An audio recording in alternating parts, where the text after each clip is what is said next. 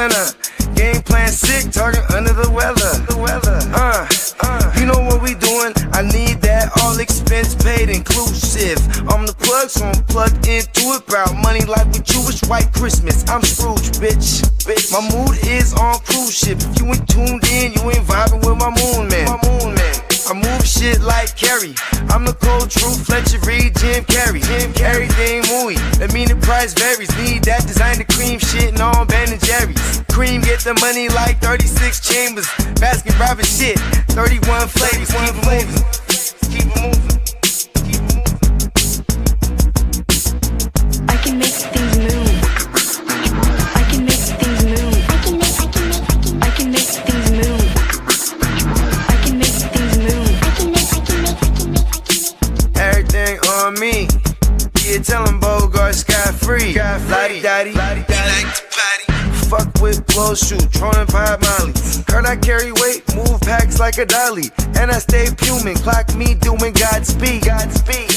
Business booming, back-to-back trips, moving multiple units. Got mules, got universal soldiers, getting money for sure. Yeah, we ain't shrugging shoulders. You think I'm lucky getting over, made it far, cause I'm sharp, fuck a 4-leaf clover. On my 89, minus the flat top. Getting packs off, smoking on the cash crop. Money talk, if you're broke, then you can't talk. Play a never-ending ball game, Sandlot. I can make things move. I can make things move. I can make things move. Getting money when I land there. Smoking all loud so I can't hear. And if your boys bring the noise, all y'all pussies getting scraped pap smear. Codeine got me leaning, tower pizza. Put your boy on point, pyramid of Giza. I'ma rock like this till I'm an old geezer. No pizza parlor, but we deliver pizzas. Ask Uncle Sam, I'm taxing.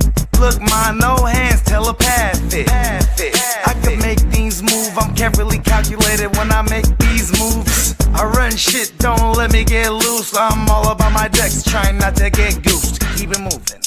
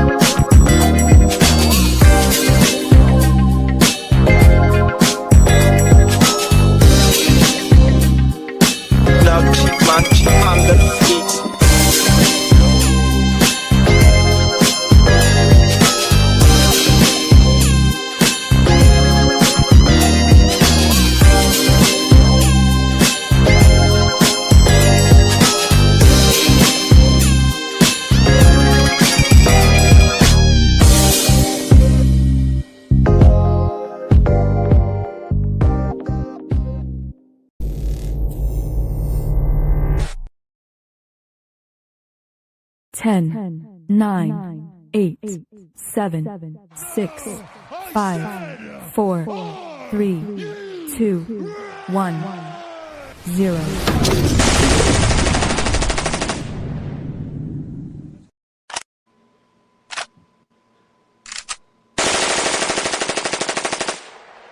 Yes, sir. Y'all know what time it is, man. How many people still in the motherfucking bed on their couch? In the lazy boy chair with their feet up, still eating leftovers. We got about an hour and 16 minutes into the motherfucking game start. Y'all know what time it is, man. Football on a motherfucking Friday. And we ain't talking about no Friday like a couple hundred people in the stands. Oh, we talking about some big boy football. 2 8-3 teams, y'all. What's happening, man? Tell me what the fuck was on your plate yesterday. Tell me what's on your plate right now, and tell me what you got in your motherfucking cup, man. Oh, my mama. Shout out to the Prime Minister. What's up, big bruh? We got motherfucking Orange Crush fella in the building. What's up, Chase? Hope everyone had a good holiday. Come on now. It was fucking perfect, big bro. Oh, my mama. Hope you had a damn good one. We got my dog Minnesota Den, aka Ginger Ninja, no hard R. Happy Black Friday, y'all. Top of it to the GWN. Top of it, big bro. On my mama, Black Friday in the building. Week 13 vibes. Fucking 4 days of week 13 vibes, bro. Let's get it. 100%. We got Phil in the building. What's up, big bro? Daniel Jones or Purdy? I ain't trusting that fibber. 100%. Peacock is one of the ones that's been saying too that bro ain't been running as of lately as well. But Neil, like San Francisco going into Cleveland, bro. Fucking Kittle's gonna have to be chipping away. Luke Farrell gonna have to chip away. It's like they're gonna have to really protect Brock because the line is already makeshift 100%. You know what I mean? We don't got 5 fucking or 4 other Trent Williams to go up against this defensive line, bro. I think it's gonna be a long day for the Niners, 100%. You're right. I think schematically, Shanahan will be great versus Jim Shorts. It's just like that pure monster of a pass rusher, Myles Garrett. You know what I mean? Okay, how much can you scheme to get the ball out quick and still be faster than him, right? And now, right, bro. Like, this guy is like he's relentless. He's fucking relentless, dog, and just like the rest of that defense over there, bro. 10 fucking sacks, dog. 100%. That's a lot of sacks, B. Yeah, in one fucking game. You know what I mean? So I really ain't too excited for. I mean, I am excited for it, but you know what I mean. Just the thought of having to, deal with that Purdy, the way that Purdy looked last week, and the defense built us out, in which we do got action if we can shut down Jenkins and make Shador more of a passing quarterback, and if they don't get that motherfucking run game going. That play action, and we definitely got action 100%. Well, there it is. Our defense got to score.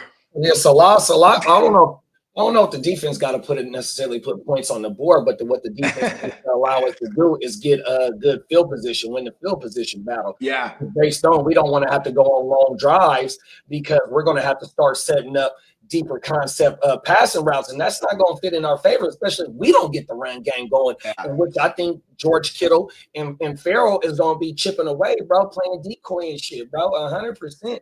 You got to establish that run over there in Cleveland on Sunday. That's the fact, and they pride themselves on being a formidable run defense because, like, they'll play a lot of press coverage, man coverage, to keep extra safety in the box, things like that, right? But, like, because they play so much man, maybe this is a Ricky game because he's a man coverage killer. You know what I mean? Like, but, even every time we got man, Brock took the shot, and it didn't look that great. World. And I'm talking about this past game. You know what I mean? Each one of those picks was him throwing at someone with single coverage. And him not being able to get enough on the ball as well, too. Pause. Yeah. You know what I mean? So I wonder if that has anything to do with the toe still, right? That's what I was going to say. Is be able to plant with that toe, because if he's not able to plant and get more velocity on the ball, in which he needs to throw with accuracy and timing, because he's not the motherfucker that's just going to chuck that ball. If you're on the and rip it between defenders. A 20-yard out route on the motherfucking right side of the ball, you got to put too much on the ball like that, and you know what I mean? That's not his game. You know what I mean? That's why Shanahan is great on scheming a lot of our pass catchers open, is because of the run after the catch, 100%. But last year, that's where Brock showed that he can't push the ball down the field as well, too. 100%. That's a fact. So, I'm just like, come back to me, Brock. I think that Cleveland is going to present a whole hell of a challenge. And like Chase said, isn't Shanahan 1-9 against Schwartz? That's a hell of a record right there. Man. I mean, damn, I didn't see, you got me there. I didn't know it was that bad. Yeah, that's a hell of a record. He definitely bested us the last 2 times we played them. You know what I mean? That's not good. Top of the morning, Diamond Joe. David Joseph. Bro said, shout out to the 04 absolute champ and almost final boss of the East Side League. I mean, I said 04. Shout out to the 2024 absolute champ or absolute champ and almost the final boss of the East Side League. He got the Doggy name Badger, reinstated. though. Your name ain't Bogart. Your name is Badger Scott Free. Yeah. Because I am the Badger. Come on, now. Let's get it. Yes. Oh, my year's almost over there. Oh, they got Jason Kelsey on the motherfucking pregame show right now. Nice. That guy, him and his brother, they're good television. Like they're gonna have careers and be like guys. Yeah, they like Peyton and Eli. Yeah, that's exactly who they like. You know, the Eli thing shocked the fuck out of me. What's that? The Eli thing, just like because you know Peyton's always been he's always been charismatic and goofy, and you know what I mean. Saturday Night Live and all the commercials, like you know, like this guy could, you know, he could. You know, he doesn't always take himself serious when it's like you looked at like Eli Manning back in the day. It's like it almost looked like he didn't know if he won or lost sometimes. You know what I mean? He just kind of had that same dumb look. But then I hear him start talking. I'm like, oh, this motherfucker is hella smart and he's funny as a motherfucker. You know what I mean? Come on now. But like you know, because I'm just thinking he's the dumb Manning, but like maybe not that dumb. I mean, he did have two before his brother. You know what I mean? I always said that's how it was at Thanksgiving before, like, you know what I'm saying? What's his name? Arch Manning would be like, all right, you know what I mean? Eli, you can cut the turkey. And Eli, you know what I mean? And he's cutting turkey, he's telling the whole story, like, yeah, you know, and I dropped back and you know, and I threw it at Mario Man, he stuck it to his head, you know what I mean? And like, or what's his name? Something David Tyree, he stuck it to his head. And you know, and then Payne walks in. Sorry, guys. I'm like, well, what are you guys talking about? Oh, nothing. Yeah. Oh, world. Payne used to get mad until he won his second one. Then he got in there. And then I'm cutting the turkey this year. That's like my mom and my papa before he passed away. Rest in peace. Rest in peace. They used to fight over the turkey neck, right? So what they would do would pull the wishbone, and whoever got the wishbone got the motherfucking turkey neck. Oh, my mama. The turkey neck soup, bro. That shit. I've heard some turkey neck soup going crazy before. Yeah, I was watching the boy that does the I forgot his name. I forgot the name of his catering service, but he's hella viral on YouTube and TikTok because he got this big ass deep fryer, right? So the motherfucker for Thanksgiving, what he was doing was he had some barbecue turkey necks on the motherfucking grill. I've never seen that before. Whoa. Right. Cold world. Dang. I don't think I've ever ate turkey neck. Yeah, that shit don't look appealing to me, dog. Me neither. Fuck that. But I've heard of some turkey neck bone soup going crazy. Come on now. Minnesota again said, Honey Badger don't give a shit. Have you ever went down the rabbit hole of the Badger? The Badger? Yeah, so the Badger, right? Bro, it's literally known as the most fearless animal on the planet. Some might argue because he's dumb to boot and he doesn't know any better. But this motherfucker will go head up with everybody. And he'll take a cobra on and get bit. And then he'll be down from the poison and shit, or the freaking venom. Then he comes back later, he just wakes up, he just sleeps it off. This fool is incredible. That motherfucker said he'll sleep off the poison. On God.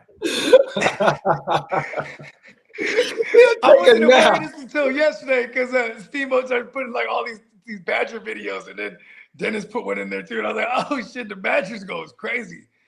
Like the Badger will get faded too. That like don't let a Badger get take a nap off the venom. At least he wake his ass up though. He wasn't permanent night. Yeah, and then he'll come back and then murk the fuck out of the cobra too. Oh, you still here? Mom. You know what I mean? I didn't forget what you did to me. Yeah. I didn't want to go to sleep. And he might even be like, hey, bro, that was the shit. Go ahead and hit me again. You know what I mean? Some of the best sleep I got in my life. Hey, bro, where's that cobra at, bro? You got that shit. Put you out for a couple days. Fucking hey. Yeah, and then and just figuratively, I'll badger the shit out of someone, and see Diamond Joe, we were looking for it. It's in that first episode though.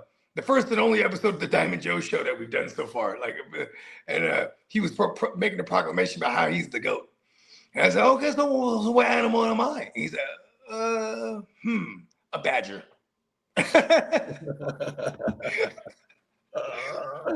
Yes. Oh my I am the badger. Fucking hey, bro. Oh my mom. We got Bakes in the building, top of the mountain. Bakes. What up, Bakes? Diamond Joe said, he's not the honey badger, he is the money badger. There it is. Man. I like that. Money B. Money B. Money badger B. I was be badgering the motherfucker. Where's my money at, bro? Come on now, run that money on. Come on, run that money on. You told me you give it to me on Tuesday, motherfucker. It's Friday. Motherfucker, it's Friday, bro. Run that money on. And it's the first, motherfucker. And the funny shit is though, is like we'll just like somebody will smooth not pick up the phone and then you just go to their house. Yeah. What's happening, bro?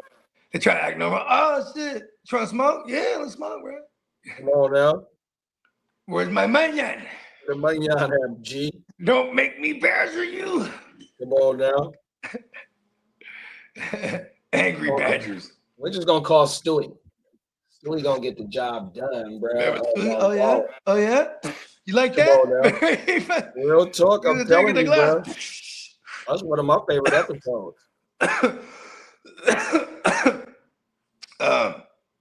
Remember my little man, you know, you just like when he was like he's super young, like 3 years old, 2 years old. And I'll just show him like funny shit on YouTube. I show him the chicken fight. Bro, that fool was rolling, bro. You know, Peter and the chicken, they'll go at it, bro. Bro, oh my mama, he do not like they'll fight the whole fucking episode. They could be at a Christmas party, just they lock eyes, is on. Come on now. Rumbling. Oh my mama. Kicking up dust. Moving the furniture around. Family Guy was the shit. They never explained like why they beef too. It's just always been on. Since day one. Since day one. That motherfucker, they knew each other before the chicken got in the soup. So they must have went to school together. And that's the thing too. It's like it's a giant chicken though. It's not even in a suit. It's like just a giant chicken walking around in regular civilian world. No one has a problem with it except for Peter. I'm with Peter on that. The fuck is this big ass bird just walking around freely? You know what I mean? No one says this shit. But is it a dude in a suit? Now that I don't know. They be fucking each other up. Big blood. Big blood. I just said this is a bloody mess. Big blood. Come on now. Minnesota Dan said cover venom is designers for the Badgers. Night. Hey, come on, man. Phil said have tight end premium. Gadsden, Fannin, Troy Franklin, Debo start two. Fannin got a damn good floor this week for sure. Yeah. Gadsden with who they got, the Raiders this week? They got the Raiders coming out the bye. Oh yeah. The Raiders are kind of. And then there's Troy Franklin who's in a smash matchup, but it's like, you know what I mean? Like, okay, they're kind of schizophrenic in their passing game, but at least it's the 28th ranked best secondary, so that's really bad. And Debo been getting the ball with Mariota as well. That's a fact. But they played Denver. And I think PS2 is coming back, so they get another boost to their defense. It's for me, it's between. If we just go with the premium, it's the two tight ends, or it's Troy Franklin and Gadsden, or I even like Debo. This is tough here. Yeah, I like Debo too as well. And Fannin and Debo definitely got great floors. Debo, he got opportunity. He got action at scoring for sure. Yeah, and Franklin might need the touchdown. Got action at scoring for sure. Yeah, give me Gadsden and Debo. I know Fannin is going to at least get 5 targets, catch 3 of them. He can get loose. He's damn good with the ball in his hands, run after the catch. He can get 40, 50 yards between 5 and 7 We definitely give it up to perimeter receivers and slot receivers for real. So like, and Fannin does play a lot in the slot. That so I'm okay even playing the 2 tight ends because of the premium as well. Come on now. Yeah, some good choices there. Mariota against that defense, it kind of worries me, but I do like the floor that we get out of Debo because everything's close to the best. You know what I mean? 100%. Yeah, everything's short A-dot. Emil said we need the ear to the streets. Oh, he'll be back. He got his show tomorrow morning. Come on now. He'll be back. They said Benson ain't coming back this week. Yeah, and then Michael Carter. Well, your Michael Carter shouldn't really die off too bad when Brad comes back. It's really it's really a Bam Knight because Bam Knight looks like yeah. he might not go this week either. So now with no DeMarcado, no Bam Knight, we should get like now we're talking to 15 touches to anyone we like that, right? And so might not be the greatest, but at least we feel like a lock for 15 touches for Michael Carter. If not, it's really ugly though. Come on now. And another thing about too, Tampa Bay, they've been kind of schizophrenic with their run defense too. The pass catching running backs have been the ones gashing them up. Hey. I told the ears, I said, hey, the people been asking about you, ears. They're calling your name, ears. Can you hear it? Can you hear it, ears? Shout out to the ears to the streets, man. 100%.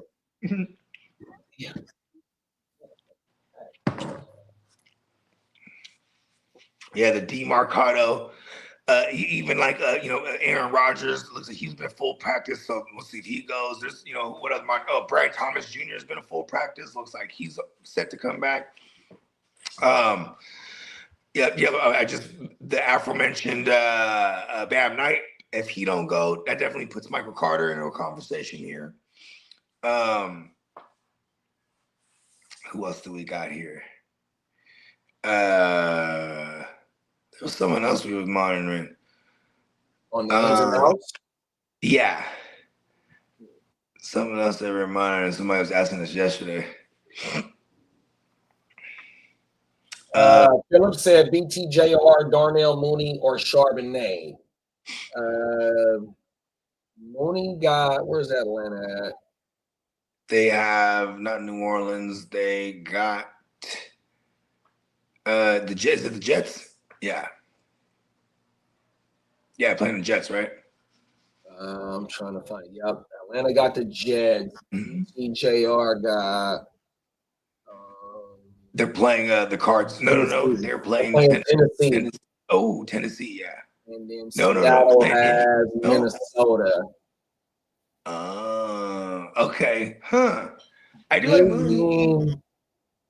Give me Sharps, bro. Maybe Mooney against the Jets. But the Jets kept it kind of close against motherfucking Baltimore last week. Baltimore didn't really run away with that. Yeah, and when you think about what's Brad's name, we were just talking about Mooney. There's Mooney Tunes. I mean, de facto number one, and even going back to last year, he had the rapport with Kirk Cousins. He's been looking for him a lot here. Then there's Charbonnet. I mean, Charbonnet becomes interesting because it looks like Ken Walker's gonna go, but he has been banged up for the last 2 weeks. Like limited in practice for whatever that's worth. It's funny too because like 2 weeks ago they said they want to start giving him a more expanded workload, and he got beat up right away that first game. And he was questionable up until Friday of last week as well. I think. Yeah, and I think he's questionable all week so far too. Everything. And he ended up scoring last week, I think. Yeah, shit. Walker's like he's big play and or touchdown dependent for real. There's no like. But they both. The wrong one, excuse me. But they both was getting carries though. They're both heavily involved in because Sam Darnold. There's times where that motherfucker only throws 25 times. I want to say the Tennessee game he only threw 27 times, and both of the running backs had over 12 attempts. This is so crazy because it's like he throws 20 times, 15 of them going to JSN. It's crazy. Bruh, real talk. What's up, King D? What's up, King? LBC in the building. Donald week 11.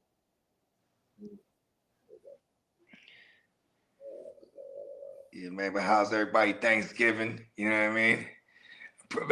It's crazy because like 90% of people, they go right back to it right after Thanksgiving. You know what I mean? Right Week back. 12, he threw 26 times. Right. 16 for 26. That was last week. And then let's look at the week before that.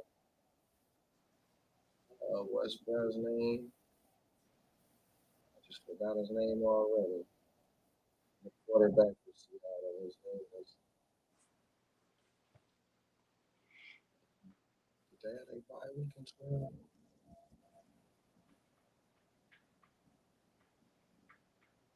They must have had a bye week.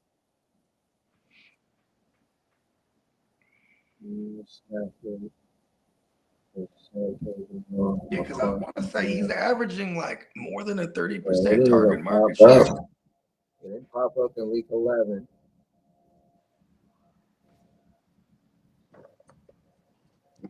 Week 11. We got a 12.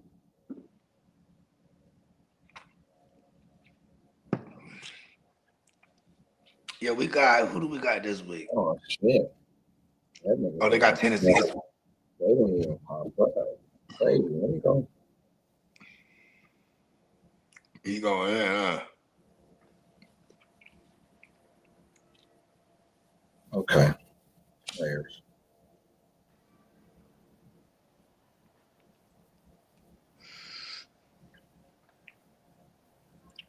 Oh, that's why. Okay, so in week 10, it was 10 for 12. Week 11, it was 29 for 44. And he's thrown over 30 times. 1, 2, 3, 4 times. Wow. And all of it is going to JSN, basically. That shit hella crazy, man. Because week 10 and 11, he was quarterback 26 and 25. That's why he didn't pop up on my shit. I only do the top 24 quarterbacks. Damn. I was mad as fuck in some of these 14-team leagues because it was like, okay, you know, JSN, he should be in this range. You know, like I'm thinking like, you know, 3-4 turnaround. But then it's like he was going like, you know, early third, mid third, because that's like the 3-4 turnaround in a 12-team, basically. You know what I mean? And I'm like, Jason. 11 for 71. Okay, Ken Walker didn't score last week. It was 11 for 71. And then where's Sharp? Sharp. That's some hell of efficiency, though. 11 for 71, for real, though. And Charbonnet was 6 for 35. He's the one that scored last week. And then he's the literal red zone back over there. Have you noticed that? It's like Walker. It's Walker between the 20s. Okay, so week 11, KW had 16 for 67 and a tutty. And then did Sharp pop up?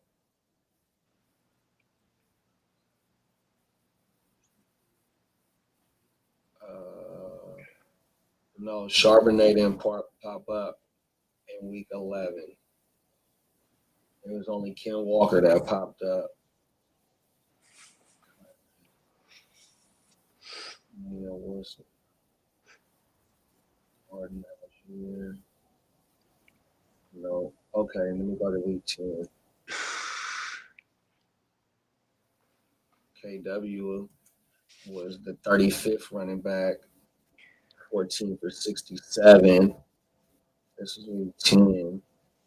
Oh, and then here it go right here. Charbonnet. So it was week 10.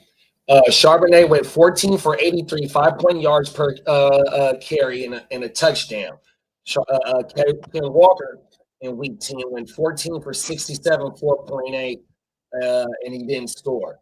So for the last 3 weeks, it has been up and down for both of these running backs. But yeah, and all the totes for Charbonnet, they have been coming. They're money totes. They're all in the red zone, goal line. Yeah.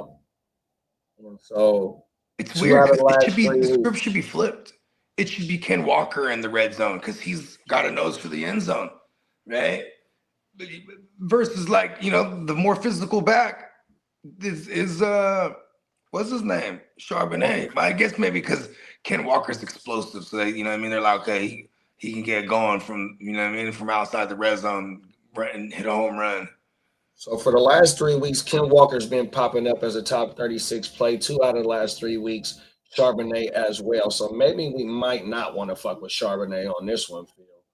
Oh my mother. Me too iffy right now, bro. Yeah. Who's the other seat? You got Mooney and who's the other receiver? BTJR. Oh, BTJR. See, it's crazy because on paper the play is BTJR, but it's like the reality is he's hella bad when targeted by, you know, what's his name? Never Lawrence. Like Never Lawrence never gets to him. They got tennis. They got a damn good matchup this week too for BTJR. I put so I got a team where I got BTJR in, and I put fucking Yoshi in last night over Brown. And then Yoshi caught the tug, which got him with like 7 points maybe or something like that. In that league, it's like 9. Okay, 9, which is high 8 point something or a low 9 points. Yeah, and this is my point I was getting to, right? Is that's kind of been BTJ's floor unless he scores you know, the one-off touchdown. You know what I mean? Like he hasn't been the greatest neither. So where's Atlanta at then? Atlanta they got New York. New York on the road. Fuck it. Let's go Mooney. Mooney went 3 for 370. He didn't score. Hold on, I give you the correct stat. Oh, he only got 3 targets last week. Did he get targeted like crazy the week before that? Hold on, let me pull it up. I'm gonna be yeah, because Mooney just came back too, I think, recently. Yeah, for sure. Yeah. Boy, yeah, he went 3 for 3, 74 yards, 24.7 yards per catch. No, wait, hold on. Did he score?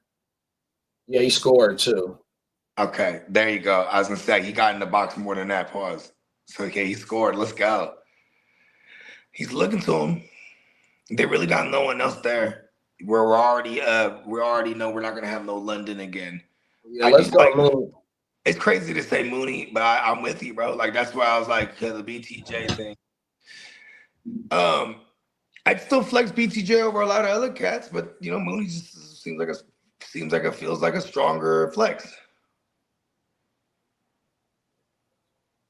We got what's up, TD? The gang. They said start 2, Michael Wilson, Debo, Charbonnet. I have Walker in the RB2 slot right now. Where's Arizona at? They're playing. Arizona got Tampa. Yeah, I think I might go. It's a plus matchup, and we're not getting off of Mike. Yeah, Michael Wilson and Debo, especially since we got Walker. And yeah, okay, Debo, yeah, not Charbonnet. Okay, yeah, I'm with Debo over Charbonnet for sure. That's for sure. Yeah, and I do like Michael Wilson a lot. You know, we just keep riding that train right now. Yeah, for sure. Yeah.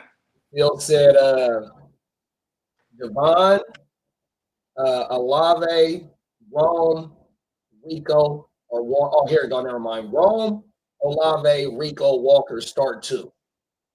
We got Odunze, we got Olave, we got Rico, Ken Walker. Where's the Panthers at this week? Panthers are playing the Rams, which is like if you want to make a really disciplined sit this week, it's Rico, right? But like he gets so much fucking volume. They kind of went away from him last week against the Niners, but it wasn't that they necessarily went all away from him. It like the game was literally the first possession we go down there and we score. Then the next possession they're 3 and out. Then we get a possession, we go and kick a field goal. They get a 3 and out. Then our next possession we throw a pick. They throw a pick. We throw another pick. Then they go 3 and out. Then remember when they threw the pick, we gave it to them in the red zone. It was like what also what the point was is that they couldn't score. You know what I mean? That's the fact. They're not putting up points, then fucking and then here comes the Rams. That gotta beat us, so you can't get the run game going 100%, and that's what's going to happen to the Rams. The Rams finna get up on these boys, play defense, make Bryce try and beat them, bro. Like how you was gonna say, bro. Bro might be a great discipline sit. Yeah, like that's the discipline sit here. I'm not getting off the Olave. He got back spasms right now, but I think he's nothing is pointing that he's not gonna play. And he's a fucking target magnet. You know what I mean? Only the people that have Olave are aware of it too. You know what I mean? If you don't have Olave, you don't know that Olave is just getting fucking hyper targeted every week. So we're playing Olave. That's Michelle. I'm okay with Rico, but that is the discipline sit. And then who's the first option he had over there? Rome. Oh yeah, and then it's hard to get off of Rome. He's still getting the targets. And I'm not necessarily afraid of this Eagles matchup, so to speak, like that, and at least not their secondary. Their safeties are pretty good. I like the target volume with Rome, but that's also a not so. It's not a super disciplined sit. He's also like you can sit him if you're gonna play Rico. Like I mean, because those. I wouldn't be mad at playing Rico over Rome because you know you might get a little bit of a floor right there. Yeah. But I'm hoping that we get some fireworks in this Eagles. That's what the fuck I'm talking about. So I got you know me, I'm the Rome lover over here, man. So I don't know if I'm the right one to ask this question. Yeah. Olave and Walker is a damn good start too, though. Yeah, it seems really safe. You know how I feel about the whole Walker Charbonnet thing too. I just like, you know, if I feel like I can get 8 points or more elsewhere. You know what I mean? Come on now. Like look at Walker last week. You know, 11 touches. You know, you get 74 yards. It's a great average. But if he's not catching any balls or anything like that, or scoring, well, you know, I can go get 7 points elsewhere. You know what I mean? Come on now. Chase said, "Appreciate it, fellas. You already know, big bro." Yeah, come on, Chase. We appreciate you, and we appreciate everybody. You know what I mean? Very thankful for all y'all. Thanksgiving spirit still. You know what I mean? Come on now, 100%. We got the cricket fella in the building. What's up, cricket? What up, Greg? Man, shout out to our guy, Crick. You know what I mean? The universe puts us where we need to be, around the right people. Brody said it's almost time to bear down, man. You ain't lying, bro. Main attraction about to be on its way. He's about to bear back the Eagles. Whoa. Bear down. Hey, this is a real statement game here. You all good, Phil? We're gonna decipher that shit, man. Come on now. You know what time it is, big bro. Shout out to Phil, man. And we got a Niner gang in the building. What's up, son? What up, son? Yeah, you know we always got you, Phil. Happy Thanksgiving, son. Come on now. Happy Thanksgiving, big bro. We're in the motherfucking building, man. Come on. I'm about to get a damn good game here.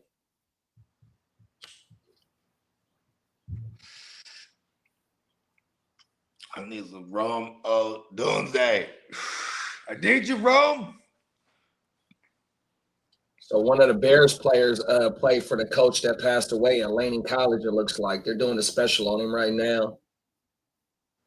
Oh, word. Yeah, man, rest in peace. Rest in peace of coach, man. His last name, I think it says Wright. So he grew up in the Bay. Or at least he went to Laney College.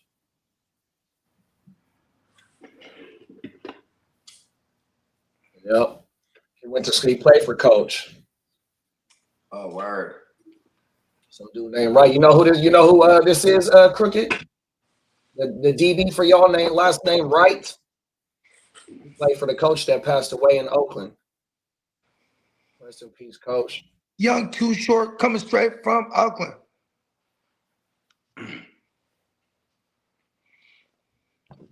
Got a pick in the Pittsburgh game. Got a pick in the Minnesota game. Yeah. He's taking something to the house too. Take it to the house. Look at Coach out there lifting too. Coach was under the bench press, boy. Okay. Hey, you come strong, you come to the town. Talking about that Oakland shit. Oh, he's probably playing. He's probably a corner, huh? Yeah, he is a corner. He's a DB. Yeah, because Stevenson and Jalen Johnson have been like Jalen Johnson been out all year. Stevenson been in and out the lineup all year, banked up. Oh yeah, Crooked said Nashawn Wright. Look at Nation. Look at him. Shout out the coach, man. Rest in peace, bro. He's gonna make Coach proud. This is a statement game right here for the Bears. If they win this, it's a statement win because we got the reigning champs. They're the best in the, record-wise, right? Or one of the best record-wise. You know what I mean? This further solidified them. You know what I mean? Oh, Detroit's falling farther. Green Bay's still behind them. You know what I mean? Facts. Has Chicago played Green Bay yet? Oh, I'll be right back. I'm not sure. I can't remember. Yeah, no, it's Nation, right? There is the Bears. The Bears. Nope. Packers week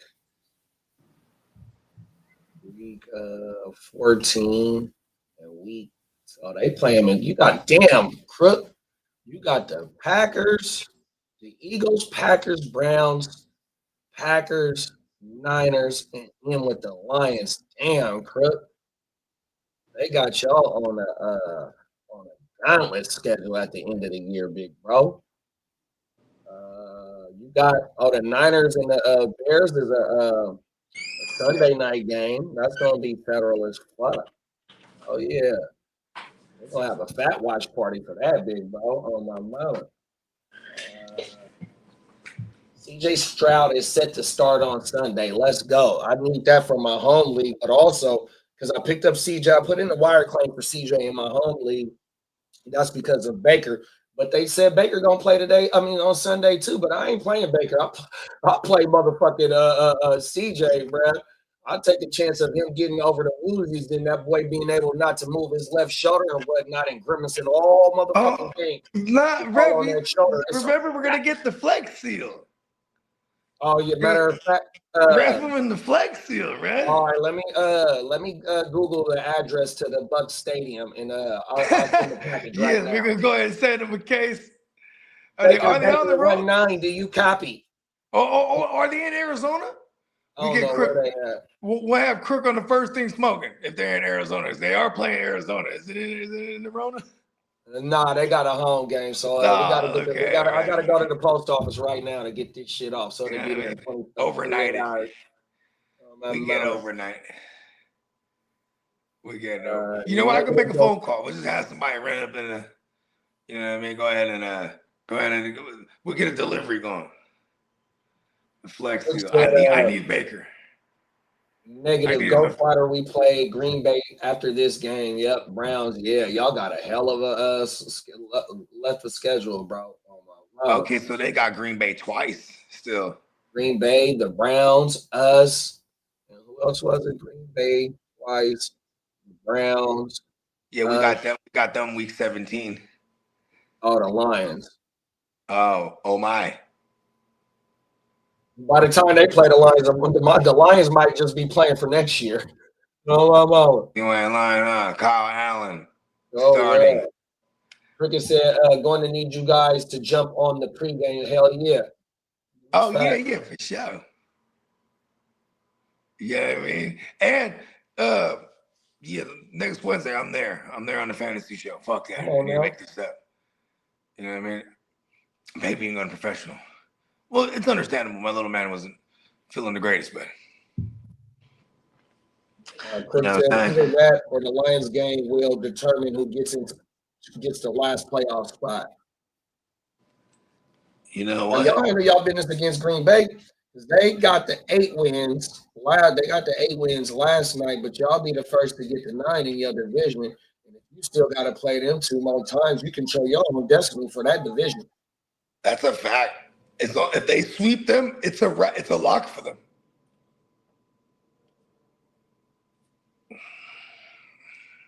Sweep Green Bay, and it's a lock. Because the only one. So they did split with Minnesota. They split with Detroit, right? Oh no! They haven't played Detroit the second time yet.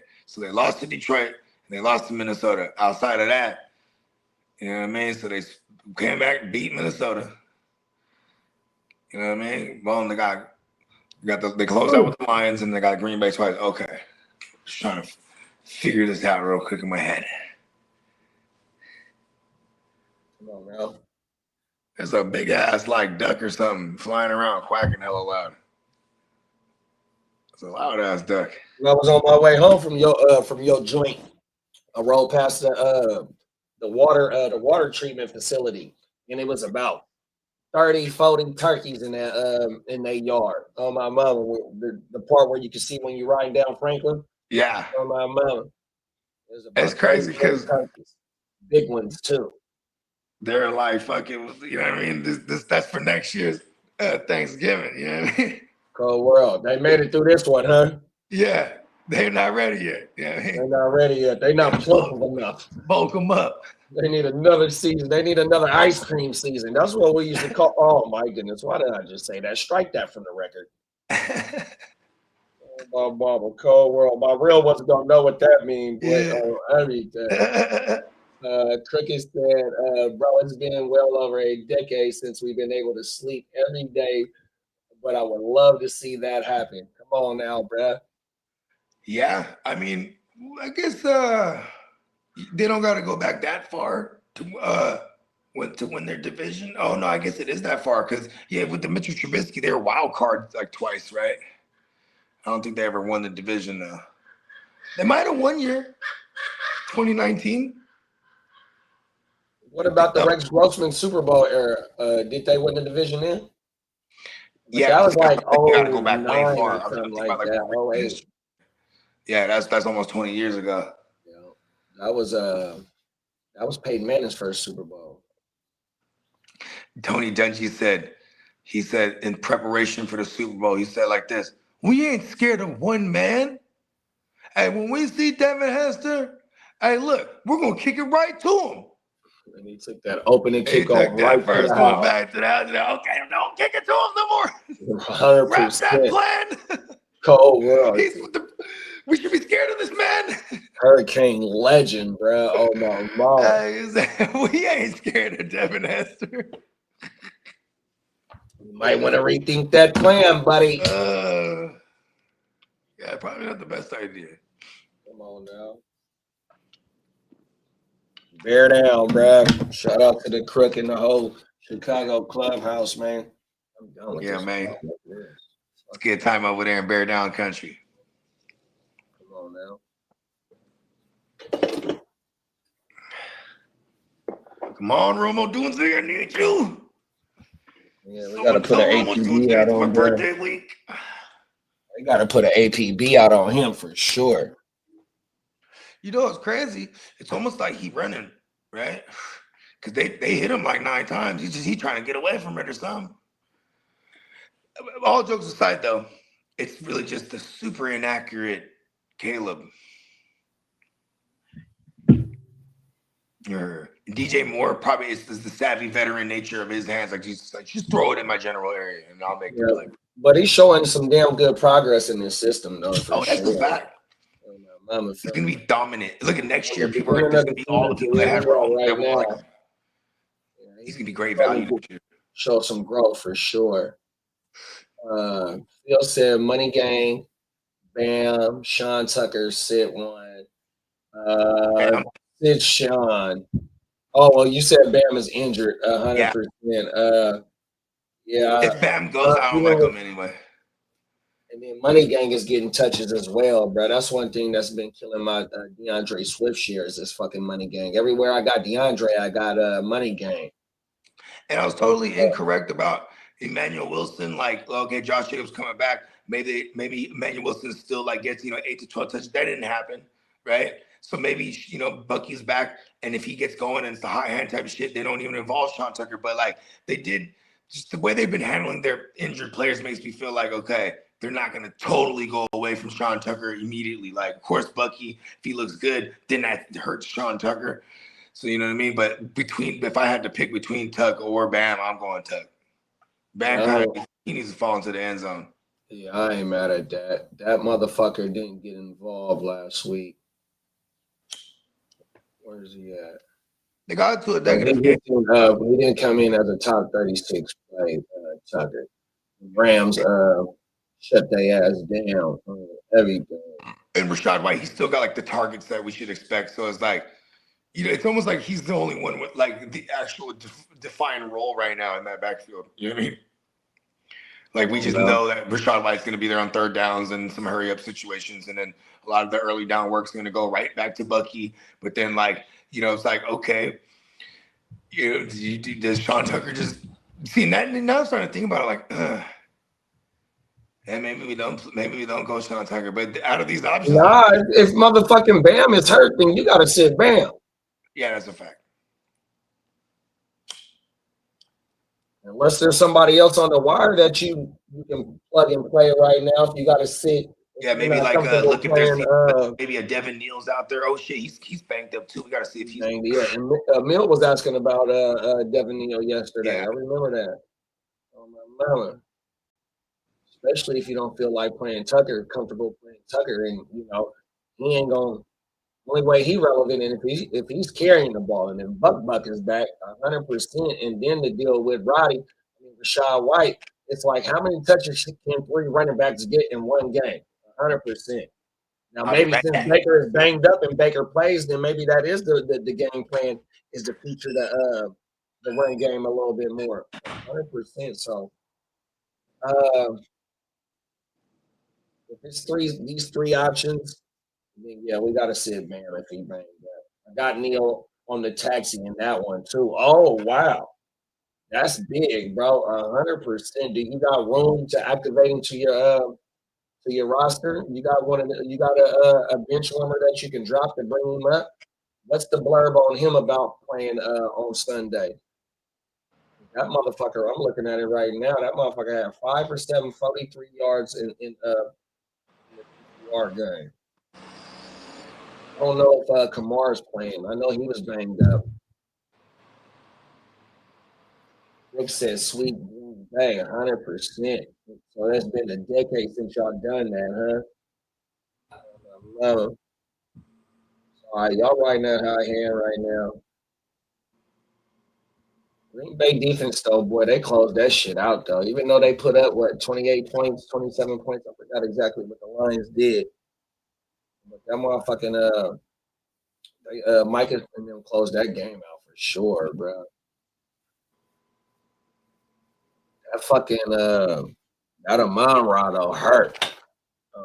Everything that hurt, bro. I got a Amon-Ra in the West Side, and I got a Amon-Ra in the fucking TFL. Them is both GWN leagues, both superplexes, one IDP, one just all offense. Oh, man, that shit hurt, bro. 3 weeks at least. Again, say like if they go on a losing streak, does Brad come back? We don't even know what the diagnosis is of his motherfucking injury. Hopefully, it's just a little bit of a swelling somewhere. And he can't come back within the next 2 weeks.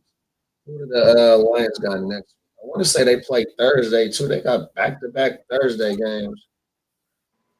They do. Oh yeah, they play Dallas next week. Oh shit, Detroit. Let's look at their remaining schedule. So they got Dallas next week. And they got the Rams, the Steelers, the Vikings, and they end the season at the Bears. So they got all playoff thirsty teams except for the division rival and the Vikings. Oh, my mama. Shout out to my dog, Minnesota Den and the Skull Gang. Oh, yeah, Monroe gonna be back. That motherfucker like, look, bro, we still in this shit. Hey, shoot this motherfucker up. With my let me soak this motherfucker in some Epsom salt and keep an ice pack around this motherfucker for the next 5 days. The swelling gonna go down. Amon-Ra trying to come back. And this game is on Prime. Oh, yeah, all the Thursday games. My bad. So, yeah, Cowboys, Rams, Steelers, the Vikes, and the Bears. Oh, yeah. All playoff teams in 5 weeks. Including this game. Oh, no, they play yesterday. Sorry. Oh, my. What else we got? I pray Jamo stays healthy and leads me to the promised land. It's bro. If brother misses 3 weeks, bro, Jamo uptick, bro. And then he dropped the fourth down play to where they said that the motherfucker had nothing but daylight. 100%. Jamo definitely gonna get an uptick on everything. He got to, bro. What other wide receivers they got? Tesla scored. Yeah, me and Bucky was talking about Tesla behind stage, backstage. Pause. He's gonna be one of the hottest wire targets too, for sure. But Jamo, and no Laporta as well. You know what I mean? It's really fucking the running back number 0 in Jamo. That's like the main wide receivers going forward for the next couple of weeks. 100%. So you got maybe both of them. Expanded role for Tez Allah, right? And then whoever this Tim Kennedy kid is, who the fuck is that? Because I think he got in the mix there. But yeah, I would expect like with the week of preparation without someone like St. Brown, and then no Laporta, like you said, it immediately puts Tess Allah up there too. Because then if you're prepping for a week, like in game, he just stayed his role. You know what I mean? Which is just basically playing the X receiver that stretches the field, and he's a big red zone target also, which we've seen a couple times this year where he was just vulture a touchdown. Maybe we get him a little bit more target market share because now all attention is going to be on Jamo. You know what I mean? But love this move for Jamo. As much as I hate it for St. Brown, and I have all the Jamos, and I have all the St. Browns too. So definitely. Yeah, Mill said he gonna thug it out. He'll be back. They say it's week to week. I hope so, big bro. I need that motherfucker going for the playoff run. We need the playoff push. Come on now. Shout out to Knife Eggplant, whatever. My bad, bro. Appreciate you for pulling up. Yeah. Shout out to the Knife. He said, yo, should I start Brees Hall or AJ Brown at the flex? Brees got the Falcons, which is not too bad at giving up fantasy points to the running back position. Let me put exact on where they at. I'll pull that up in 2 seconds. They're both in good matchups here. Like Chicago's secondary has been giving up some booty to receivers. It's just that how and the targets have actually been there for AJ Brown. It's just how bad has it looked right all year. You know what I mean? This is a game where you should be able to get TJ Edwards going, or TJ Edwards. What's his name? Brees Hall. AJ Brown. No. Huh? Oh, I was saying like they should be able to get like some Brees, did it again, some Saquon Barkley action here, because no TJ Edwards, no Tremaine Edmonds, no Penny Sewell, no Ruben the Hippopotamus. It's all they're down to like DeMarco Jackson, and I'm just saying like their linebacker core is decimated. I kind of like what's going on here with AJ Brown too, but man, he back-to-back weeks. I want to say over 10 targets. I'll be get to that. Be exact on that. And Atlanta right now is giving up the fourth most amount of points to the running back position so right now. It's a Brees Hall is definitely in a good spot. 100%. Chicago is 11th at giving up the most fantasy points to the wide receiver. And then we can only start one. I'm going to tell you right now, AJ Brown for the last 2 weeks. Last week it was 8 for 10, 110 and a tutty, and then the week before that it was like 11 for 7. So it is right here. It was 7 for 11. It was 7 for 11 for 49. So that's back-to-back beats with over 10 targets plus. And I like looking at it from the more recent scope than when you look at it from the scope of the entire year, because they've been off the entire year until recently. I like it. I'm going AJ Brown here. Should be a competitive game here on paper, right? I'm pretty sure Vegas has this like 44 or something like that. Yeah, I ain't mad at that. Yeah. Should be some points here. Shout out to Knife, man. Oh, Knife also said, I got Nico and James Cook at my skill positions with Gibbs. Oh, yeah, you nice. You straight. You know what I mean? Yeah, good shit, Knife. You know what I mean? He's out there cutting them up, you know what I mean? I think Brees still got action too, bro. But That's a with fact. him already starting Gibbs, And we're not seeing he's doing everything he Nico. was supposed to do. Yeah, no, for sure. Right? Like that's why this one is the question, right? Like, all right, who's the final piece here? You know what I mean? I'm okay. I'm okay going AJ in a game. I think it'll be more competitive on paper versus like the Jets Falcons. Kirk Cousins versus. It's more of a Brees. It's more of a Brees Hall thing to me because he's gonna get all the volume. You know what I mean? Yeah, because 100%. Isaiah Davis ain't really shit for real. Phil said Jaden Higgins or Trey Tucker. Give me Jaden Higgins. Yeah, I'm going Higgs right there. 100%. Where's the Raiders at this week, though? The Raiders are playing the Chargers. Oh yeah, the Chargers. The Charge turns. That's our new one. Knife said, appreciate y'all, man. So y'all like AJ the most. Yeah, go ahead. Yeah, we both agree with AJ, big bro. 100%. Yeah, man. And shout out to our guy, the Knife. You know what I mean? Be sure to sub up wherever you found us, man. We rock it all day, every day. You know what I mean? We will be staying on this stream for the start and finish of the Chicago game. And then we'll be rocking all Sunday for the Grit Don't Quit, doing the same thing. You know what I mean? Answering last minute start sit questions. You know what I mean? You're always welcome. And you know what I mean? We're always excited to meet new people. You know what I mean? Welcome new people to the community. Fuck that shit, man. Appreciate you, Knife on my mama, man. Pull up anytime, dog. Yeah. We do dynasty leagues. We do redraft leagues, best ball leagues, 32. We got a 32-man league, bro. We do IDP leagues, bro. We do this shit all, man, on my mouth. Yeah, dynasty. Appreciate you, big bro. Yeah. And we do the annual Vegas Summit. That's what I'm trying to call it, right? I wanted to call the league the Vegas Summit or the Vegas Invitation. No, the West Side League.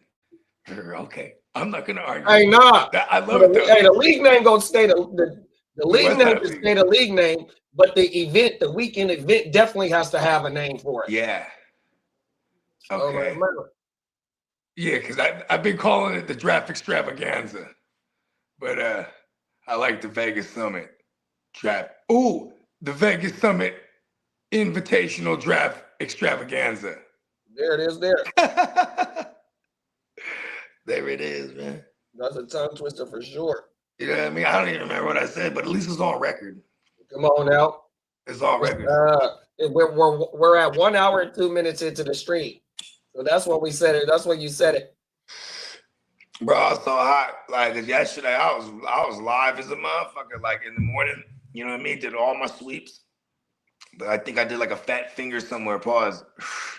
But I know exactly. And then when I saw it after, I remember what happened.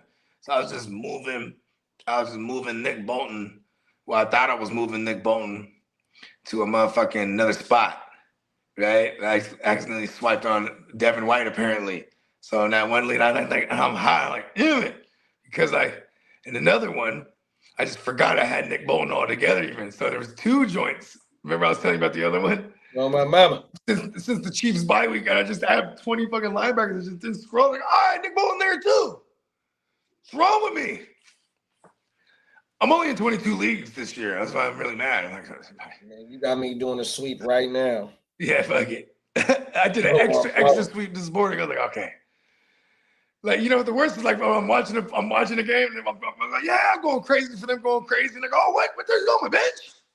You know, the IDPs is different because the IDPs can get shuffled around. But someone like Nick Bolton, you just always play him. You know what I mean? As long as he's healthy, you just play him. That's why I'm like, how did that fucking happen? But then the other one, I'm like, oh, I remember. And I'm like, oh, I did it over here too. Just trying to move him to an LB spot out of a flex. I'm going to sweep right now. Fuck that. Uh-oh. Here's your gun. Give me that. Oh, no. What happened? Who did it? Oh, mama. What we got up in here? My bad, y'all. I'm doing a sweep of my league real fast, too. I can't get caught slipping. Way too deep into this season, dog. And all I'm really just looking for is just ain't nobody out that's in the starting lineup. There ain't nobody out. I still got time.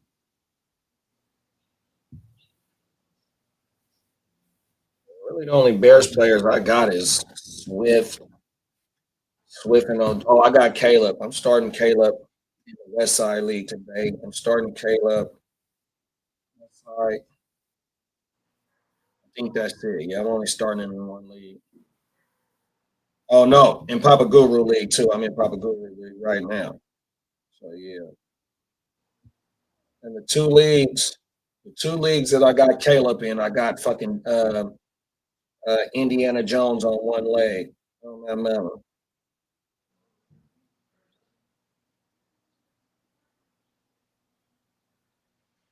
Can y'all hear my TV? Anybody in the chat, if you can hear my TV, let me know, man, so I can turn this shit down.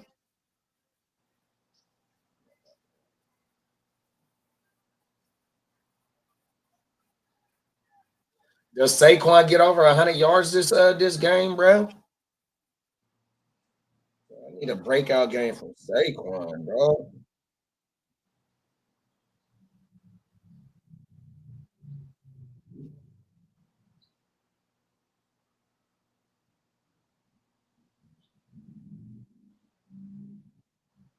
Damn, Demetrius Knight had a pick, 5 tackles, pass defended. I got me a dub piece in the booming thing.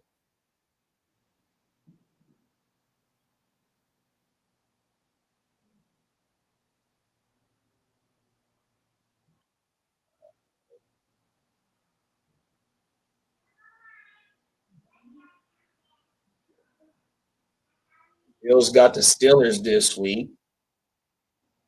They both thirsty. Fucking the Bengals. What y'all think about the AFC North, bruh? Fucking Lamar and them didn't look too hot last night. What they had? 5 turnovers. Lamar had, I think, 3 turnovers. Joe Burrow, his first game back in 8 weeks, 9 weeks, whatever the fuck it's been. Came back and only like 3 games out of the division, dog. 100%.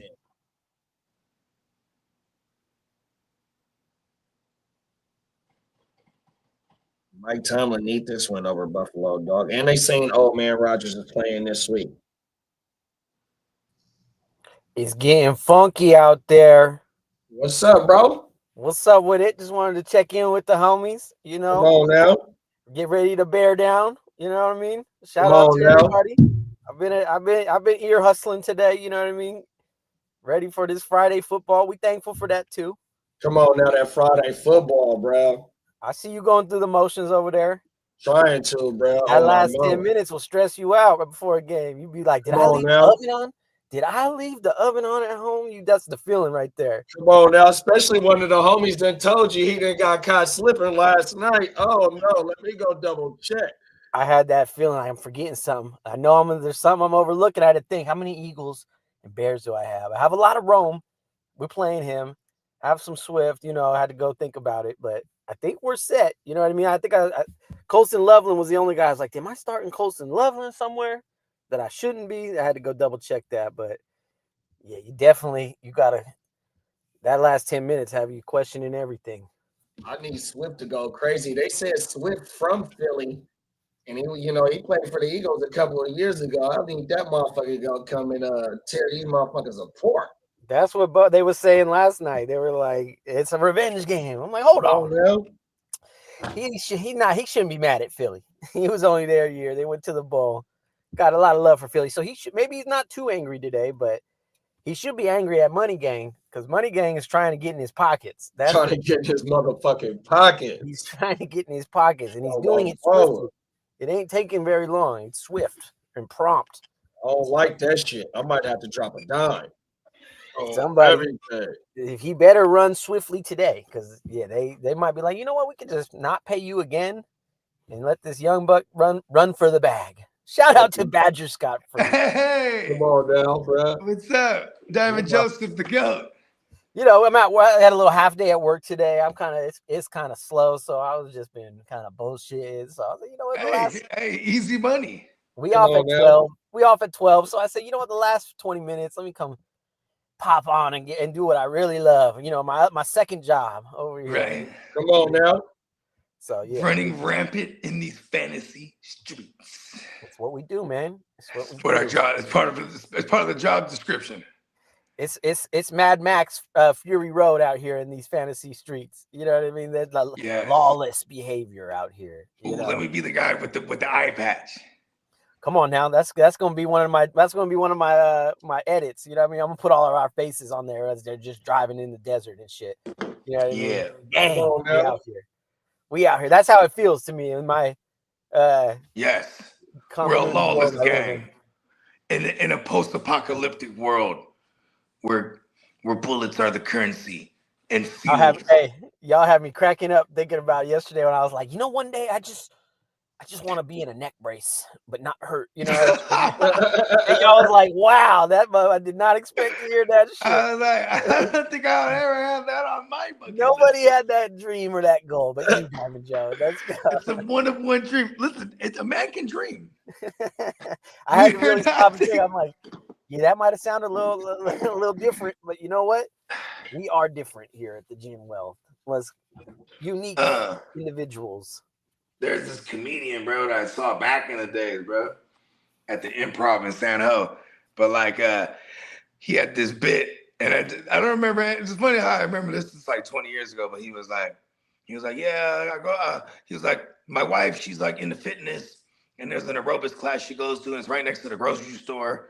So like, you know, she'll go and do her session, and then I'll go into the grocery store, and then he says like, in the grocery store, they have like, you know, where you can get sushi, like, you know, and he says it's an uppity grocery store. So, you know, it's like decent sushi in there, right? And he says, the Japanese guy, like, oh, you like sushi? You know what I mean?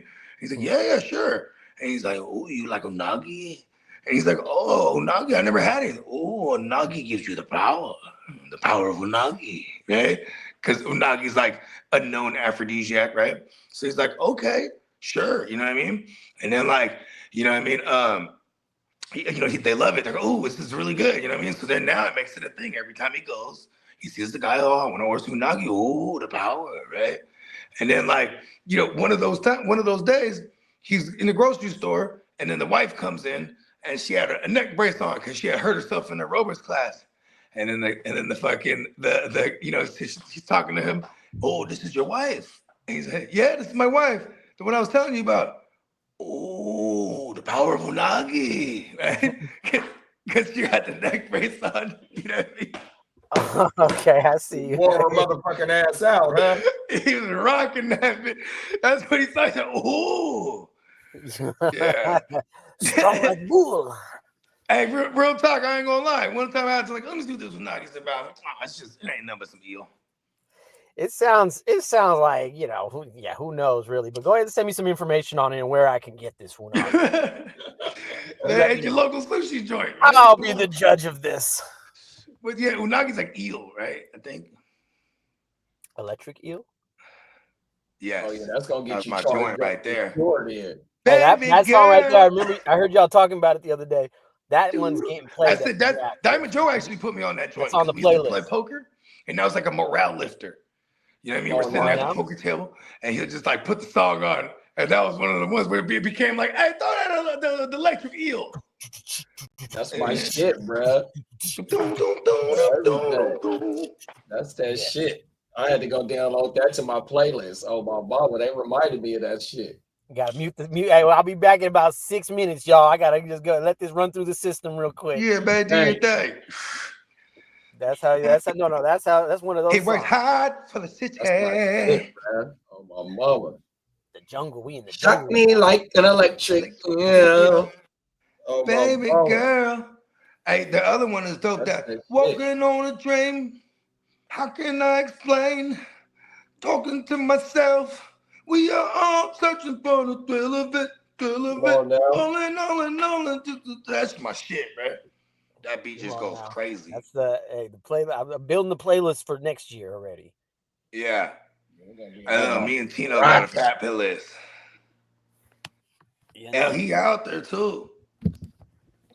Mill said JJ's been ruled out for the game, so we got Max Brosmer, and they just said that Alvin Kamara has been ruled out as well.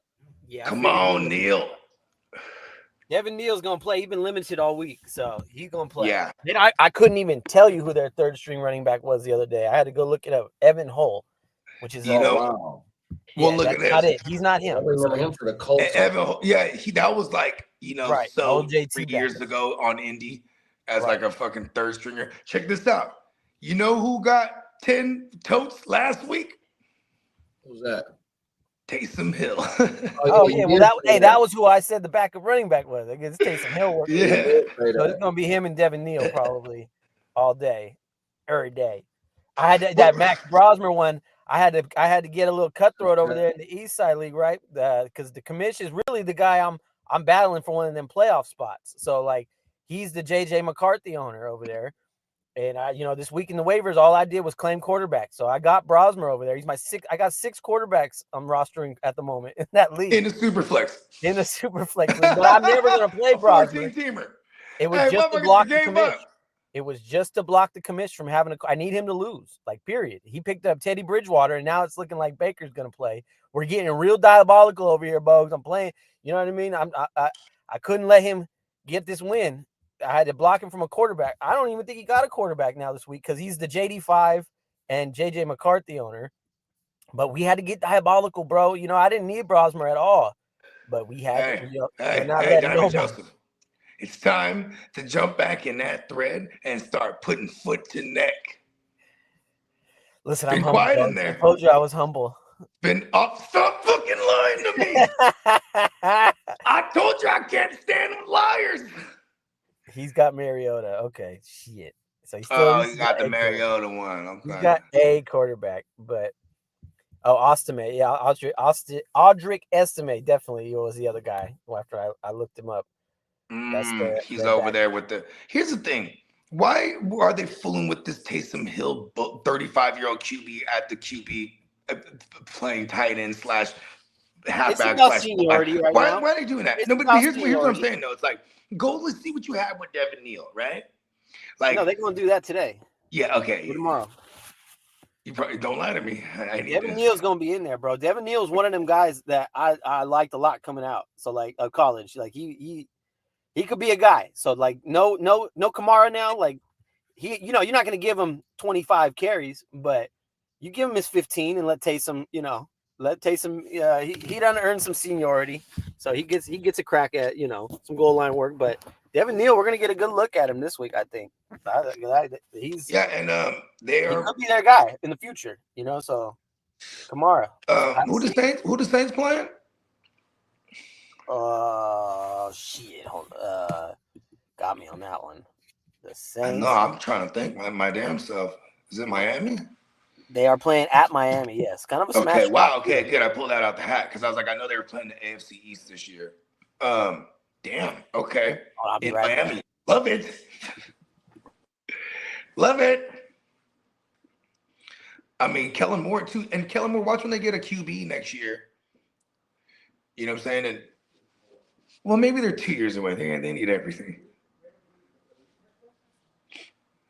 You think Kellen Moore will last as a head coach? This year and next year is probably like a disclaimer for him. You know what I mean?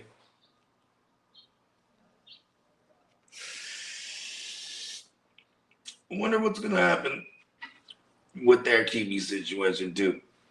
Maybe they're not targeting their guy this year in this class. Bake said Burden or Slayton. If Slayton's back up, I like Slayton. Slayton, who they got? Don't they got New England on Monday night? Yeah. You know what's crazy is like outside of Christian Gonzalez, like they're not like a shutdown secondary. They're good against the run. They're like a bit of a funnel, New England. Yeah, I got Burden fired up in one league. Let me go look and see what he's been doing. after the last 2-3 weeks. Oh, the game about to start. Hell yeah. He said he was going Burden. Fuck it. Burden last few weeks. 3, 5, and 5 targets, 3, 3, 3 receptions, 51, 27, and 46 yards. So he did get a little bit of he worked into the game plan. 13 targets, 9 receptions,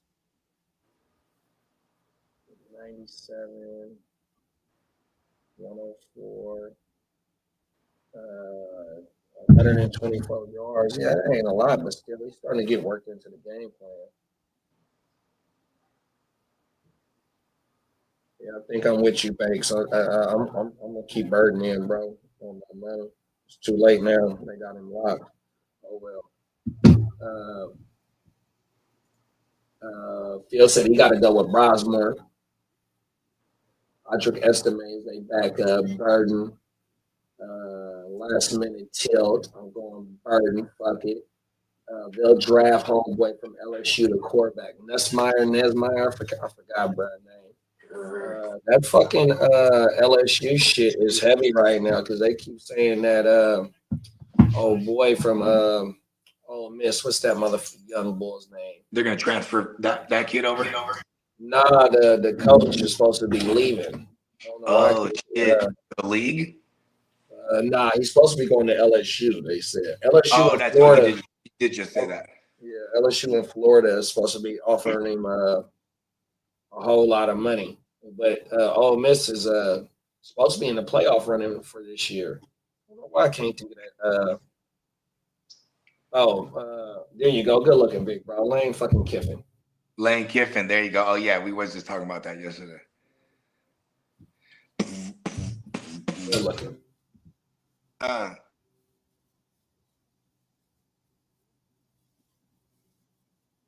right, here we go. It's a beautiful day in Philadelphia right now. No clouds in the sky. Beautiful fall day. We got some wind going right now. Let's get it. It's beautiful out there right now. Shout out to my dog, Philly Dan, man. 100%. I wonder if my bread in the motherfucking mix right now.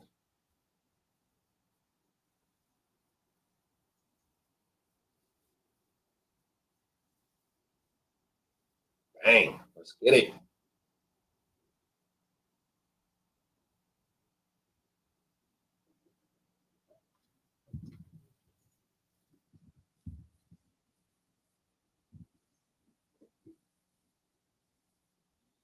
All right, what you got? Started 0-2, 8-1, 16 TD passes, 3 runs and 4 picks, 19 total TDs, only 4 picks. All right, let's get it, man. Coming out with Komet and on Doomsday on the same side. Komet come and get up on the line. Caleb under center. Caleb audible and getting out of a car. First play to fucking Swift for 2 yards, maybe 3.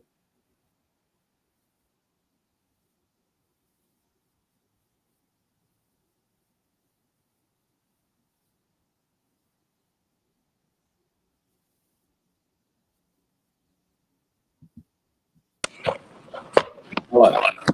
The fella is back. Shout out to my man Young T. He just hit me up. Yeah. Yes, he's one of my daughter's godfathers. He was like, man, I missed her birthday. I was like, no. I was trying to hit you. And he'd be hella working and shit. And his birthday is the 14th. He's a fellow Scorpio. So I was like, yeah, I was trying to hit you on your birthday. And then the party was the next day. So I was double invite him. He's like, I was out of town. I'm like, see, there you go. Don't feel bad. You had plans. You know what I mean? Come on now. Yeah, you know what I mean? Because he never missed. I think this is the first year he ever missed like making a phone call. That's why he's like, damn. He's like, you know what I mean? Yeah, I was like, listen, brother, I love you. I'll call you back. I'm on the show. Like we straight always. Come on now. Even the fact that it upsets him up, like, hey, my bad, brother. Like, listen. You know what I mean? No apology. That these motherfuckers can actually care. You know what I mean? Facts. Yeah, he's like, she hella grown. Like, yeah, for real though. She was crazy. Hella grown. But he's like, yeah, I was like, where were you at? He's like, I was in New York. Like, oh, okay. Like, my Okay. man's parties. Shout out to my man Young T. Yeah, I mean, he the homie in the Vegas video with me back in the days.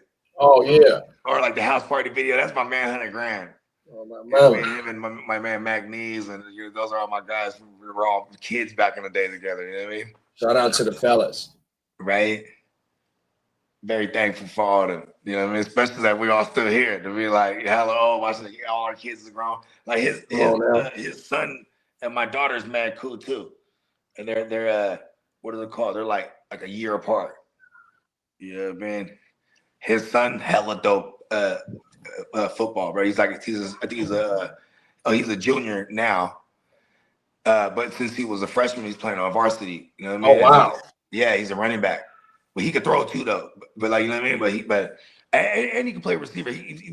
Mind you, these days the kids got to be a do it all, and then whichever one you land in, you know what I'm saying, which fits you, then you're like, all right, this is me.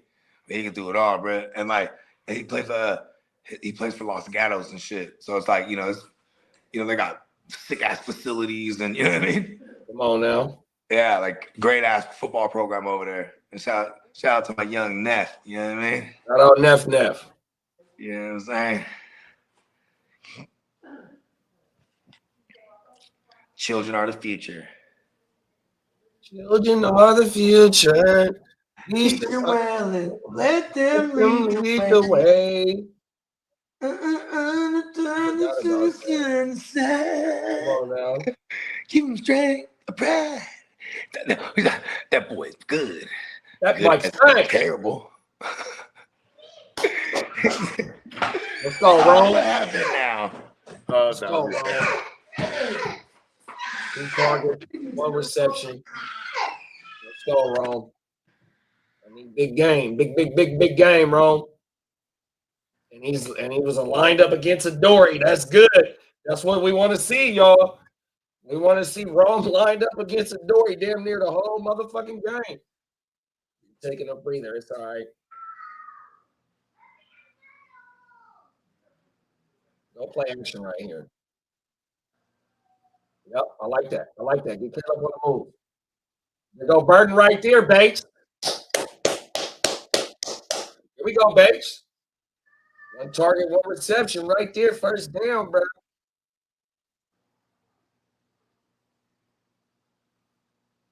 Johnson, Caleb Williams moving their ass down the field.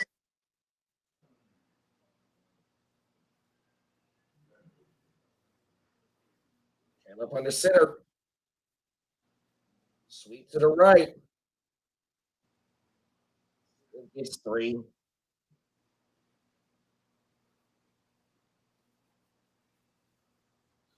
Shout out to the motherfucking bots. Please leave us alone, bro. We do not want what you're promoting. 100%.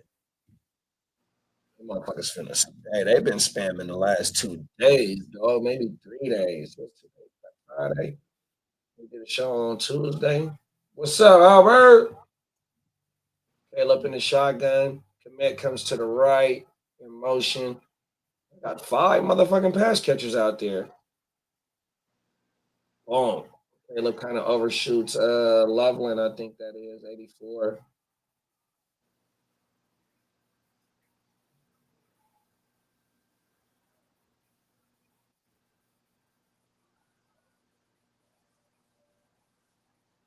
Third and 7.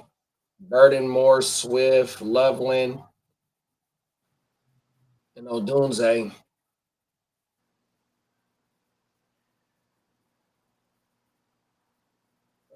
Loveland comes in tight to the right. Swift to the right of Caleb. Got a 2x2 on the left. Also run play. Damn good call. Where they gonna mark him at? Oh, they marking him short. Damn good call. Look at Ben Johnson, boy. On 3rd and 7, doggies. And they going for it. He did that because he knew he was gonna go for it on the 4th down. Okay, we got Money Gang, Smythe, Commit, Burden. got 3 tight end set, I think. Oh, yeah, big set. We got Burden out to the right. I can't see who that is next to Burden with Money Gang. Burden in motion to the left. Money Gang get the carry. Oh, he got stuff. Oh, he might have got it. The extra effort gave it to him. No, I think the extra effort gave it to him. They might have to bring that new technology out, the overhead. I wish Lee was here because he'll tell me what the name of that shit is. Oh, they marking it. They gave it to him. They didn't even bring that new shit out. Look, they on the ball, too. The Bears is ready to snap the ball. Look. They ready to go. No huddle. Catch they ass lacking. Why they? And they got the 12 man on the field, too. I think they just got a free 5 yards. The virtual measurement. Oh, he got the challenge flag off. Oh, okay. That's why they want to hurry that bitch up. Yeah, that last effort, I can hear you, Kirk. Right. Bam, right. He fell for her, bro, on my mama. Fucking marking stick was in the way on that replay. Yeah, this is where we're going to see it at right here. Boom. There it goes. Somebody pushed his ass. His teammate pushed him. I didn't get forward. That fake ass tush push shit. Oh, my mama. My bad. She got mad. I made him quesadillas. And then bruh ate her quesadilla.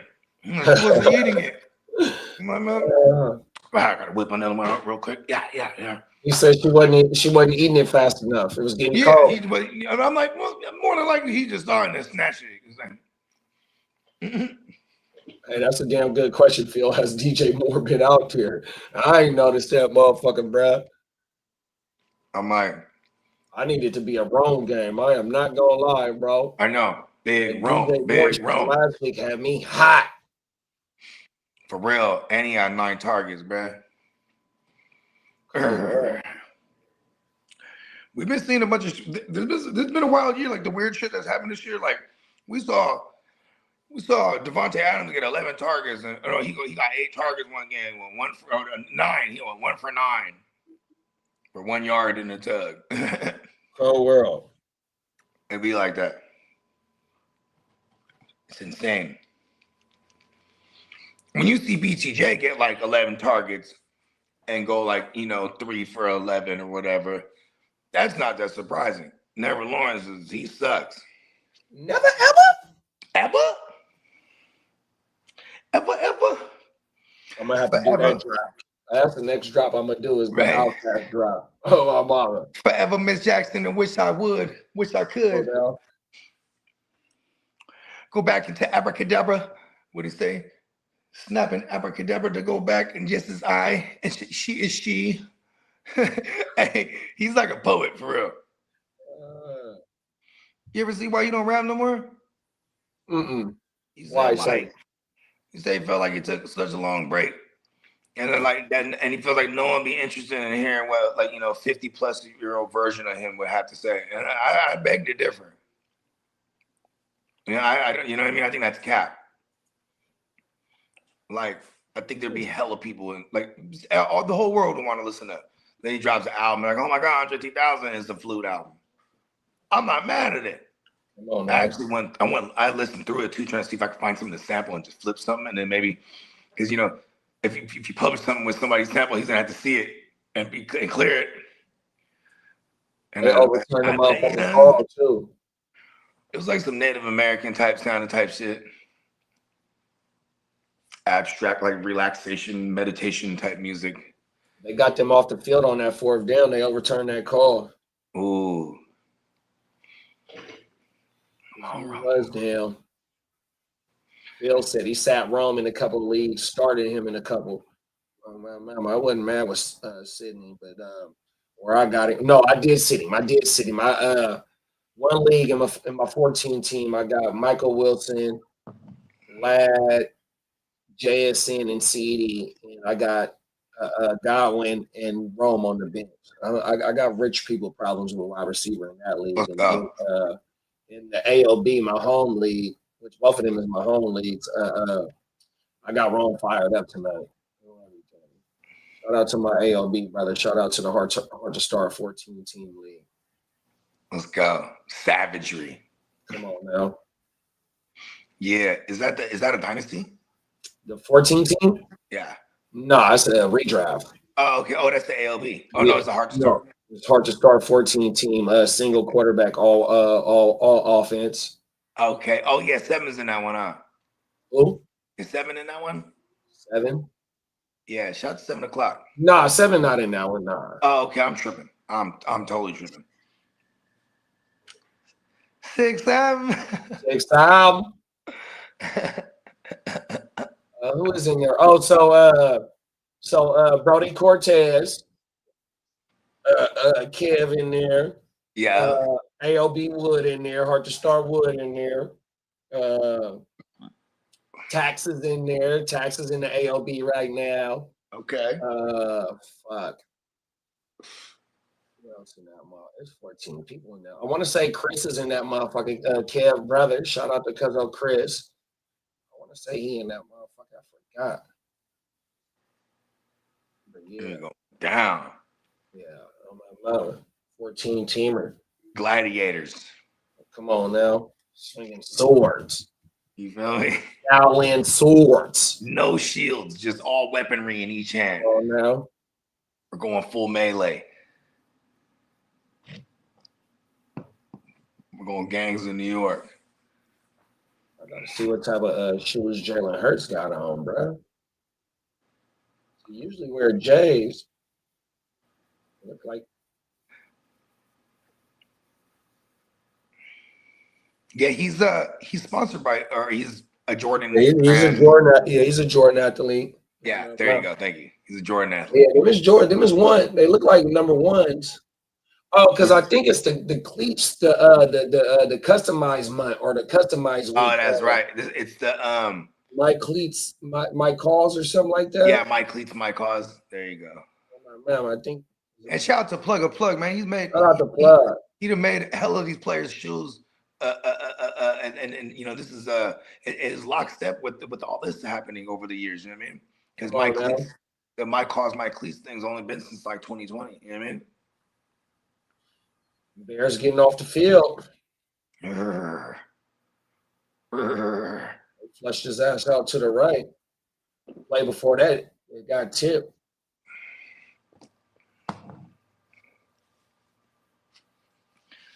Dennis Allen. They said that motherfucker might be one of the assistant coaches of the year is Dennis Allen. Yeah, I mean, think about this. What did Sean McVay do when he got the job, right? Sean McVay with the Rams. He brought in Wade Phillips, right? So then that way, at least that first year, or even if Wade Phillips was there for 2 seasons, but at least that first year, he could be like, all right, when the defense is on, he could just handle everything. And I can have right here. Sean McVay, back then, he would have his back turned to the field. He's talking to the offense. You know what I mean? Come on now. Like he was still, that was that first year, like, okay, look, I'm just going to lock in and, you know, I'm still a play caller. And then, you know, he kind of, you know, the old timer, the OG help him kind of transition to being like the you know, the modern day head coach / play caller that, you know, that he was umbrellaed up under, you know what I mean? Mm-hmm. I mean, he was umbrellaed up under, you know, Mike Shanahan, and he was umbrellaed up under Jay Gruden after that. And even way before all that, he was umbrellaed under John Gruden, you know what I mean? So like he had a lot of people to borrow from. I hate Sean McVay. He out Shanahan's us. Yeah, that's because he likes to go skiing, and Shanahan said, "Fuck that, I'm not with that no more." Allegedly. Yeah, for real, huh? Hey, but you know Hollywood Rams, right? Isn't that Thursday night? Hollywood, Hollywood swinging. Come on now. Cocaine one hell of a drug. Come on now. You know I was finna hit it, bro. Oh, my mama, hold on. I gotta find it. Where is that? Cocaine is a hell of a drug. There it is. Oh, wow. You know what I mean? I mean, you know, bro, it's funny though, because if you think about it, you know, that was just the 80s, right? Rick was just a super freak. You know what I mean? Oh, no, 100%. The super freak. He definitely did some weirdo shit at the end.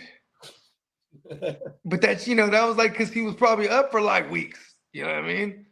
And apparently there was a broad who would like lure the other women in. And then they would just like hem the women up and just like allegedly beat them up and shit. Oh my goodness. Yeah, because recently there's a woman that came out and she started making her little rounds. Probably like a year ago.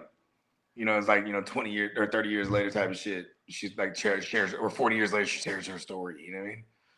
Which I'm not knocking because, if it took that long for them to finally be comfortable and like, if this is part of the healing process, you know what I mean? For sure.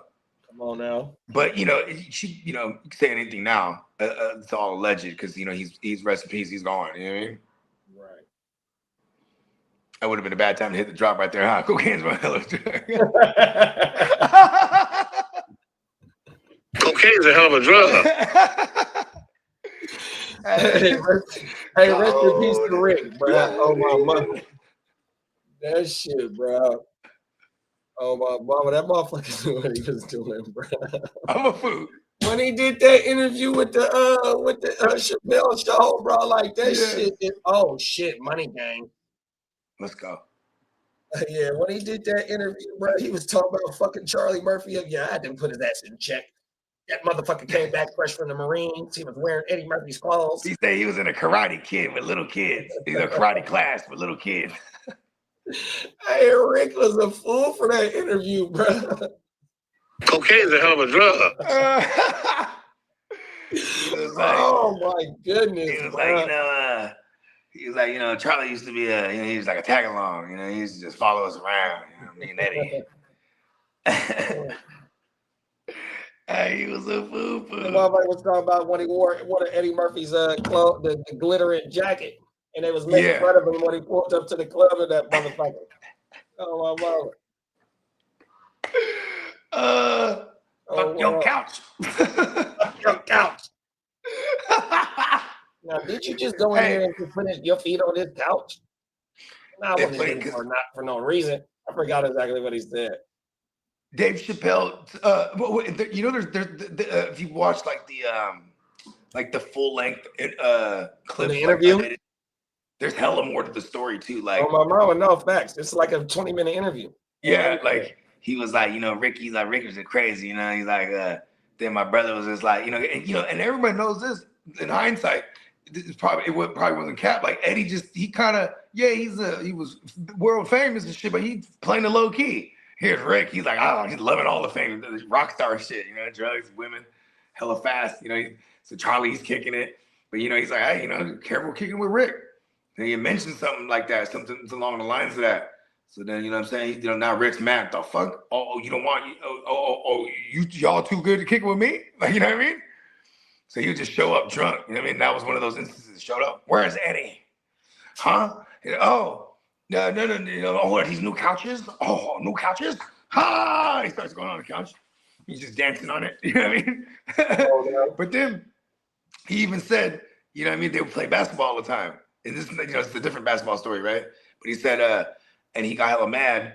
They would play basketball and they would bet money too. But they, they're not paying up front. They're kind of running like a tab on each other. You know what I mean? So he's like, hey, we're gonna run it. You know what I mean? And he says, I'm only coming if Eddie's gonna play. And he's like, because Ricky or what's his name, Rick James, he on Eddie like super tough, but Eddie ain't trying to see him. You know what I mean? So Brad shows up to the thing, and he's not even wearing no basketball gear. He's wearing all his slacks and like, some Rick James get up. And then like it was Charlie, and it was gonna be 2-on-2. So he's there with his boy. His boy's not dressed to play neither. But then Charlie and his boy, they're like, what the fuck is going on?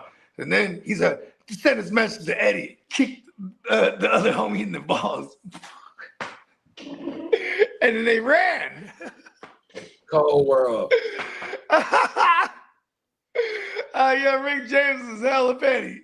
Kicked him in the he kicked it right in the berries, bro.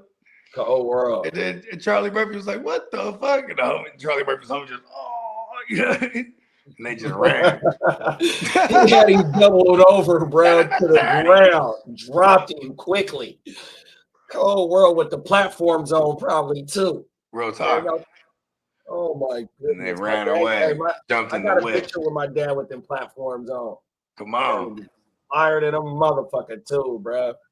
Hey, look, bro, I would want the ones with the goldfish in it. That'd be dope. Like I'm gonna go in the movie, like I'm gonna get you sucker. Yeah. Cold world. Have a goldfish in that thing. Them all down.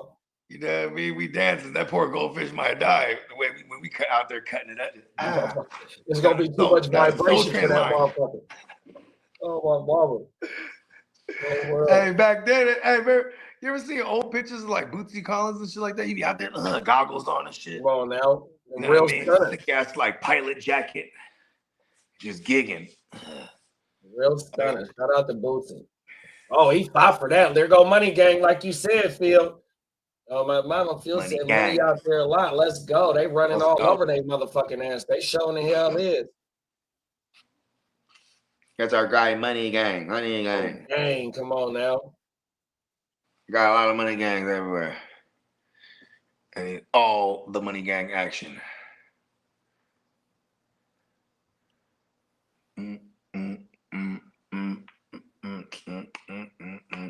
That was like, you know, I always only have like 5, 6s, and 7s and things of that nature. So I had all the Krosky Merritts and Money Gangs and like Kyle Mullins and like just every single Woody. And Woody was like a little more expensive. You had to go up in like a third. Oh, he just missed Olamide.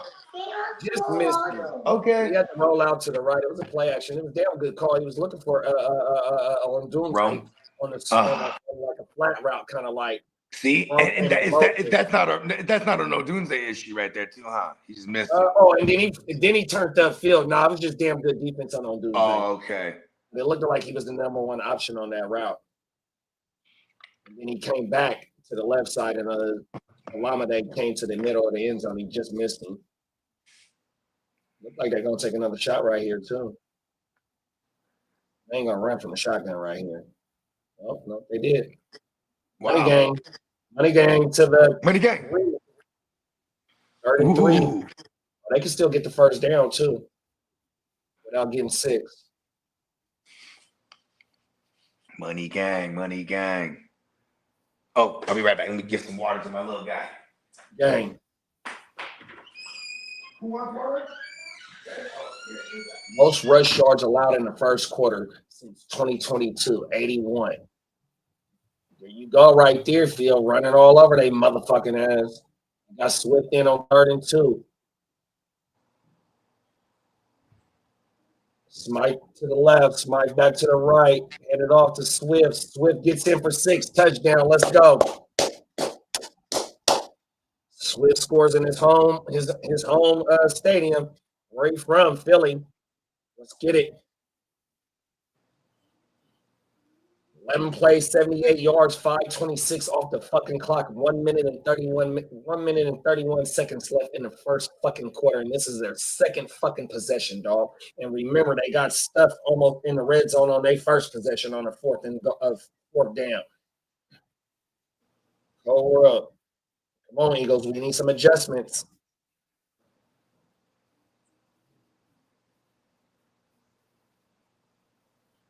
Dang, extra point is good. Bear down, Crook.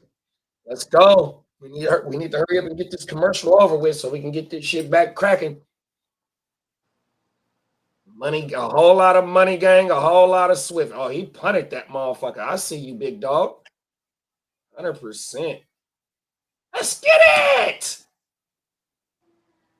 Yes, sir. Yeah, see, and that's like I'm saying, bro. Everywhere I got Swift, I got Money Gang. And I didn't have the balls to start Money Gang, dog, 100%. But they both getting workload, dog. But Money Gang, he might fall into this motherfucker too, the way that the game going. Sheesh.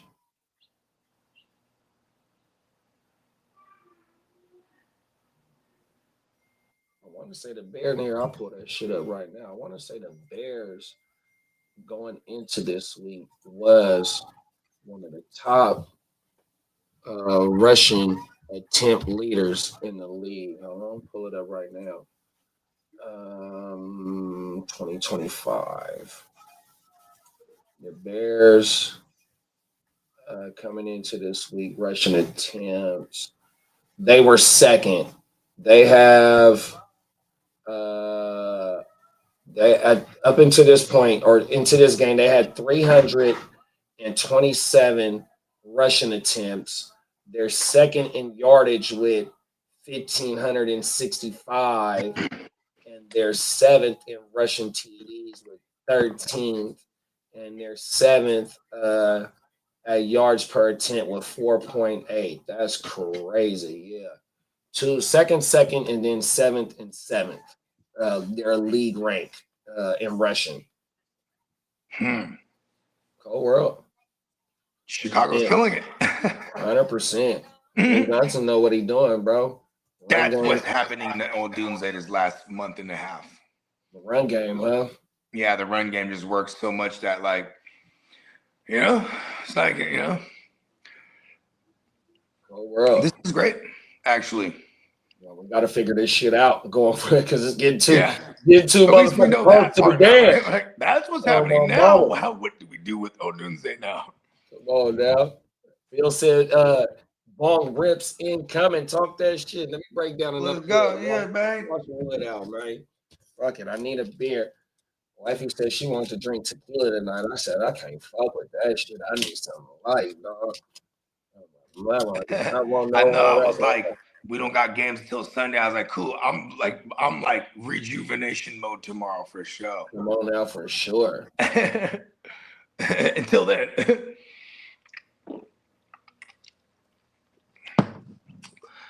Because then it's my birthday on Sunday too. But like, I just want to turn up here on the show. Come on now. That's what we're gonna do. I'm gonna give me some beer then. Yeah, do you think? No, I'm talking about on Sunday for the show. Oh yeah. We're gonna turn up. I gotta think of what beer I want. Yeah, man. We're off into the Sag season.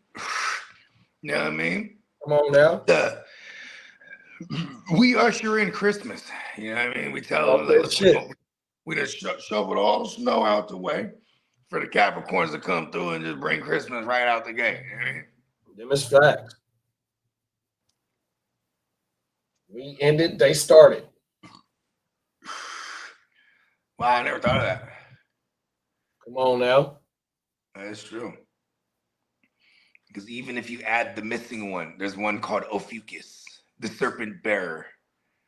And that one is but it's a combination. They use multiple stars from Scorpio and Sagittarius to make one in between them. You know what I mean? Oh wow. Yeah, and it's not the publicized one because there's only 12 months. So they're like, oh, let's take out Ophiuchus because Ophiuchus is like also it's a serpent bearer. You know what I mean? Mm-hmm. That's what they make it like, where it's like a tray with the serpent on it. You know what I mean? It's like a what? Like a tray with a serpent on it. Oh, okay. The you know how like when you use your imagination to connect the dots, it looks like XYZ. You know what I mean? Yeah. So and the Mayans, they say that's why the 2012. Remember 2000. It was like 2012, December 21st, wherever that date was so specific or whatever it was in the Mayan calendar. But it was because this is, it's everything is probably off from their measurements back then because our galaxy moves as well, all as a whole. So like positioning of things maybe thousands of years ago could be a little bit off.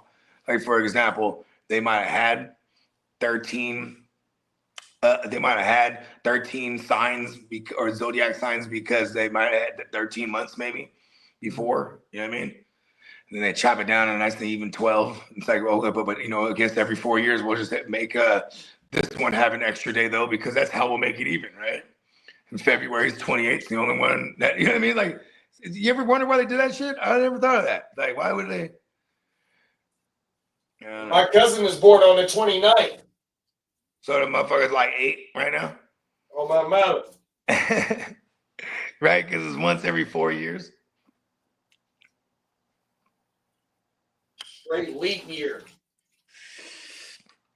That's a cool concept for a movie. Leap year, right? Where it's like these individuals that are born on leap year, but they have the power to leap through time. Yes.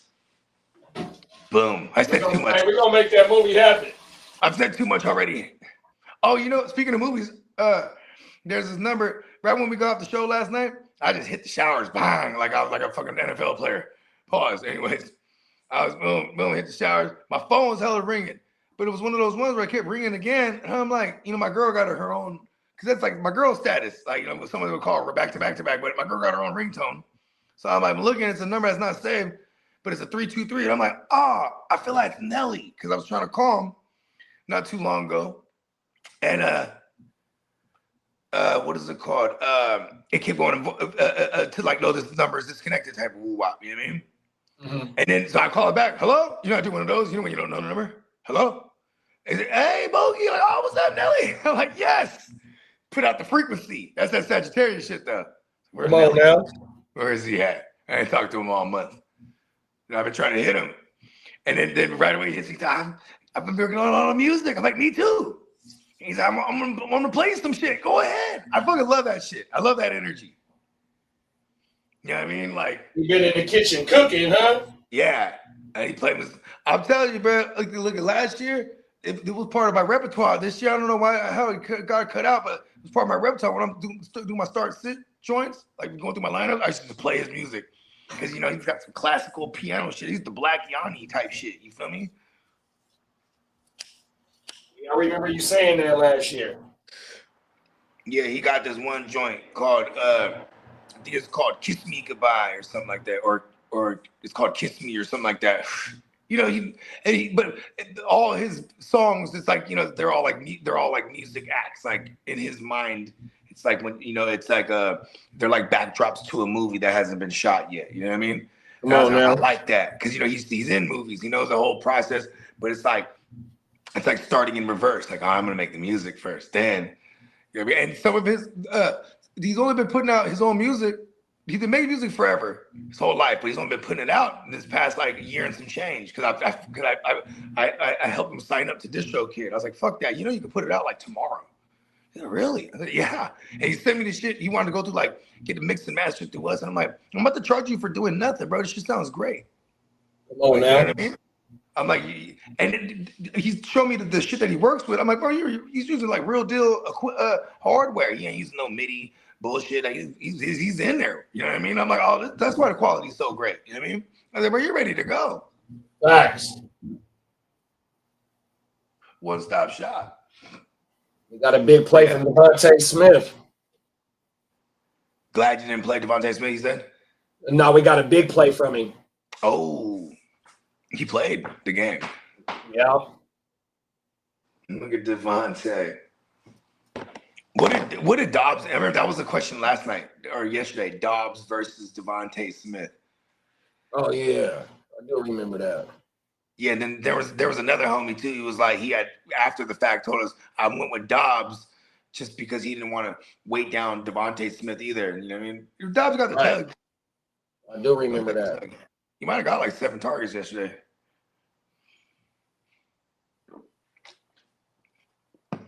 Somebody's cooking something that smells hella good. Uh-oh. I'll be right back. Line the line. Third down.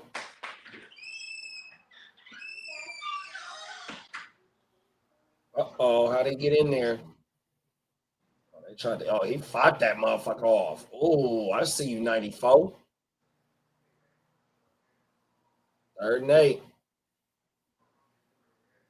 2 to the left, 2 to the right. The 2 to the left is tight. Oh, he threw it behind him. He had to try and one-hand that bit. Please show me the replay on that one from Jalen Hurts' view.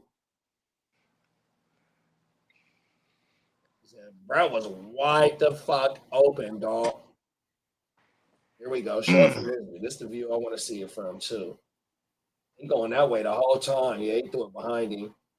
He was going that way the whole time. He overthought that throw. That's an easy throw right there. Easy pitch and catch. What you think? What you thought?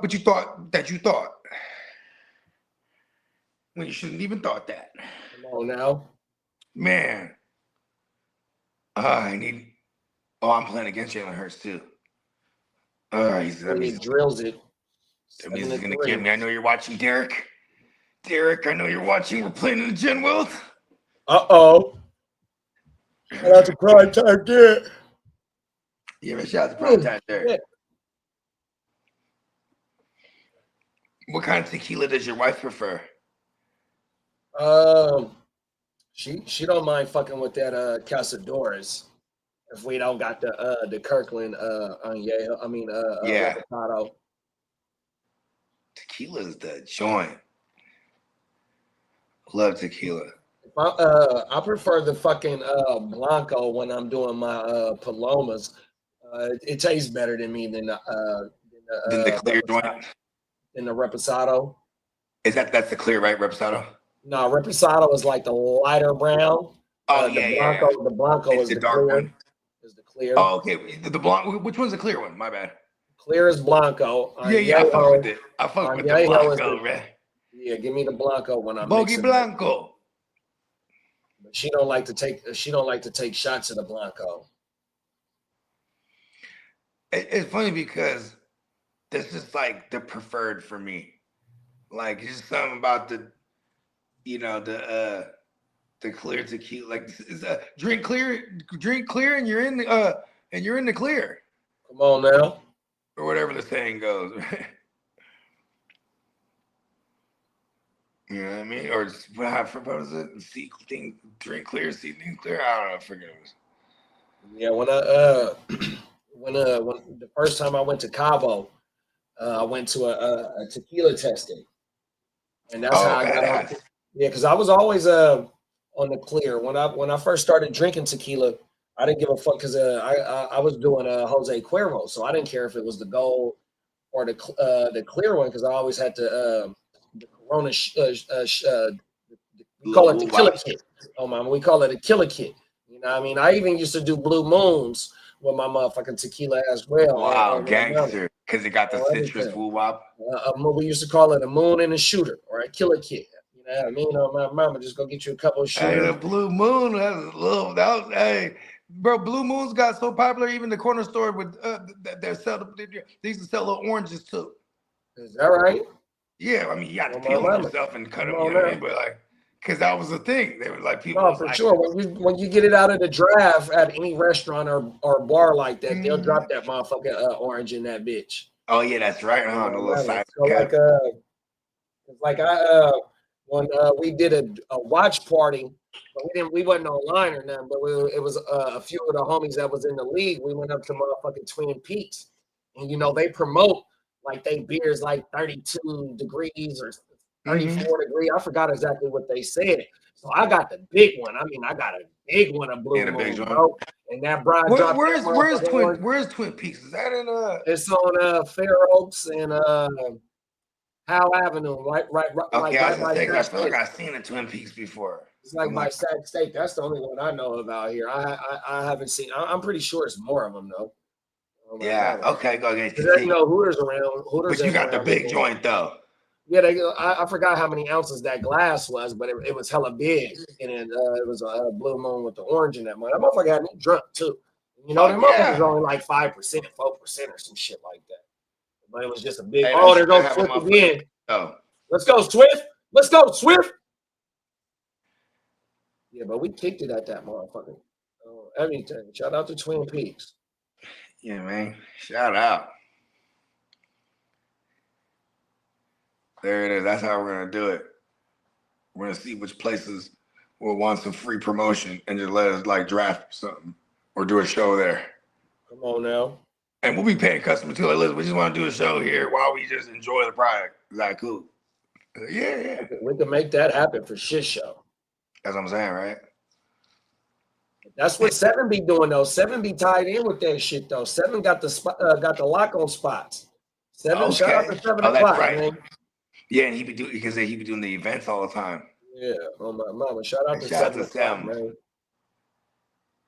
7 o'clock on the dot. 7 o'clock, I'm in my On the drop top, top, cruising the streets.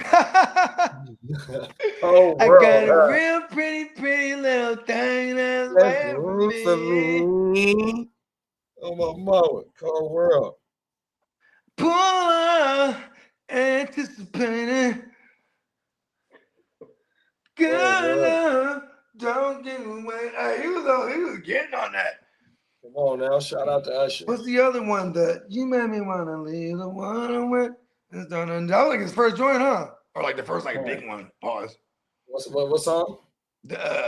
Leave the one I'm with. Is that what it's called? Oh yeah, you make me wanna, you know Yeah. what I mean? Hard to feel like with you. I forgot how that shit. Yeah, this is what you do. Oh my mama. That's that shit. No, that's hella early. That's an early shit too. Oh, that Right? was around the same time, I think. And what's bad is that the one no, it should be me. Fucking what's the one name? That's like one of my favorite albums of all time ever. Which one? That self-titled Confessions. Confessions. Okay. Yeah. Hey, I'm riding around in my lack on spinners with the PlayStation 2 in that motherfucker. And I'm pulling up. These are my confessions. Knocking that shit, bro. 100%. I don't know what to do. Yeah. That's that little, yeah. man, I'm pulling up, knocking the whole CD, bro. Like I said, in my lack on the spin. That shit was yanking though. PS2. On my mouth. That's like 03, 04. Oh, yeah, that was them days. Yeah, it was like 03 for sure. The Confessions album. There go Burden. There go that man. First down. Yeah, that was like 03. How come everyone can catch the ball all of a sudden, but not Odin? What's going on?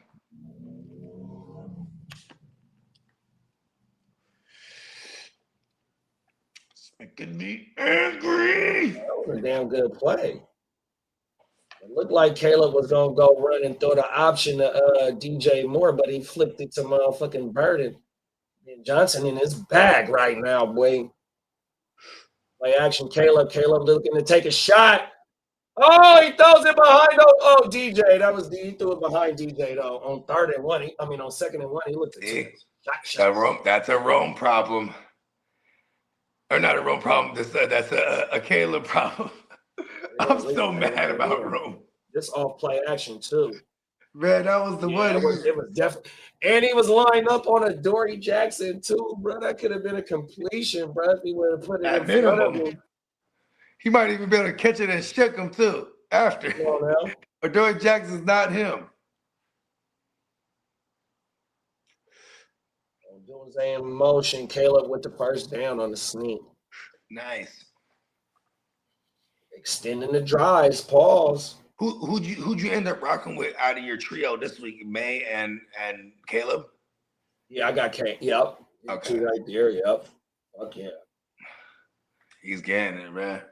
That motherfucker can't run. He got one leg, and they play Houston. Woozy Weezies. If he had 2 legs, I'm not playing him too, though. Come on now, facts. If he had, never mind. Let me stop. Pause. Look at every single QB they've played with single digits, I think, in fantasy. Every single QB ended up with single digits, I think. It's kind of crazy. Yeah, you ain't lying. Except for, I think maybe not Sam Darnold. Maybe not Sam Darn Good. That's what they're going to call him. Damn it. I just made that up. Sam Darn Good. Not good. Oh, my mama. Okay, hold on. Darn Good or Stroudsy? Stroudsy. And where who's the other guy? Stroudsy playing the Colts, and then Darn Good playing the Titans at home. Titans at home? Yeah, in Seattle. I thought they just played the Titans. Seattle did. No. Did I fuck that up? Am I fucking that up? Seattle got Minnesota this week. Yeah, JSN just Minnesota at home. I'm sorry, that's right. But it was Darnold versus CJ. Ooh, give me CJ. Damn Darn Good in a revenge game. Never mind.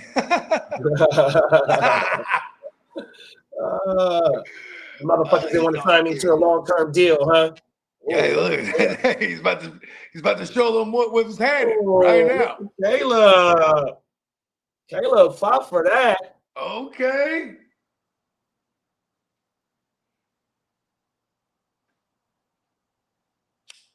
That motherfucker fought for that shit. Oh, move one, move two. Oh, bounce out to the right.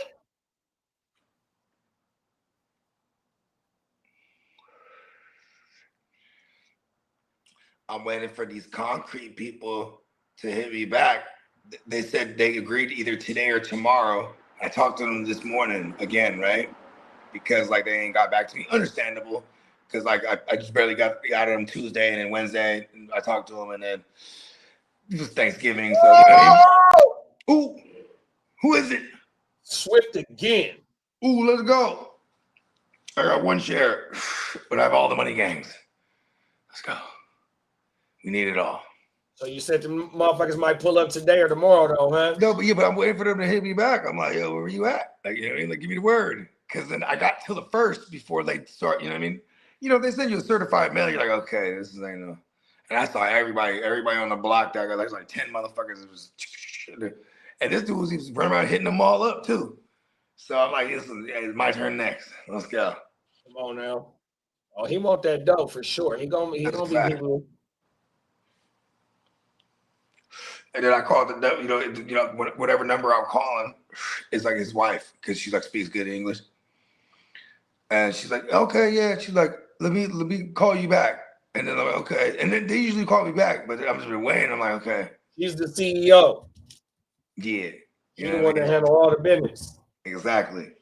Go ahead and you do the clerical work.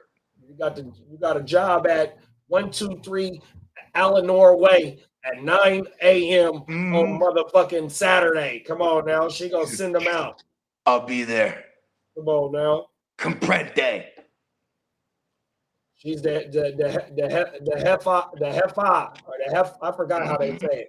I know hey, they say behind every good hefe is a hefe. Roll! Come on, Caleb. That should have been a fucking touchdown. Bro. Show me the replay. I agree. They're trying to get it to him, so at least that makes me happy. Yeah, that should have been a touchdown. What is going on with their connection? Come on, just remember. Come on, man. Oh, it looked like Rome slid a little bit. Okay, that was wrong. Yeah, it was a little timing was a little bit off. I feel like he's been beating this guy though. Pause. Right. Oh, pass deflected. Looked like he might have been going to DJ Moore or Leveland. They both was on the same side. It was a levels play.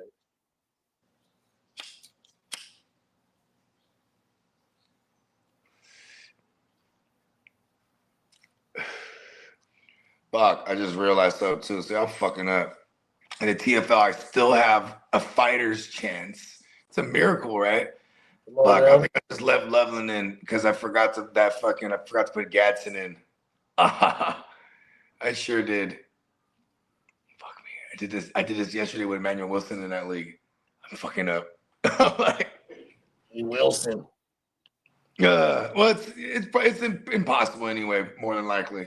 Because there's everyone. I'm a game out, but everyone there. I need like so many people to lose. And then like I think it's like all the way up to 5 is like 8 wins. I think I'm still in 6. It's me and Kidda. Yeah, Kidda 5th, and I'm 6. And me and Joe played last week. I was 6 and he was 7 last week. I forgot who I'm playing this week. Okay. Yeah, I think everyone got like Minnesota Den. I got Minnesota Den in that league this week. I forgot. Let's see.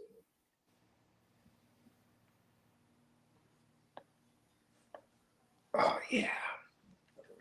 Yeah, come on, Ron. We needed a touchdown. Yeah, for real though. You ain't lying, B. I got Nixie Hustle in the TFL. Okay. Yeah, that's East Up. Stop. Shout out to Big East Side, man. East Side Big donut from Mamra, bro. Oh, world. I need you, Mom. No. Mama, no.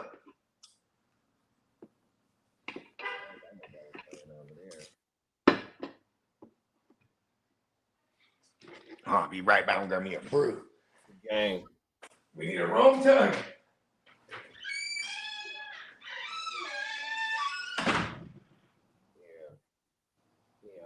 the 6th spot, and that's in that league. Candlestick in 7th, Bogey in 8th, and Diamond Joe is in 9th. We got the Dynasty in 1st. These bitches love Bosa is in 2nd, Diggy Doggy 3rd, Obi-Wan, then Kidda, then me to round out the top 6 on my mother. Yeah, it is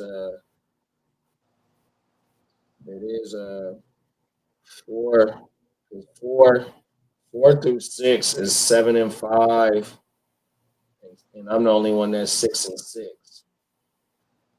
So I got action at getting into the top 4. Or even if the 8-4 team go on a 2-game losing streak, and I go on a 2-game win streak, Kid only got me by 17 points. Obi-Wan got me by 60 points. And Diggy Doggy, I got him by 75 points. And then Bosa, that motherfucker, I got him by like 300 points. Oh, my mama. So, yeah, I need to go on a run and get up in this joint. Everything. Because this league, ever since I've been in this league, I think I've been in this league for like the last 5 years, and I've been in the playoffs every year. Got to the championship the Moore Hamlin year, and had action too. I had an ill lineup going in that night. Everything. Joe Burrow and Chase. Joe Burrow chasing somebody else and only down by 60, I think. In the chipper. So this one, that TFL league mean a lot to you, boy. On my mama.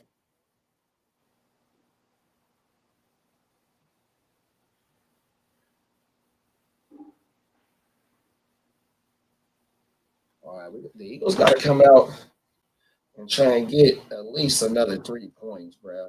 If not 7, and try and get some of this momentum back. 6 minutes left until halftime. 6:38 to be exact. Come on, Eagles. Saquon for 2.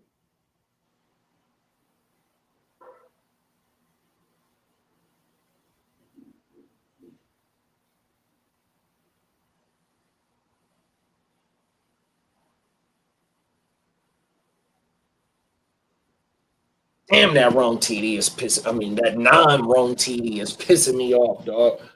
100%.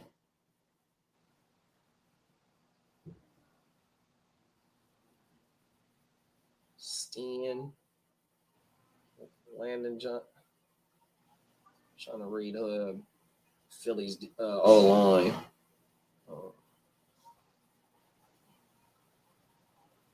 We got a reception by Goddard. Look like it's going to be 3rd and 2.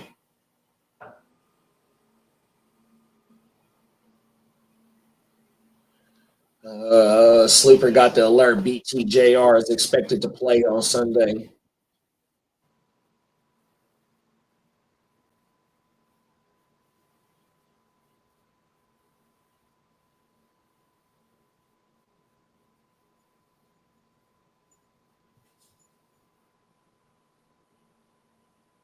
Devontae in motion from left to right, 2x2 set on each side. They tight too.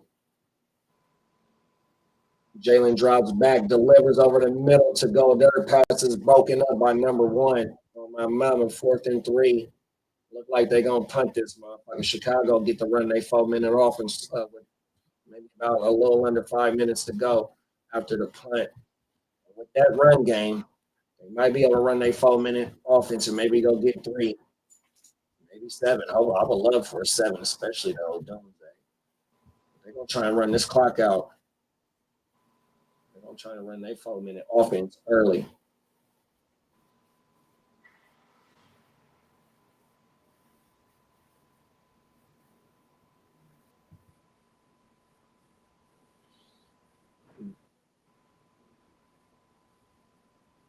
We got a touchback.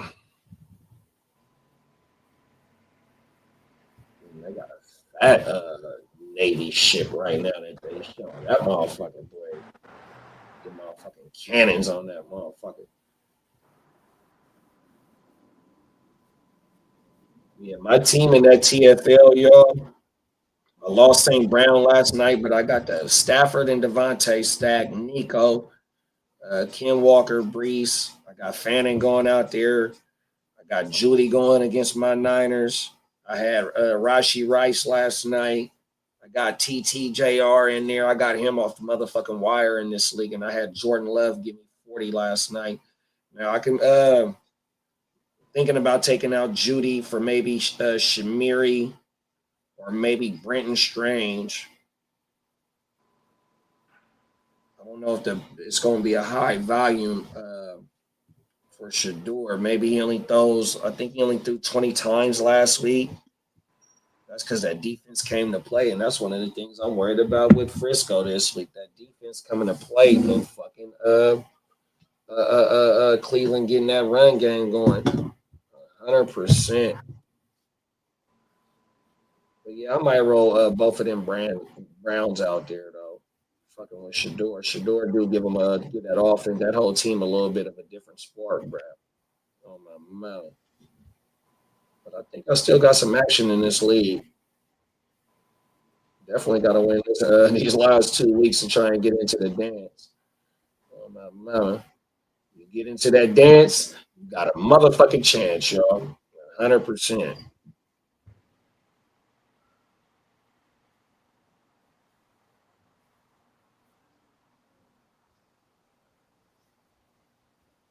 And let me see.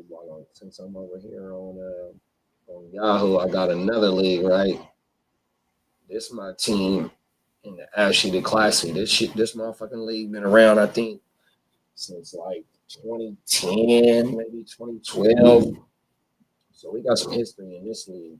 My team, I got my starting lineup for this week is Josh Allen, JSN, CD got me 24 last night. Chase Brown got me 17 last night. I got Devin Neal in there. Loveland only got me 1 point right now, but I got Fannin on the bench. But I want to go with Loveland. And then Rashi got me 29 last night.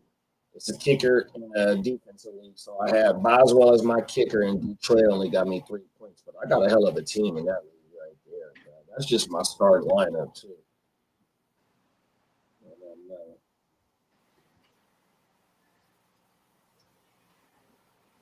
Really wasn't no hard to start in that league.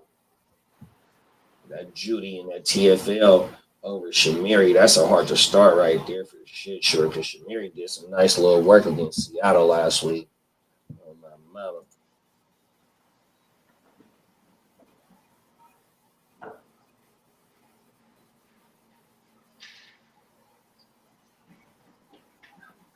Oh, I missed first down. Loveland. There we go. Speaking of Loveland and my motherfucking Ashley the Classy team, boy, oh my mama. We need all that, boy. My out that I'm playing against, he got money gang in this motherfucking league. Everything. That was a damn good throw. A little bit behind him, but he got it over the motherfucking linebacker, though. Was able to sell it over the linebacker's head or over his reach, excuse me. Running a 4-minute offense, clock ticking. Play action. Caleb looking to take a shot. Behind level, the defender wanted a offensive pass interference. Oh, my ball. Clock stopped, though, 3:40. Let's see if they come out running the ball to get that clock going again. Especially the way they're running the ball, too. I wonder what their yards per carry is so far through the game. Because they've been running the shit out that ball.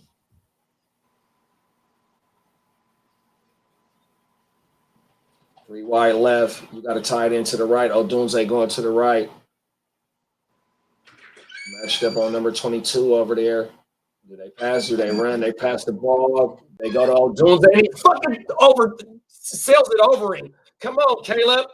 It's an easy fucking throw, and he was wide open, bro. Come on, Caleb. We got to do better, bro. Clock stops again, bro. 3rd and 10. Fucking A. Yeah. They hit me with a flurry of shit right when I walked there. I want another quesadilla. Oh, I want garlic bread. I'm like, okay, all right, hurry up. Give me the list now. knocking it out real quick. I was like, came in here for a beer and a piss. 3rd and 10. Caleb dropped back. Down goes Caleb. That's because he missed that fucking throw on 2nd down. Jalen Carter with the sack. Nice. I got Carter everywhere. Fuck, man. Come on, Caleb. Pissing me off. I know. We need some Caleb. We need Caleb. Big Caleb. Pause. Smith got there first, and then Jalen Carter cleaned it up. Hey, you seen Carl around in a minute? Who? Carl? Crazy Legs? Yeah, Crazy Legs. No, I ain't seen Crazy Legs. Shout In a out to minute, Crazy huh? Legs, man. Yeah, shout out to Crazy. I was just thinking that. I'm like, oh, we ain't even seen he know to be it's Thanksgiving. I'm like, where's he'll go through putting like 30 parlays and shit. Yeah, shout out to Carl. Shout out to Brian 240, man. What's going on with you, What's up, fella? Brian 240? Appreciate you for pulling up, man.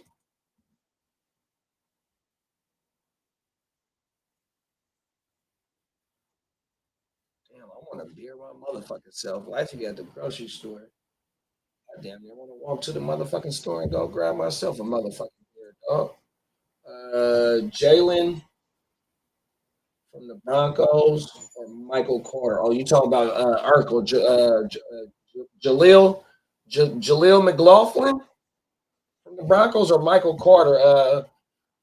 Michael Carter. Who Arizona got this?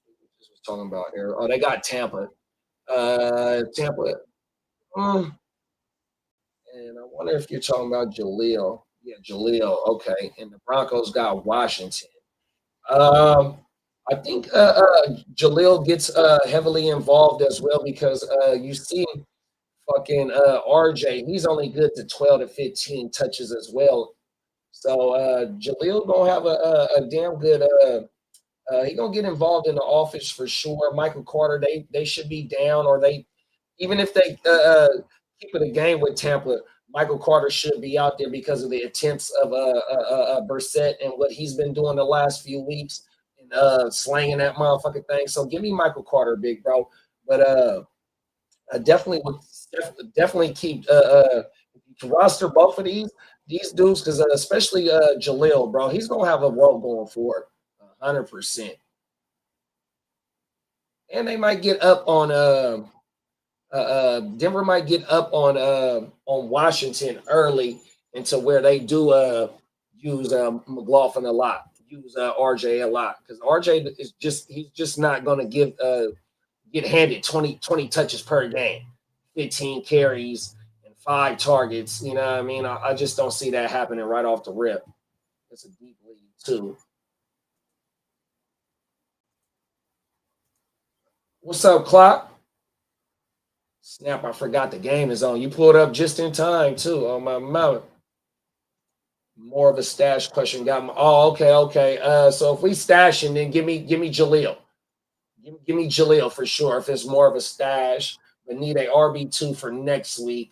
Who does Arizona got next week? And they ruled out Trey Benson for this week as well. Even if Benson does come back, Michael Carter definitely has a role. They got the Rams next week.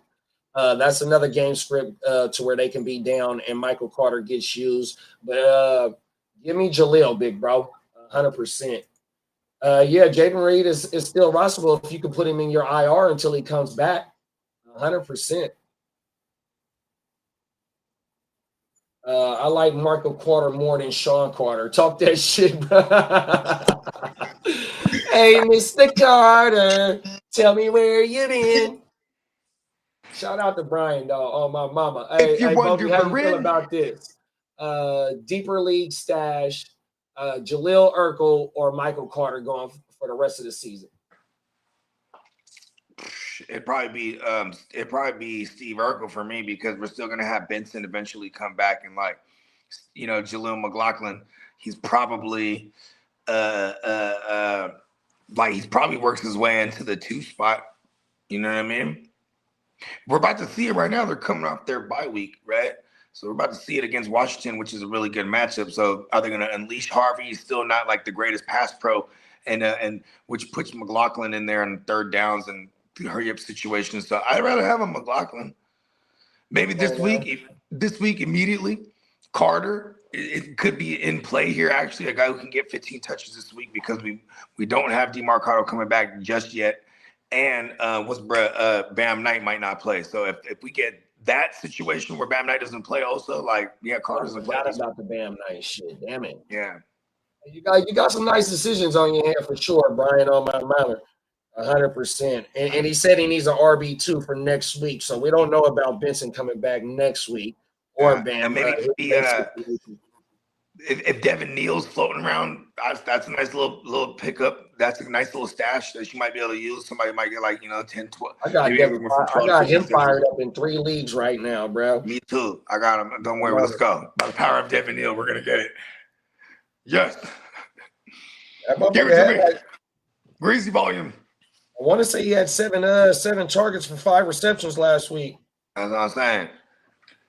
That's the floor. That means that's the floor there. Mars ruled out for this game. So, yeah, Devin Neal got some action.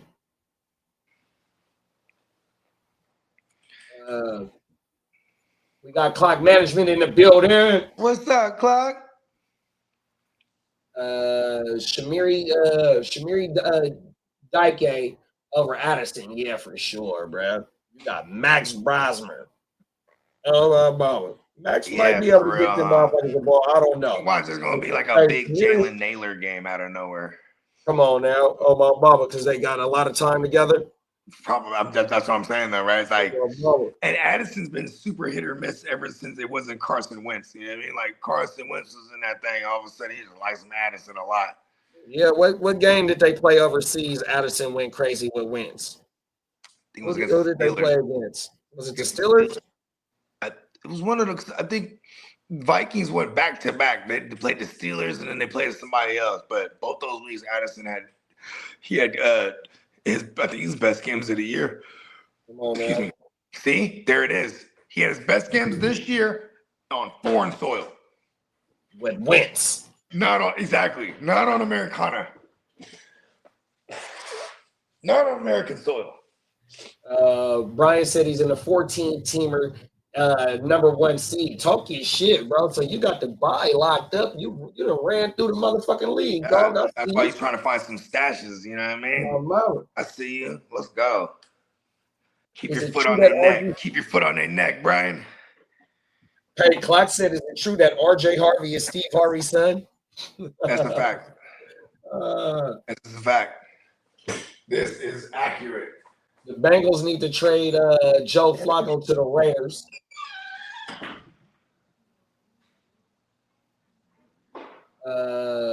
Brian said that man A-Chain eating families and then some. Come on now. Traded Mike Evans for Rashi Rice 2 weeks into the season. Ooh, that was a damn good move, bro. 100%. That's what we call a swiv where I'm from.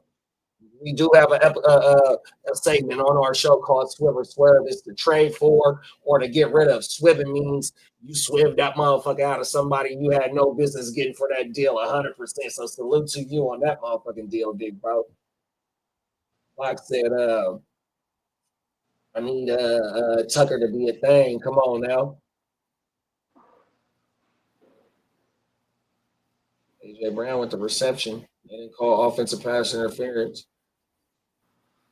150 left in the second quarter. Rotor in motion. Oh, they did call it. Excuse me. My bad, y'all.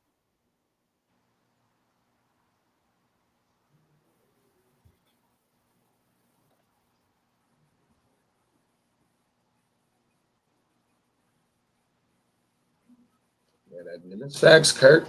It's only a 10-3 game. Oh, my man. Really look like shit, though, bro. That's all that is. They got their ass whooped last week by Dallas. 24 unanswered points. And then when they beat Was that Detroit or was that Green Bay before last week's game? It was only like a 16-9 game. So even though they put up 21 points last week, still, bro, that was all in the first half. Oh my mother. So yeah, they got a lot of shit to get together, bro. Caleb better not go get 3. How many timeouts they got? Minute 36, where the ball at?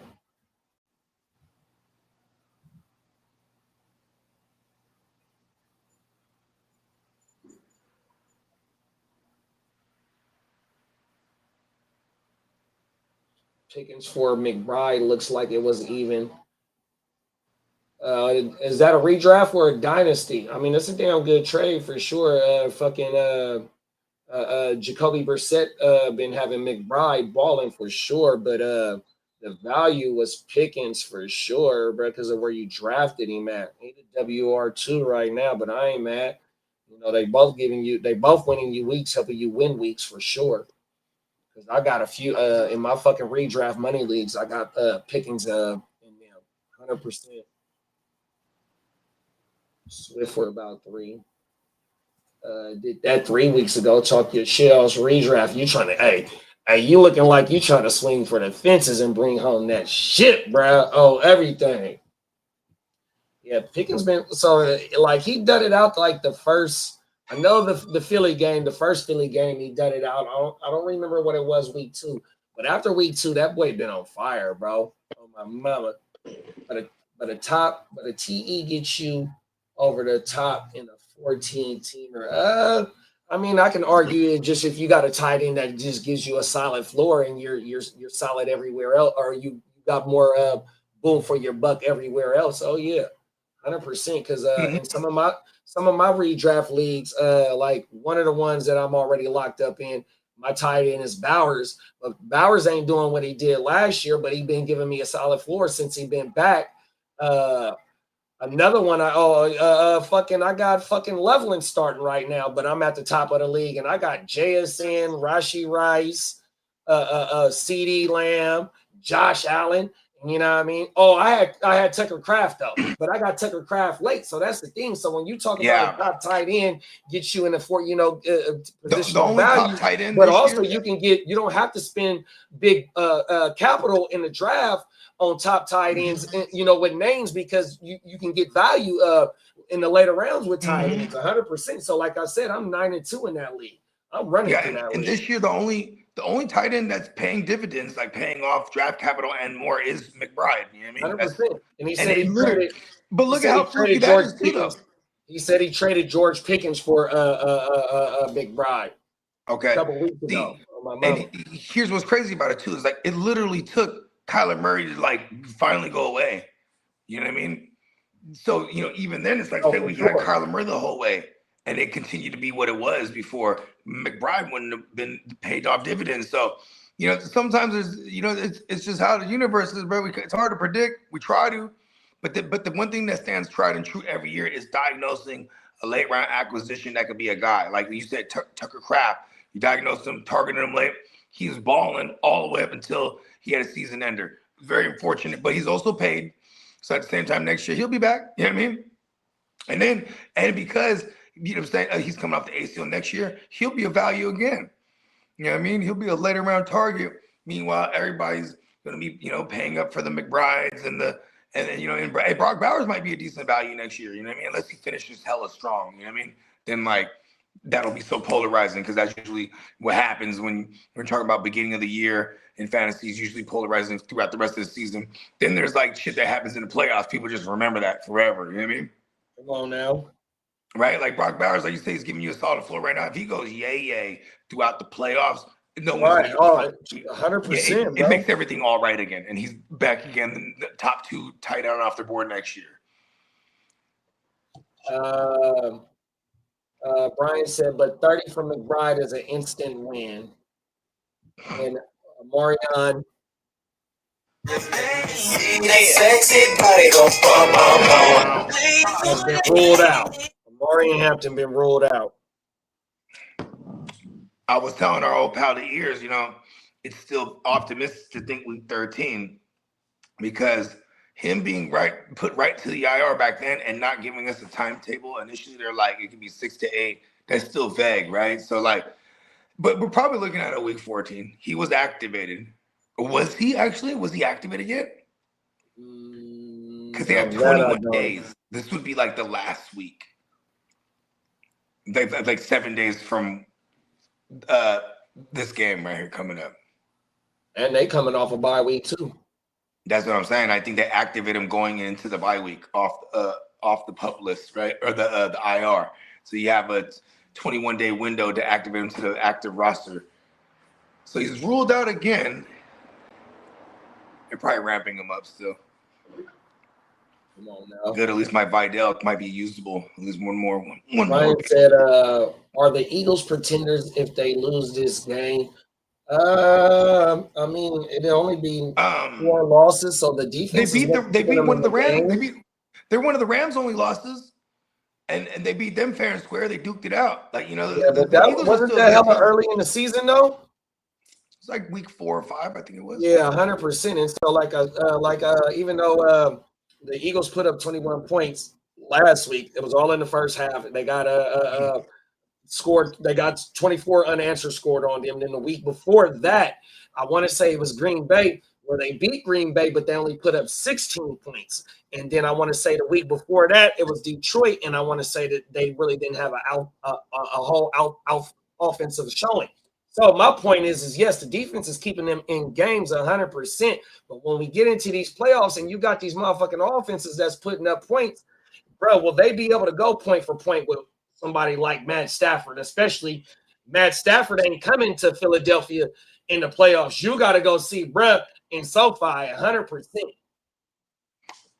know what I mean? 100, like Brad said, I got the Rams in the NFC. Yeah, Rams is one of the most complete teams there is in the NFL, bro. 100%. Yeah, and as long as they stay healthy, those pieces on offense, as long as they're all healthy, they're gonna go all the way. I mean, who's gonna stop them in the NFC? Like on God. Maybe playing the Eagles the second time around. If the Eagles would have to travel to SoFi because they got there you go. If the Eagles continue, if they get the number 1 seed or even the 2, if they get the 1 seed, right? Because they both have the same amount of losses here, right? Not if the Eagles lose tonight, because the Rams only got 2 losses. The Eagles got 3 losses right now. Oh shit, that's right. They lost last week to the boys. Oh, yeah. See, so they're gonna host. I think the road to the Super Bowl goes through it, and on the NFC side goes through LA. I'm with you. I hate saying that. Overall, they're hella good. Yeah, I mean, you can't front, right? Like I want to front about them. Oh, but remember, just a couple of weeks ago, fucking Darnold threw 4 picks against the Rams, and they still had a chance to win. It was a 19 to 21. Yes, it was a 19 to 21 game, something like that. 3-point game, 2-point game. When it was all said and done, Seattle got a damn good team too, dog. That's the fact. And they got 3 losses too. I'm not sure what their record is here. I'll pull it up. I think so. They lost to us, lost to the Rams, and then they lost to the. No, they had one more loss somewhere there. Was it the Jags? Their L's is us, the Bucks, and the Rams. Oh, the Bucks. There you go. That's who it was. The Bucks was the other one. That was a good game too for fantasy. Yeah, Baker and Sam Darnold, they and the 2 wide receivers was showing out that game. Yeah, they fucking duked it out. I want to say like they both went over 300 passing, well over. I think it was something crazy. I think Darnold might have put up 400 yards.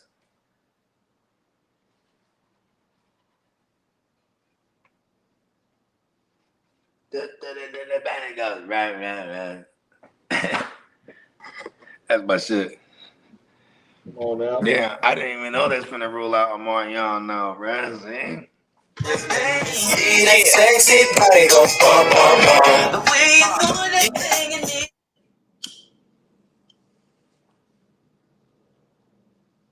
Hey, Brian said Odunze fell off. Caleb didn't fucking miss him, bro. He missed him on a third down. No, a Missed second him on down a that would have been touchdown. first down. Then he missed him in the end zone. Rome a little bit, slipped a little bit, but the pass was a tad bit off. 100%. It gets some off targets to Rome today, bro. He has 12 targets right now? Who has 12 targets? No, I thought you said he had 12. My bad. He's probably going to end up with 12 targets, brother. At this rate, it's going to be nothing. He has fallen off, though, bro. He is not producing for us as of right now. Yeah, and it's literally since they came back from their bye week. We're talking since week 6, whatever it was. Yeah, week 5, week 6, something like that. Like they just been one of the better rushing teams in the NFL, and they took away from the passing game. But that's part of the Ben Johnson plan to get Caleb to play within the system and have continuity within the offense. That way, you know what I mean? It cuts down on him doing that weird shit if he's throwing over 35 times a game. You know what I mean? And plus, you know what's crazy is he's a rhythm passer though. Like when you get him throwing, he gets like better, right? But it's like, cause like look at this, the run game's going, then they play action, he underthrows the motherfucker. Like, what are you doing? Like he's always behind him or off, you know what I mean? Like all that running is for those shots right there. Right, but see, that's where he's better at is bootlegs and off script type shit. So that's why we see a lot of him under center with the play action. Not only that, because the run game is working, and plus you can do a whole lot more with the run game under the center, and then with the counter is the fucking play action in these boots because that's where he uses his athleticism. Yeah, we have been getting some off script throws or 100% or off target throws, yeah, but that's where bruh is at his best, at his best, 100%, bruh. Yeah, in my opinion. That motherfucker, when he get outside the pocket or he's using them legs to throw, that motherfucker do be having them wow ass throws, 100%. But it's like the easier throws are the hardest throws for him. You ain't lying. Drop back, 3-step drop back, 5-step drop back, let it rip. Yeah, and then you know what I mean? That's where he's not that comfortable yet. Yeah. Hey, but you know what though? It gives us all like look at they're winning as it stands, right? Like, you know, like maybe they don't win this game, but they're still in the driver's seat. You know what I mean? They still control their own destiny, and then like just it's if you're a Chicago Bears fan, shout out to all the Bears fans out there, bear down. You're definitely in good shape for the future, at least, right? Like okay, year 2 in a system. That's the most important thing, bro. Continuity. Even for Bryce Young, look at Bryce Young. Even though he's schizophrenic, he finally got into a system where 2 years in a row it's the same system. You know what I mean? Think about this. He's going into year 4 next year, Bryce Young, right? This is like they're probably not going to pick up his 5th-year option either. It's like, all right, show us what you got. 1 more year, if that, and then probably still bring us some competition, whatever the case may be. I was saying this earlier, going back to the Rome thing. Remember, I was like, it requires like a disciplined sit for Rico, but like Rome, it probably wasn't the hardest sit. You know what I mean? For me, I have all the Romes. I have all the Rome. I have a rooting effort here. But yeah, it would have been a nice discipline. He still imagine this though. It's like if Caleb didn't miss that thing, we get the touchdown, we'd be mad as fuck. Though, like, I sat him. You know what I mean? Isn't that funny when you have a root, like if you like say you were one to say you did sit Rome, right? You're like, all right, cool. Good thing you didn't catch that. You know what I mean? Like, come on now. Brian said Caleb can look like Mahomes one game and then like McCarthy the next week. Come on now. That's Matt Skits, bro. Thanks. But the growth in Caleb from week 1 to week 13 right now, you definitely could see it, especially with Ben Johnson recognizing, man, what he has in that run game and the way that the defense is playing. Let's go ahead and cut this shit down on his pass attempts, 100%. Let's up the motherfucking rushing attempts, and let's get this play action working, 100%. I'm about that. I'm about that action, boss. I like that. Is like, and if the Bears win tonight, though, bro, that's the thing. It's like, look, they for real too. We can ask that like how Brian said on the other question. He said if the Eagles lose tonight, are they pretenders? If the fucking Bears win tonight, are they contenders? You know, and this is kind of reminiscent. This is super reminiscent of the Eagles a couple years ago when they lost Kellen Moore and not Kellen Moore, when they lost Steichen and Gannon. And Gannon. Right, that next year they were, they ripped off like 10 games, 11 games, but then once they got to the stretch, they were banged up, and it was just like it was, everyone had them figured out. They lost 6 straight games. They won 10. They went undefeated and then lost their last 5 or 6 or some shit like that. Yeah, and then they lost the division right at the end to the Cowboys, and that was the Gardner Minshew Eagles for like 2 weeks. Remember that? Because like shit be happening to them. You know what I mean? They're that year, and it's kind of reminiscent of this year for them. You know what I mean? Just like new coordinators again. Well, except for maybe outside of Vic Fangio. Vic Fangio's there still. But yeah, offensively, it's almost like they don't have an identity this whole year. Brian said, rest up, King London. I need you week 16. Yeah, we need him back week 16 for sure, bro. Oh, my mama. That's how I'm hoping about a Monroe, bro. Oh, everything. Is that what they were saying? The estimate? Oh, because he's coming off the bye week. Yeah. Bro, in the chat. Yeah, good shit. Caleb definitely improved. Them is facts, bro. Giants have a really good future. Hopefully they build around Dart and give him more talent. Yeah, just get protecting him more. Don't crash him out like Dayball was crashing him out from. Yeah. He got his first start in week 4. He got his first start in week 4. From week 4 until the concussion, where he sat out, that motherfucker was like top 5 in rushing attempts, 100% in the league. He was crashing him out, aka crashing him out. That's one of the reasons why they got that boy up out of there too. Hey, you ain't lying. I mean, bro even went to the tent. Was like, "Hey, you done with this shit or what? You got a concussion or what?" Bro. We got a 4th down here coming up. And what they find him with $100K for that? 100 bands. Bandicas. 100 of them. Oh, bro. The whole bandicas. Yeah, they got a lot of talent in New York, bro. Oh, my mama. And they're going to have another top 5 pick, top 10 pick. I think they only got 2 wins. So, yeah, they locked in for the top 5 pick. They got they can move at pass rush, too, because they have, like, an abundance of them. So they can move some of these older guys, get some picks, and get younger too. Because their defense got a crazy core over there. I mean, you look at Bobby Okereke, he's smart. He's like, look, I'm hurt. I'm paid, so I'm chilling. You know what I mean? But when he's healthy and they all got something to play for, they're gonna be. Remember we do bold predictions, right? One of the bold predictions of mine was like the Giants to win that division because it has to be bold and like almost impossible. You know what I'm saying? Or very logical, like, it might seem impossible, but you can have some logic. But my logic was basically just because I wanted to go bold. And no team in like 20 years has repeated that division winner in the NFC East. So you're just like, hey, I like those odds. But it was also because I believed in Dayball and what he could do with Dart, because we've seen what he's done with Danny Dumbass, and we've seen what he's done with, Josh Allen prior to that. And, he's had success routinely. So, but I think bringing him along slowly was a mistake too. That also means the firing too. They're like, man, we started winning. Take this motherfucker away.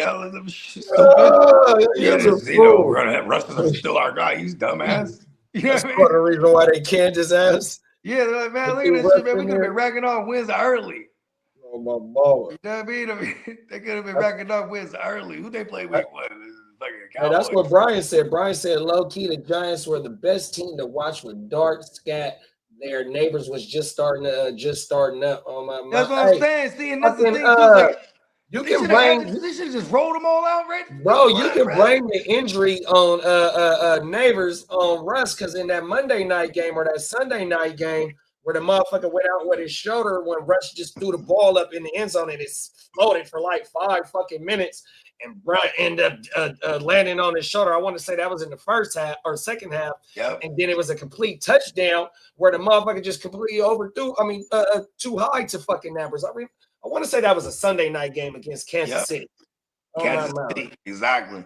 That was the one right there. Yeah, bro. So Russ crashed out Neighbors, and Dayball crashed out Jackson Dart. Oh, my mama. And then Derek said Philly put the hit out on Scat. Yeah, you ain't lying, Derek. And Oh, when it comes to the Scat Man, though, here's the thing, though. It was bound to happen. This is part of the Scat Man's journey. It's like, all right, well, look, I'll be fucking shit up. I got to, you know what I mean? I might have to make some adjustments to my game. But I also have a theory he comes back bigger, stronger, faster with today's medicine. And that motherfucker Scat Man was just at the wrestling tournament in New York. See, come on. WWE He was about to get in the ring, bro. Yeah, that motherfucker had that scooter on his knee. He went even tripping. Hey, he's got his ice grill. You know, that's real Sacramento shit, man. Oh, my mama. Shout out to the Scat Man. Had his chain on, had his teeth in, man. He was straight. He had the top and bottoms, too. Come on now. Shout out to the Scat Man, man. 916, stand the fuck up, dog. Hey, man, the Scat Man, you don't play, man. He's in Dynasty. I'm gonna buy a bunch of Scat Man in the offseason. Watch this. I ain't mad at you. Because people's just gonna be like, sell now. Like, you know what I mean? All you have to do is wait for negative blurbs to come out that be like, oh, he might not be ready till like November or something. You know what I mean? You go, yeah, it's Dynasty. So I'll buy him. If he's out there iced up grills, and he's at the wrestling event, he's gonna be good. Watch this. Hey, Brian said, been preaching they get a speedster like Jamo in the draft. Yeah, that definitely could help, bro. 100%. Because you got Wandale that can. He been feasting since Neighbors been out, and he's showing that he just don't got just so he can run a short A-dot route 100%. You know, so they got some weapons over there. Facts. You go get somebody like Jamo that can take off the top. You still got Theo Johnson who can get jiggy with it at tight end. Yeah, bro. The Giants. Hey, you know what they should do, bro? Bring in Joe Brady over there. As the head coach? Yeah, fuck it. I mean, you know, he won one at LSU with Joe Burrow. You know what I mean? He been with he had the little spell as the OC over there in Carolina with Teddy Roosevelt back in 2020. You know what I mean? And he been with the Bills ever since. You know what I mean? And over there with the Bills, you know what I'm saying? Look, now he's been the OC the last two seasons. He's got to be in the conversation, get these jobs. And the reason I'm saying that is like, you know, go again with somebody who just has this archetype, even though he's not built like a Josh Allen. It's that same archetype, somebody who could actually throw for 4,000 plus and threaten 900 on the ground. You know what I mean? Threaten 700 plus on the ground, I should say, more realistically. You know what I mean? Josh Allen? No, I'm just saying maybe a Jackson Dart, in his, you know what I mean? They do it correctly where you get him throwing enough and rushing enough. You know what I'm saying? His body type pause is gonna get him fucked over. See, that's what I'm saying. So maybe we'll look at they don't need no design runs. They don't need no design runs for his motherfucking ass. It should be a luxury, huh? Yeah, or just one or two reads and then take off 100%.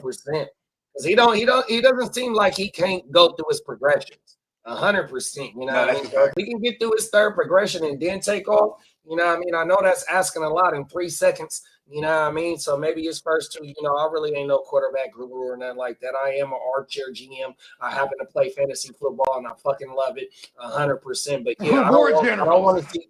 I don't want to see him get crashed out 100%. Don't just wear out his athleticism because he is athletic 100%. Teach him how to play the quarterback position. Then allow him to use his athleticism when he needs to. And then this is what sucks too, again, is because it's definitely square one again, right? 100%. Got to get a new system. Are they going to go contrarian? You have an offensive-minded head coach, then you can him. They go the opposite and bring in a defensive-minded head coach. You know what I mean? But then there's the cases like the Jets where they go from solid to another defensive-minded guy with Aaron Glenn. So maybe because they definitely need to bring in one of these. That's why I like the idea of Joe Brady now. All of a sudden, get me Joe Brady over there. That'd be badass. But the reason why the Jets, in my opinion, went from defensive coach to defensive coach is because Aaron Glenn is coming to change the culture. 100%. So with Joe Brady, that's the hot OC coming in. Never had, even though Aaron Glenn ain't never had no head coaching job 100%. What he preached, but he's also a former player coach from the play, and he actually was drafted and played for the Jets.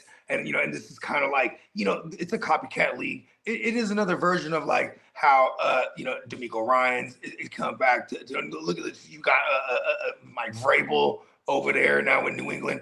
This is kind of badass. Aaron Glenn with the Jets now. You know what I mean? Played for that. Listen, I played here, and now I'm back. I'm back, baby. I'm back. They thought I would never come back. Now I'm coaching. Brian said, Jerry in that damn stadium windows put blue tint on that glass. Come on now. I think the Raiders got a black tint on their shit. Yep, they sure do. I mean, my supervisor was at the game a couple of weeks ago. I was looking at his Instagram, and him and his sons was on the field running routes and shit on Jerry's World. Badass. It might have been the Eagles game that they were at. Oh, that was a game to go to too. I think so. I think they were at that game. I want to say it was 2 weeks ago. The Cowboys, they're hella fun to watch right now. Yeah, they're giving us all the fantasy points we want. That's what I'm saying. I need it all. Brand new socks and drawers. Talk that shit.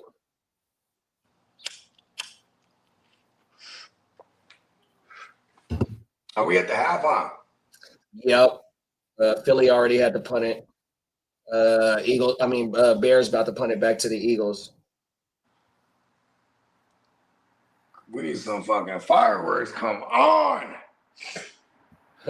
Brian said, thank the Lord I didn't bet on the Chiefs yesterday. Cold world, man.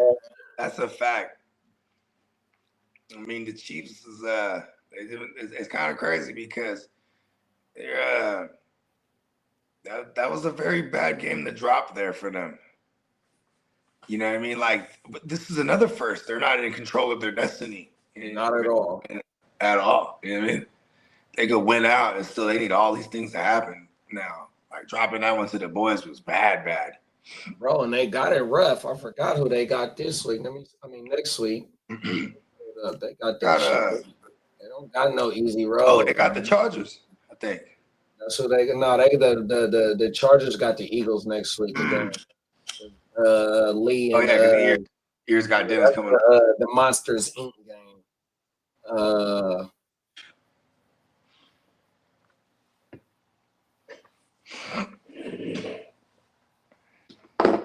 This is it. What? Lucchini falling? Oh yeah, they got they got the Texans next week. Peacock looking like he needs some revenge action for these motherfuckers. Oh my mama, boy. Oh, easy whole world. Kansas City do not got it easy here. I'm gonna pull the rest up of their schedule. So they lost yesterday to the Cowboys. But then they got the Texans. Then they got the Chargers. They got a layup with the Titans. Then they round the season out with the Broncos and the Raiders. Damn. So they got 3 playoff teams left. Texans, Chargers, and Broncos. Yeah. Not good. Titans and the Raiders for the number one draft pick. Yeah, the Raiders ain't sure they're just gonna give it to them. Hey, I love you, Banks. You my dog, man. Oh my phone. Let's go. Hey, the Raiders might get it for real though, huh? Come on now.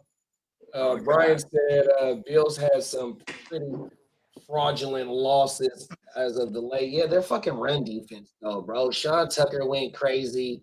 King Henry went crazy. I mean, we've been saying it on this show for weeks, bro. They're Buffalo's pretenders. Their motherfuckers is terrible, bro. What do you think about Cooks? You think Cooks got any value going for Buffalo? Yeah, hell yeah. Because they still throw it at him too. And he's not James Cook, Brandon Cook. I mean, here's the thing, is like he gets thrown into the woodwork with the what's brother's name? Tyrell Shavers. Shavers and the outside perimeter guys that they rotate. Gabe Davis and is the there guy, now. Keon, Keon, I don't know if I also feel like he's like back, like he could also be like He might not even see the field, bro. Yeah, I was just about to say he's like spare tire for Khalil Shakir more than likely. You know what I mean? Like, because he's kind of that prototype. You know what I mean? Or that archetype, I should say. You know what I mean? He's a speedster that you can move around to. And is Kincaid playing this week? Man, the practice report. The last one I saw was on Wednesday, I think it was, and he was still a DMP. So. You know what I mean? I didn't check the Thanksgiving because it was Thanksgiving, and I didn't look today yet. But you know what I mean? If he's limited today, and or yesterday and today, then you know what I mean. We might get Kincaid back, but it's been a minute, and they didn't put him on the IR. It's been 3 weeks now? Something like that. My team fell apart that I have him in the heart to start. That shit went to shit.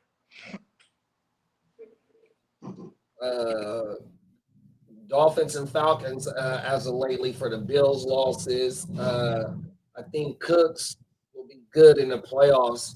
He could be one. And they got Gabe Davis back too.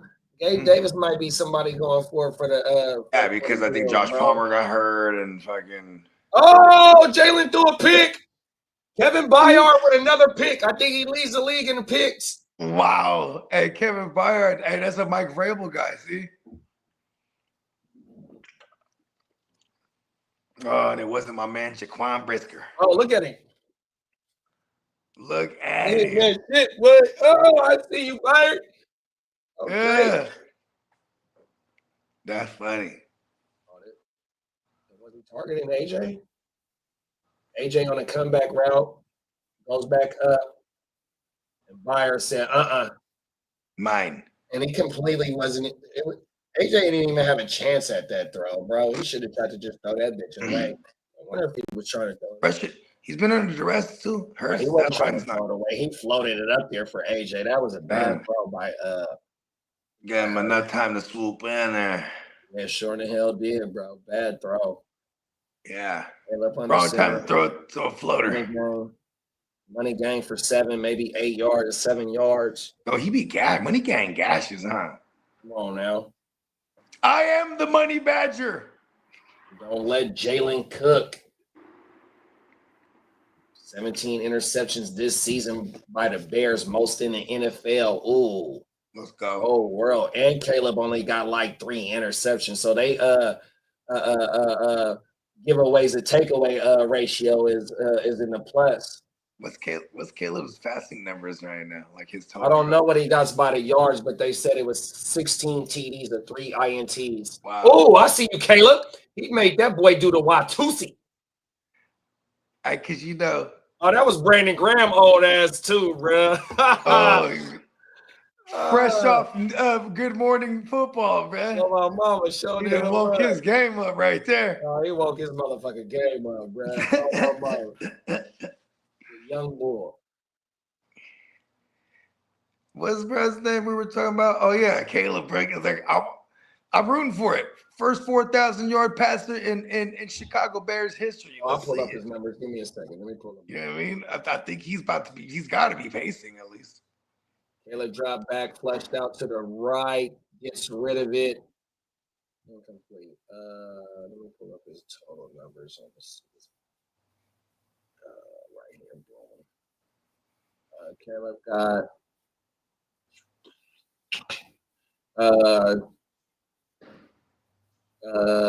213 for 360, 59.2 completion percentage, 2,568 yards, 16-4 INT ratio, 56 rushes, 293 on the ground, 3 TDs, 19 TDs, 4 picks. Okay. And he had 2,500 yards with 6 games left. He needed 1,500 yards in 6 games. But including this game. So he'll have 5 more games after this, right?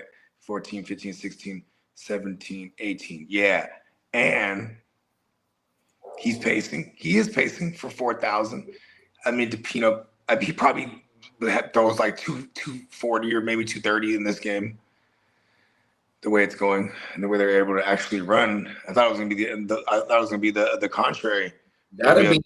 I noticed the Super Bowl is the end all be all, but like how our dog, shout out to the Cricket Commission, the whole Chicago clubhouse, like he said, it's been 10 years since they swept the Packers, and then for them to be leading the division, and if they win the division and Caleb throws for 4th out, I understand like the Super Bowl is the end all be all, but the Chicago Bears should be happy about where the fuck they are right now in their first season. With Ben Johnson. Shout out to the fucking bear down, man. Yeah, bear down. Speaking of that, Brian said the Swift having a good game, 9 yards per fucking carry, dog. Wow. Ripping them. Just take the over. And Money Gang gashing too, 7-8 apiece, bro. Money Gang nasty, bro. Gashing. Brian said just take the over on play props when they face their former teams. The revenge narrative is alive. The revenge narrative is always money. We're not always, but we bet on it. Fuck it. We do it. Fuck that shit. That's what I'm saying. Look at Sam Darnold versus Minnesota this week. Revenge. Oh, you don't want to give me money? Okay, go to the Seahawks. Revenge. Hey, when Brian said they Swift got 9 yards per carry, Clock said, yeah, and I got Swift on my bench. Fuck, bro. Hey, that's the thing. Like I said, where I got Swift at, I got Money Gang, bro, and it was hard for me to sit Swift over Money Gang, bro. Money Gang been the beneficiary for the last couple of weeks of getting in the end zone, but they both getting the motherfucking volume. So I'm just riding with they're running. It goes back to the Saints game where both of them got double-digit carries, and we've seen a lot of games like that. I'll be right back. Take a piss. Come on now. Brian said the Vikings BTA. Well, you got to tell me what BTA means. I can't figure it out right now, bro. My bad. That's the OG in me, bro. My bad. Jalen drops back, looks over the middle. AJ gets the first, gets about a 17, 16-yard reception. It's only a 7-point game, bro. 100%. Come on, Eagles. Get this shit cooking, man. Y'all at home, too, man, on Black fucking Friday, man. Come on. Give the fans something to fucking cheer about, dog. Jalen back in shotgun. Saquon out starts to the left, goes to the right. Jalen looks to Devontae. Only a 1-yard play. Kevin Byard on the tackle. We got a flag on the play, though. It got to be on the offense. Illegal shift.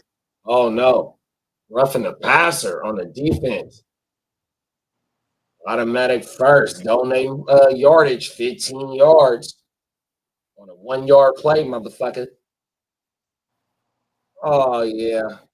He didn't have to bump him, and then he throws his hands up like he didn't do nothing. Yeah, you know what you did. That's why you threw your hands up, motherfucker. You knew it. You know you done fucked up, right? You bought the bottle of beer at 11:45. That's why you threw your hands up. No, you said you bought it at 10:45. You lying motherfucker. Oh, belt to ass. My bad, big bro. Good shit. I see you. Shout out to Brian. Good looking, my G. Belt to ass on they motherfucking ass. Come on now. Shout out to my dog Dropout in this bitch. What's up, big bro? He said in a single QB leagues, who's more likely to fall out of a top 5 pick? Chase or Barkley? Jamar Chase? Or fucking Barkley. 100%, bro. In my solo videos, if y'all want to go slide over to the Hard to Start there go Hurts too. I did a damn good breakdown on why you shouldn't do draft Barkley in the first round this year, bro. 100% on my mama. He's definitely not gonna be there next year. Them is facts. I need Hurts to do not do shit. My bad, big bro. I got some drink in my cup, my weed. My bad, clock stuttering like a motherfucker. Hampton not playing either. That's who I benched Swift for. Wow, clock, that fucking hurts. Hurts, no pun intended. Touchdown, A.J. Brown. Wow, A.J. Brown is staring at him too, bro. He head topped him. Pause. Wow, tie game, y'all. They scored an extra point. Look at him. He flexing on their ass too, boy. Cold world. Oh, let's see the replay, please, because he did his motherfucking thing. Everybody in the motherfucking stadium is on their feet. 1-on-1 at the top. Boom. Oh, faked outside and then cut up. Snatched the ball out the air, bruh. Cold world. Shout out to AJ Brown, bruh. Jake Elliott drills it. Oh, he missed it. He missed it. Shanked it left. Cold world. 10-9 game, y'all.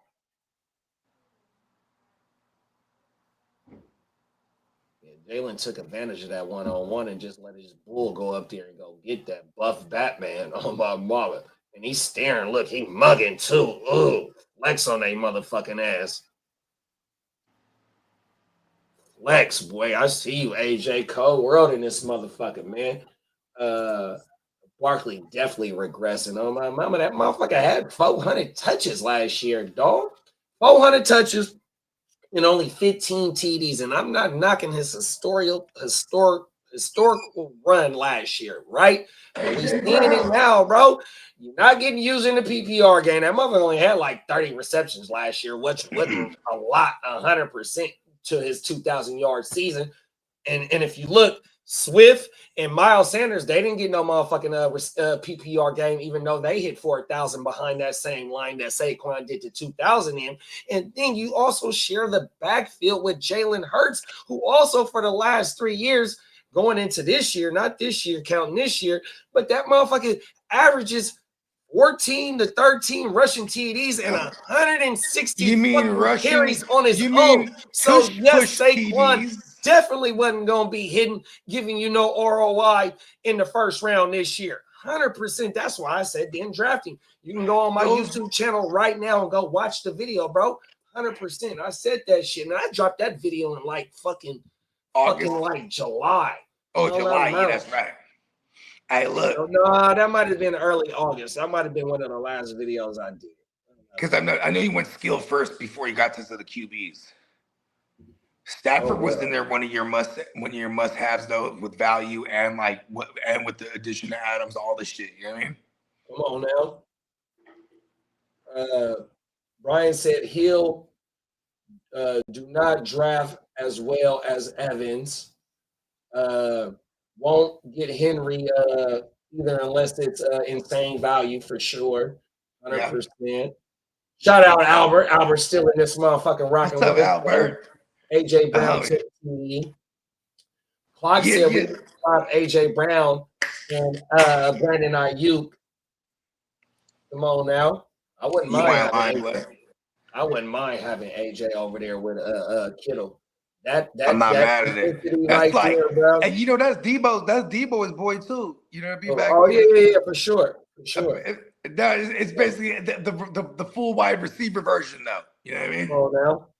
That motherfucker's a tank. The 6'3" version of Debo, not the 5'9" version. Exactly. He's the tank version. He's a cold dude, bro. It's like Debo's the coupe version. You know what I mean? He's the truck. You know what I mean? Let me take this call. Give me 2 seconds. Yeah, do your thing. Yeah, AJ Brown, he had to make a nice little adjustment for that little touchdown catch. That was badass. You know what I mean? I like seeing that. I'm glad we didn't stray away from the AJ Brown play. We got a handful of AJ Brown questions earlier today, or maybe like 1 or 2, but either way, you know what I mean? We weren't putting 10 on the 2. We was just like, listen, AJ Brown, it's hard not to play. This shit's no less than 10 targets this last 2 weeks. Look like he pays for the same little outcome this week. Mismatch. We got a game though now. We need Caleb. We need some Romo Dunze. I swear to God, don't be Romo Goose Egg. Don't you be Romo Goose Egg, bro. He needs to hatch out of that egg and then fly free again. I don't know what happened to this. Crash and burn. Oh, yeah, that's right. Never mind. We already figured it out earlier. Brez a Russian. Chicago's one of the more Russian teams since their bye week. Shit going crazy. Extra crazy. Man, am I got any more papers? I think I'm out. I need to hit the store for real. Oh no, that is. More backwoods in there either.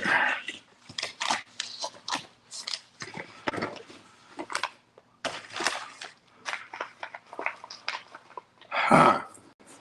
Damn, I really did run through all the raps for a bit, did I? That made me hot.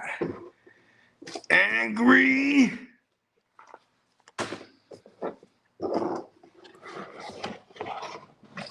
Sometimes I just gotta look around. I might have a miscellaneous backwood somewhere in this motherfucker.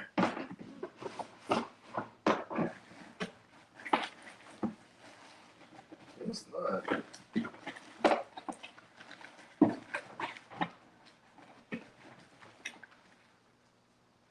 Baker 19, clear the line. Do you read me?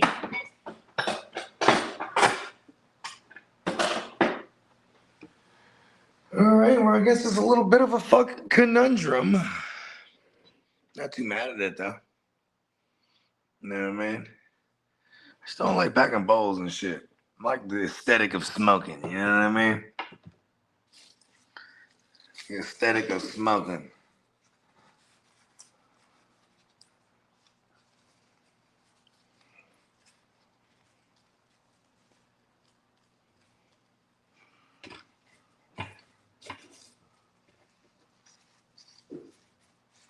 Okay, we're just gonna roll a mini.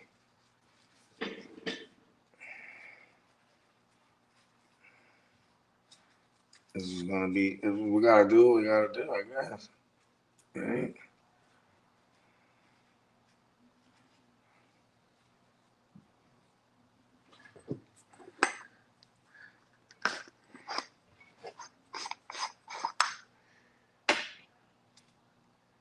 Mm-hmm. We're just gonna have to roll a little mini scampi. There's a little piece of backwood that I have. Some surgery.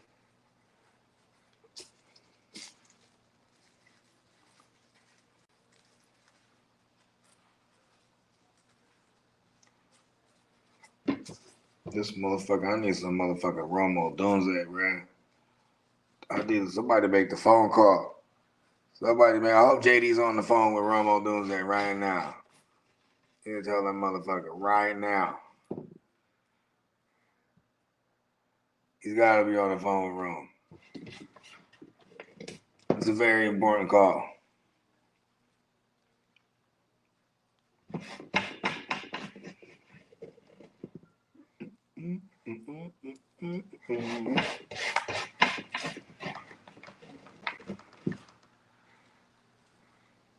We do not play.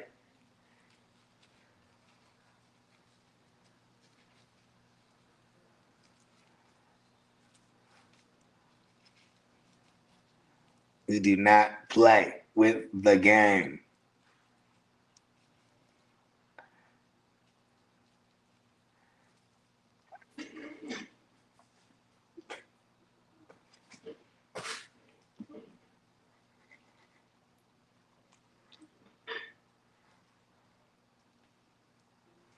Somebody call his manager. Tell him we need Romo Dunze. Call his agent. Tell him if he wants the bag.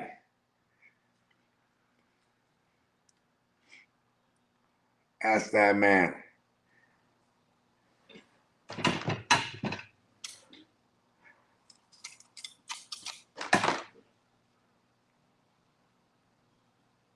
Okay. I'll be right back to it. One of the kids calling me. Right back.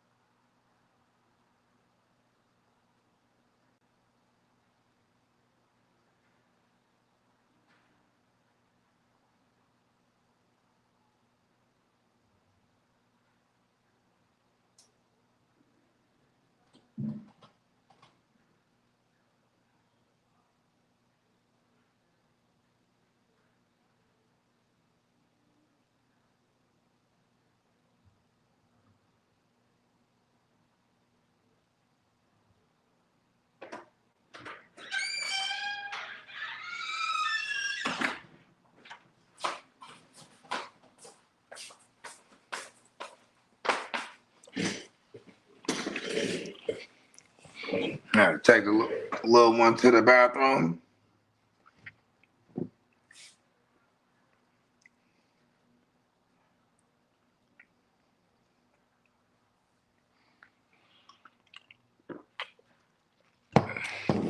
Oh, yeah.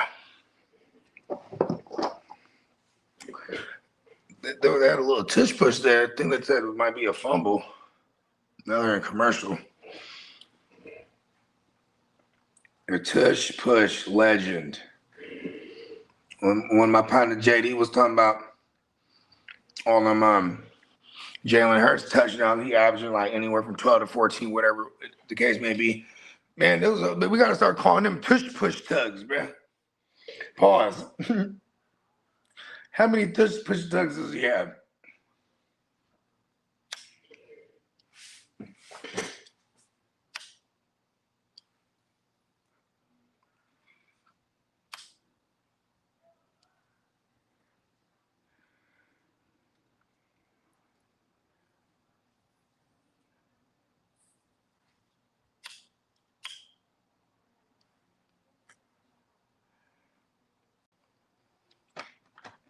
That motherfucker done closed up. Okay. My bad, y'all. That's all good. I had to go help with the membrane, trying to get that shit off the ribs. Right? Ribs on the grill here in a minute. Higgins was so dumb they had bro going in the second round. I was thinking Cooks would have went to the Rams for a reunion. Papa Guru in the building. What's up, Baba Goo? What's going on, guys? You know you got a big bro. Yeah, Welcome to the stream. yeah. Oh, there go Money Gang. There go Gang. Money Gang. We're about a 30-yarder. Did they fumble that? Because my shit's geeking right now. I just came back to seeing Money Gang. Okay, because there was like a tush push, and then they were trying to discuss, so it probably was a fumble.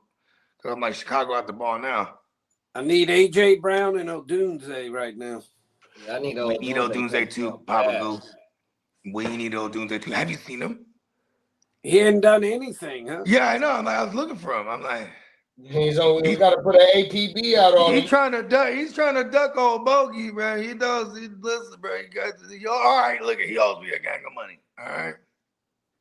I can't watch the game because it's on that Prime deal, but I saw the play-by-play. They said they threw deep to him once. I don't know if he had a chance to catch it or not. Hey, look, they must have threw it. Look, in my mind, they threw it to him 11 times, and he ain't caught one of them. He ain't caught not one of them. He has 11 targets. Well, I need. I don't know what he's doing. I hadn't even checked him. I got Zach Braun, the linebacker, too. You know what's crazy? Let me see what he's done anything. I think what's going on with Zach Braun this year is like Nakobe Dean's back healthy, and then you also have Jihad Campbell, the rookie. So between these three motherfuckers, they're all vulturing each other, which is good for reality. But we're like, man, you know what I mean? Yeah. He's got 6 points right now. Need him to get a sack or something. They need to send him on a blitz and get a sack. See, that's what I'm saying. You know who they've been sending in those packages or pause is Nakobe Dean. Yeah. Nakobe Dean got like 2 sacks in the last 3 weeks. Yeah, he's got 10 points right now. Nakobe Dean. Well, actually, he's got more than that because he's got a pass defended. I forgot how much you get for that now. So he's probably got about 12 points. Yeah. I think a pass defended. I don't know. It might be 3 points. 3. You're right. It's 3. That's correct. Yeah. I forgot what I had said it at. But because those, you don't get too many of those, so they ought to count for something. You know, you don't get a lot of those. That's a fact. That's why we make sacks so much in picks as well. You know what I mean? Right. Yeah. It's like scoring a touchdown for your skill guy. Instead, you know, a sack, boom, 6 points. Why? Like, yeah, even though a sack's not a turnover, if you only gave, like, say, 2 or 3 for a sack, then nobody'd want to hardly draft sack guys. They'd only want to draft tackling guys. Yeah. Yeah. We got this guy, man, AJ. We call him the mindset, or he organically dubbed himself the mindset. Anyways, he has this team. We got to start 8. So 2 of each and 2 flex, right? 2 DBs, 2 LBs, 2 DL eligibles, and 2 IDP flex, right? So like naturally, I got 4 linebackers in there. You know what I mean? But like he has every pass rusher under the sun that's killing it right now. So it's like he has Myles Garrett, and he has, I forget who else he has. He has some beast stuff, and like his whole thing is like just like when they boom. It's insane, you know what I mean? Yeah, like JD with Myles Garrett, he's killed it 3 of the last 4 weeks. That's what I'm saying. I think and this one guy week has he Myles had Garrett like, too. he had like 40 points one week, close to 50 points another week, and I think 30 something one of the week. I mean, that's like yeah, like 70 in ours. Yeah, he's had like crazy with the sacks here lately. Yeah, you know what? I like. He's got like 80% of his sacks in those 3 games. The record is what, 22? Yeah, I think 22. Where's he at right now? He got 18. Wow. I think he's had those 3 games. I think he had like 15 sacks or something, or 13 sacks. He has ample opportunity to shatter this record. Not even just beat the record, like shatter it. Well, yeah, when you get that many, and damn. Yeah, I think TJ Watt has tied the record before. Or he got 21, I know for sure, at least one of those years. Wait, let me see here. I'm going to pull him up. Cleveland. Who holds it, Strahan? Strahan and somebody else at a tie. I want to say JJ got like 21 one year. He definitely got 21. Did Aaron Donald tie him or something? Damn, that would be amazing if he did too from the D tackle spot. Wait, let me. Well, first I wanted to tell you what Myles Garrett has done, because it's something crazy. It's like 3 of the last 4 games. It's just nuts. Yeah, he's at like 4 and 3 and 4 and 5 and. Let's see. All right, let's see. Where's his sacks? There they go. Okay, his last game he had 3. The game before that, he had 4, and 2 games before that he had 5. So he's had 12 sacks in 3 weeks. Those 3 games, and then 1 in the other game. So he's had 13 sacks in the last 4 games. So he's had 13 of the 18 in the last 4 games. He's trying to, and now he's got his sights on the Broncos. Is that what you're telling me, Pops? I hope so, Pops. I hope this week he's ready to take a little. I hope he's ready to take a break this week. Thank you. Me too. Because I'm playing JD. I need him to take a break. Tell JD to call him off. Oh, that's right. Because you're playing against him this week. Yes, we all have a rooting. Yeah, JD's in the playoffs, so it doesn't matter to him. Well, I'm just trying to hang on and make the playoffs. No, I think I might got a blue check over there, or not blue check, check, green check, or whatever it is. What does the green check mean? Like it shows you, like it marks you that you're in the playoffs. Well, I told you you could end up tied for the last spot, but unless I don't think I'm weird okay. would happen, I'm not checked yet. Yeah. Yeah, you would probably win the tiebreaker, but that can change because if somebody has a monster week, they could get 100 more points than you in a given week. Line. So and you I can't have had some lower scoring games this last couple of weeks. You know what? You're right, Papa Cool. I have to think, destroy. The last week was the big one for you because you hung on. You didn't have a good week with whoever you were playing. I forgot. Y'all both had bad weeks and you won by like 2 points. And you only had like, I think, around 130, which is a pretty low total. I played the right person that week. Yeah, that's like you just by the grace of the fantasy gods. That's kind of like when you. That's the one thing we don't have control over is the schedule, right? It's just exactly. Yeah, that's the luck part of it because you have a week you get 200 points and the guy you're playing gets 210 or something. That's a fact. And that always happens.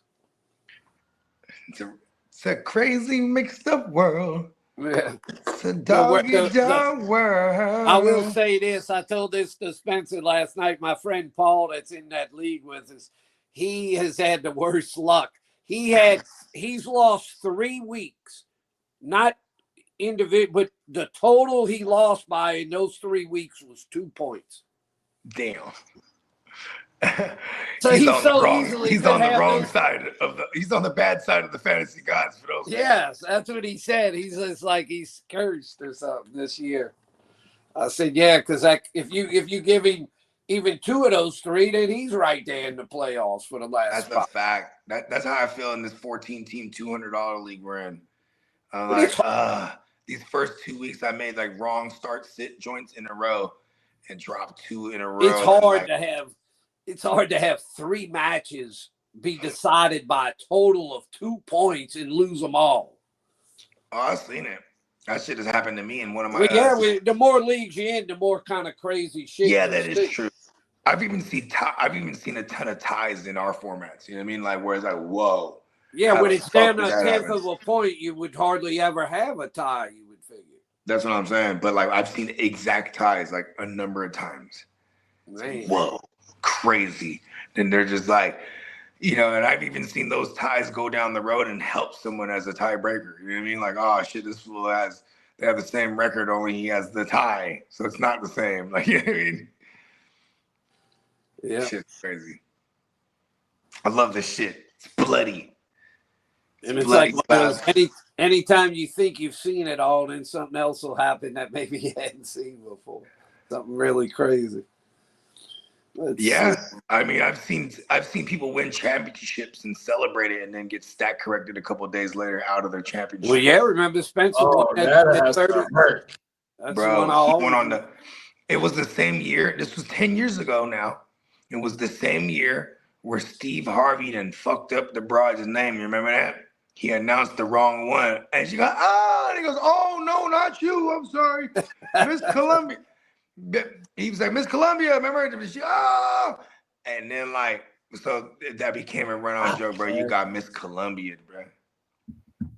And it was we had first down points in that league. So it was just one of those things a couple days later, like, oh, this person wasn't credited with a first down. It was like, it was CJ Anderson. I remember, because I was hating too, because I lost to this guy who went on to fake win, and he was talking shit. He was all on Facebook and Instagram. He was celebrating. He's taking the not so fucking humble approach to shitting on all of us. And now, bro, I was the first one I noticed it too. I was like, oh my gosh. So I sent the screenshot, put it to the group thread. Hey, yo, what is this? Everyone looked, oh shit, it's like that on my side too. I'm like, oh shit. You got a money gang TD, bro. Yes. I need it. Damn, man. Money gang, I need it. Who got a touchdown? Who got a touchdown? The nine guy. I'll be right back.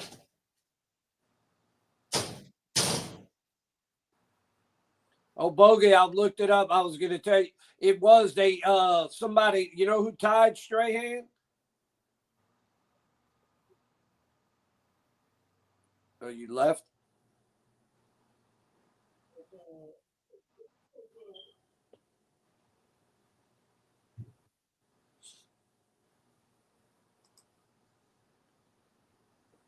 Yeah, they all out of here.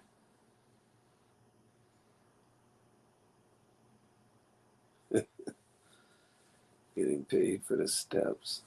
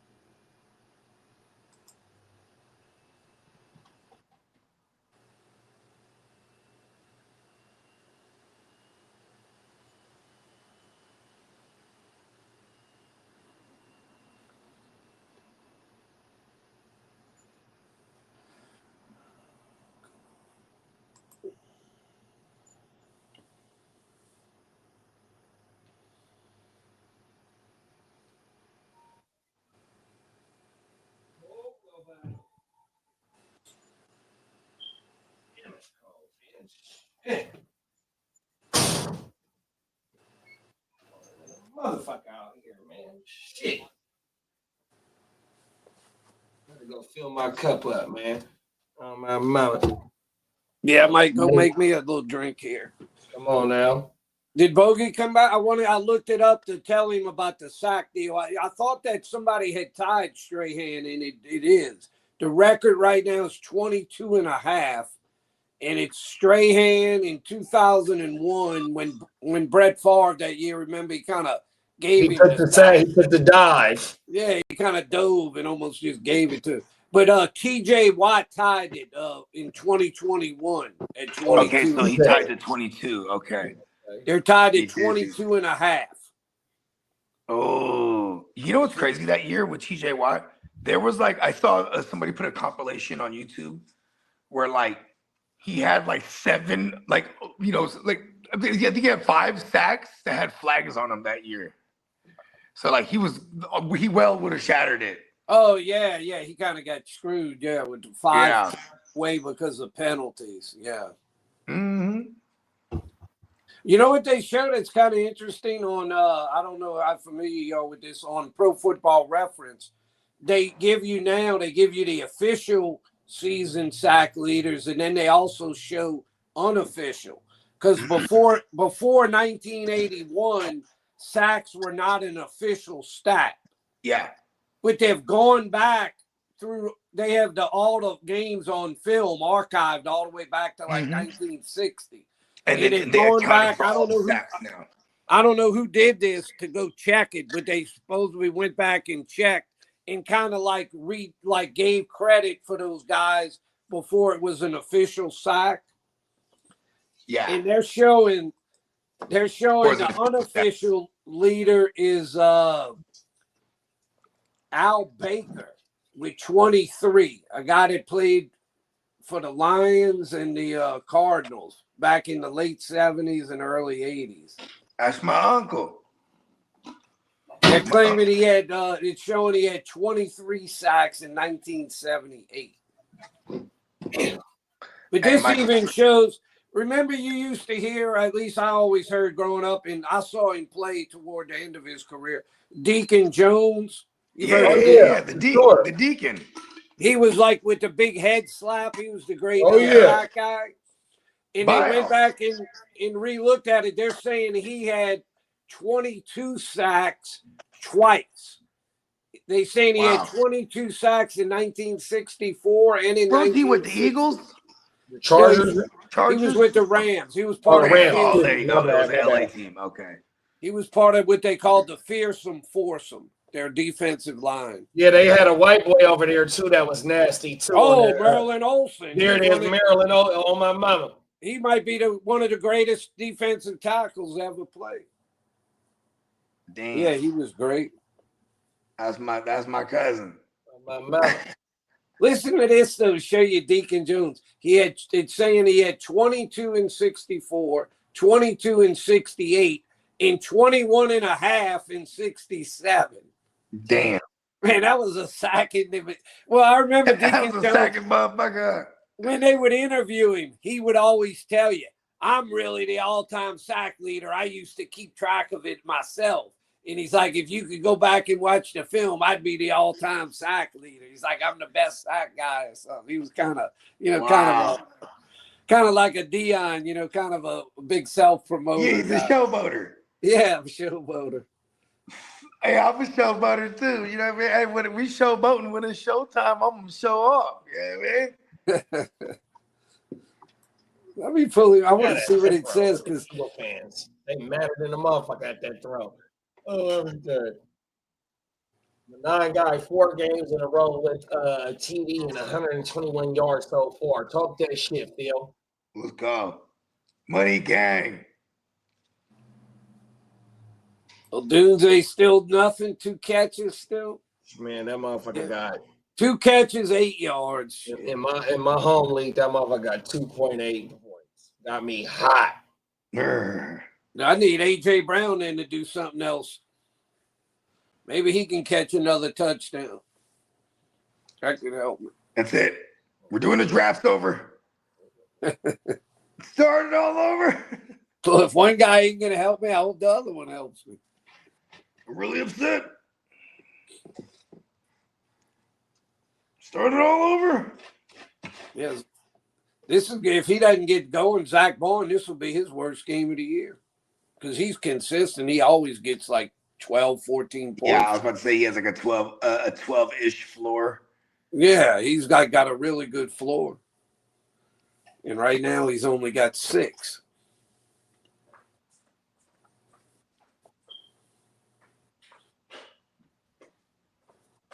This is the Thursday game of the week. I don't know why I thought that's hella funny. Phil is a fool. Hey, that is I dumbass forgot funny, this man. game. That's I thought not this me was dying gonna right be, now. I thought this was a night game today. I didn't realize they were. Yeah, that's what I thought, Pop. I thought the game came on at 3 o'clock my time, not 12 o'clock my time. Right. Yeah, I forgot. Hey, I looked. I'm like, you know what it is, right? They was saying, hold on, we're gonna make it during the day so they can stay home and order things from home Right. on their phone for Black On Friday. Amazon Prime. Yeah. Watch Prime and order on Prime. Fuck it. You feel me? oh, Type you in know what your I code. did? We'll give you an extra 10% off your order if you let us know you're Off watching your the game. purchase. I was thinking about changing my my streaming service in going with Sling, which is cheaper, but you don't get the local channels. Oh, that's bullshit. So wait, but I went and bought an antenna, and Or a digital antenna to go in the back. You just screw it in. It's a little flat piece or something. I hooked it up. Well, no, it's got a cord and it's got a thing you stick it up with it, and it works pretty good. But the problem, I don't understand this. It scans all the channels that are Oh, available. yeah. My in grandma, your area. that's how my grandma shit is. It got like 40.1, 40.2, 13.1. Yeah, most of them I don't know what give you're a talking shit. about. Yeah, The my main grandma thing- got that shit. The main thing Because is you gotta program it. That's why too, Pops. I wanted all the networks, and what's weird is I'm getting ABC fine, I'm getting NBC fine, I'm getting Fox fine, but it doesn't even show our CBS channel is not even showing up on it. CBS might have a stranglehold on They don't want or the something. CBS propaganda to get towards you. That's all that is. But I'm like, now I don't know what the fuck. I don't know if I want it if I can't get CBS because they show a lot of Just the go back to the football. YouTube TV, Pops, because they're fucking with ESPN again. Yeah, the ESPN is back on Yeah. my mind. Or Yeah, it's back. or streaming.com. I'm gonna tell you like this though, Pop. So like how I do the news show that we do, Yeah. like your local news channels, they got their You own can subscribe YouTube to it on channel. YouTube. 100%, and they be live too. So if you was just checking your local channels for news, I don't know for what, you know. What I mean? And this is on But your regular local YouTube news too. channels have their own YouTube channels, 100%. I'm gonna call that station Monday and talk to somebody at the station and ask them And we're why gonna the give them hell. a piece of our mind. Well, I'm gonna just say That's what we're gonna do. why am I getting ABC, NBC, and Fox fine? Y'all are one of the bigger stations in Lafayette. I should be able to get that one too with the antenna. You know what? Somebody that shot up CBS. Remember we did that story? JD, was that CBS? Yeah, that was here in Sacramento. Was that CBS or was it the Disney one? ABC. It was one or the other, but it was showing one in of them. Sacramento though. Yeah, but it sure was out here in Sacktown. Oh, world. It's just a pain in the ass with all this streaming stuff. It's like one of them will have most of the channels you want, but there's one or two they don't have. And then you go to this one, and it's got a I lot. Jerry Seinfeld already. What is going on with these streaming channels? Oh, I got Netflix, and I got Hulu. I just got want Prime. one. I just want one thing, and it gets everything I want. I don't have to screw with anything else. What is going on with adding a plus to things? I already have ESPN. Now I need ESPN Plus. But then, like, if you got an antenna for your local channels, and then you got YouTube or you got something else for your other shit, then when you want to change, you got to get out of one thing, get on to the other. It's not like you can just change a damn channel. It's like you got to, kind of go back and forth. Hey, look, hey, Pops, I remember Back to the Future Part 2 when he's like, he's open, the screen comes down, he starts putting like 18 channels on, he's just watching. It's all loud, all simultaneously. That's kind of like the attention span of the world these days. You know what I mean? Yeah. The future is now. You know what I always thought they should do, Bogey? I thought of this years ago, and they still haven't ever gotten to where you can do it. You ought to be able to, because most people tend to watch the same main channels. That you ought to be able to say, look, they ought to tell you, look, you can pick any 20 channels you want. I don't give a shit, local, ESPN, whatever the hell you want. You get 20 or you get 30. And this is what it costs, and you can pick whatever you want. But that's all you get. But you pick all the ones that you watch. And, like a la carte, they call that, where you get to kind of like pick and choose what you want. You know what? That's why I got to run for office. We need to get to the bottom of it. If I'm elected, we'll be able to choose and select our channels. Because think of it, most of these deals you got like 100, 200, some of them 200 channels. And 80% of the channels you can give a shit about, you're never going to watch them. It's just a waste. You know that it is kind of crazy. We're like, I just need the NFL Network, but I got to buy the whole sports package. You know what I mean? Yeah. It's like, oh, okay, that's whatever a month. I added on to it. Like you know what aggravates me? I don't even watch it. The only thing I really watch on NFL Network is the fucking Good Morning Football. And it's like, or like whenever they show a football game, which is kind of funny because, I don't know. One thing that aggravates me with YouTube TV, they don't carry the MLB, the baseball channel anymore. MLB, a lot of them networks are, if they don't have a deal with YouTube itself already, they have their own things like to sell, right? Like there's like a Game Pass version for the NBA and for baseball, where it's kind of like a red zone where they show you every, right. But they have what they call it. That's pretty cool. I don't think they have the red zone type thing for baseball, but they definitely have something for basketball before. Oh yeah, they do. They call it MLB Strike Zone. Oh, the Strike Zone. They jump from like one game to another, and they just show you all of it. See, the moment I got on Strike Zone, I play fantasy baseball now. I'd be like, yes. It is pretty cool because they show you all the life. Okay, you're right, JD. I'm not gonna do it. Okay. Every time somebody hits JD trying to save me right now. He's like, listen, you're gonna get in there and be like, fuck this. That shit is a job, bro. Oh my god. You're right. Fuck that.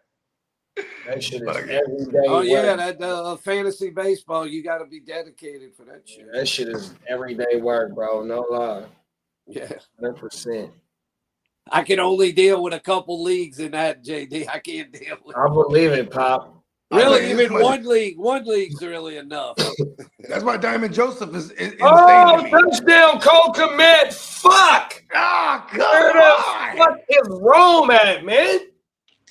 Or Loveland, even. You know what I mean? Fucking A, bro. Let's go. Caleb touchdown, no. We'll take it. Damn.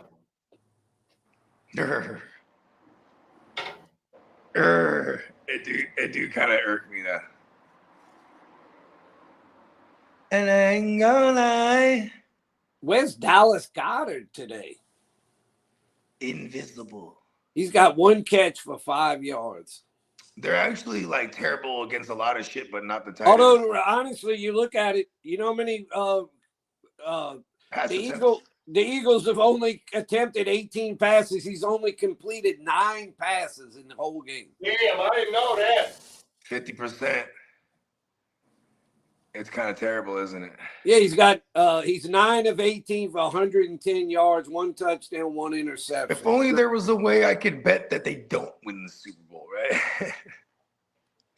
I'm like, they're not even gonna go. Fuck it. Yeah, their defense couldn't carry him again. That offense has just been struggling for the Eagles. Yeah, and you know what's crazy too is like it's probably like 4 weeks ago that defense started to bubble, and they started like, you know what I mean? They started looking like, oh shit. I haven't been able to listen to this. I haven't been able to watch this game. The Bears have run the ball 40 times in this game for 270 yards. This is insane. They've run, listen to this, the Bears have run 75 plays in this game. Pop, Eagles, hey, check this out, Pops. Right before you came on the stream, JD was just breaking down the whole statistics, the advanced analytics of their run game this year. They're one of the more rushingest teams since week 6. Yeah, they're second in attempts. They're second in yardage. Going into this week, they were second in attempts and second in yardage, rushing wise. It's a 1-2 punch. It's a 1-2 punch. And then they were 7th at yards per carry and 7th at rushing TD. So yeah, they eating like from their running game for sure, bro. I got that Menangi, whatever his name is, in one of my Money Gang. We call him Money Gang. And I didn't play him because I had another guy that I bet he's doing good again. Damn, that guy's been good. Yeah, he's been on fire, Pops. He's on fire. I mean, I think that's 4 weeks in a row now with a touchdown, so he's definitely on fire. And where's the Eagles' run defense today? God. Phil said that was the nail in the coffin. You ain't never lied, Phil. Hey, look, bear down. Shout out to the Chicago Bears country out there, man.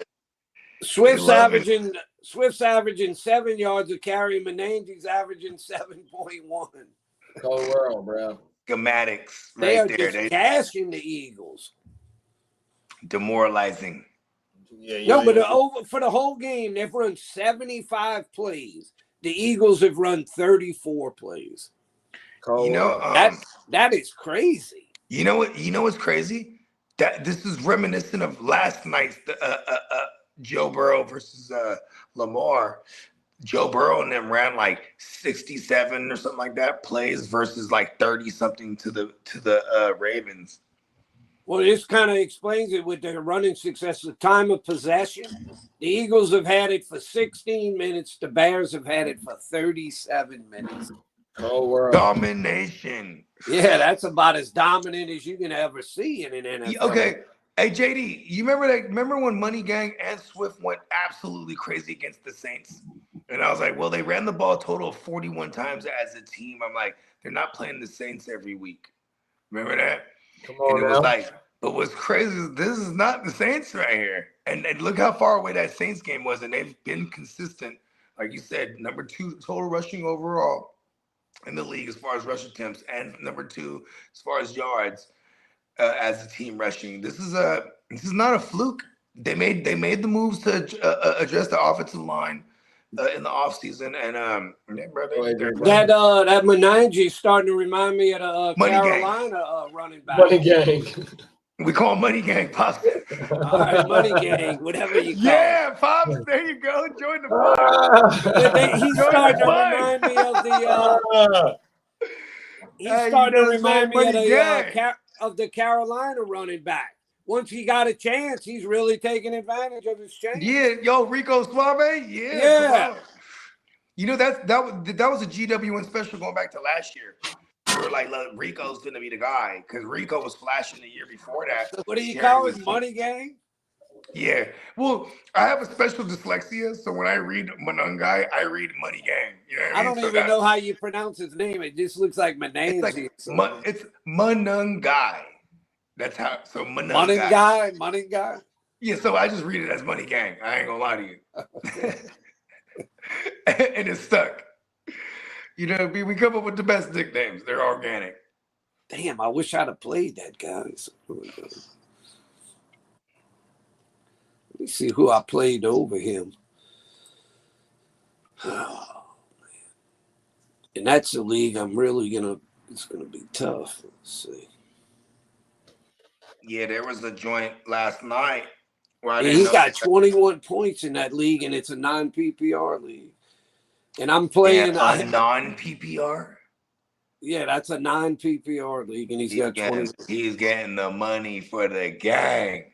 Oh, you know who I got in? And watch, this sucker better do something. I got Bucky Irving in because I think he still might play. Okay, that's understandable. I get that. And my other running back's Kyron Williams, so I can't really bench him. And you can't beat yourself up over it. No, I'm not saying. Although I could have played, Bogey at flex, but I got Marvin Harrison because they're still showing that he might play. Oh, he's not going to play this week, as far as I heard. Let me see if they came out with anything new today. Hey, Phil said Gainwell, Neal, Franklin, Shakira, Michael Wilson, sit one. It says he's still listed as questionable for Sunday's game. Okay. I like Gainwell versus He's been Buffalo. limited at least in practice.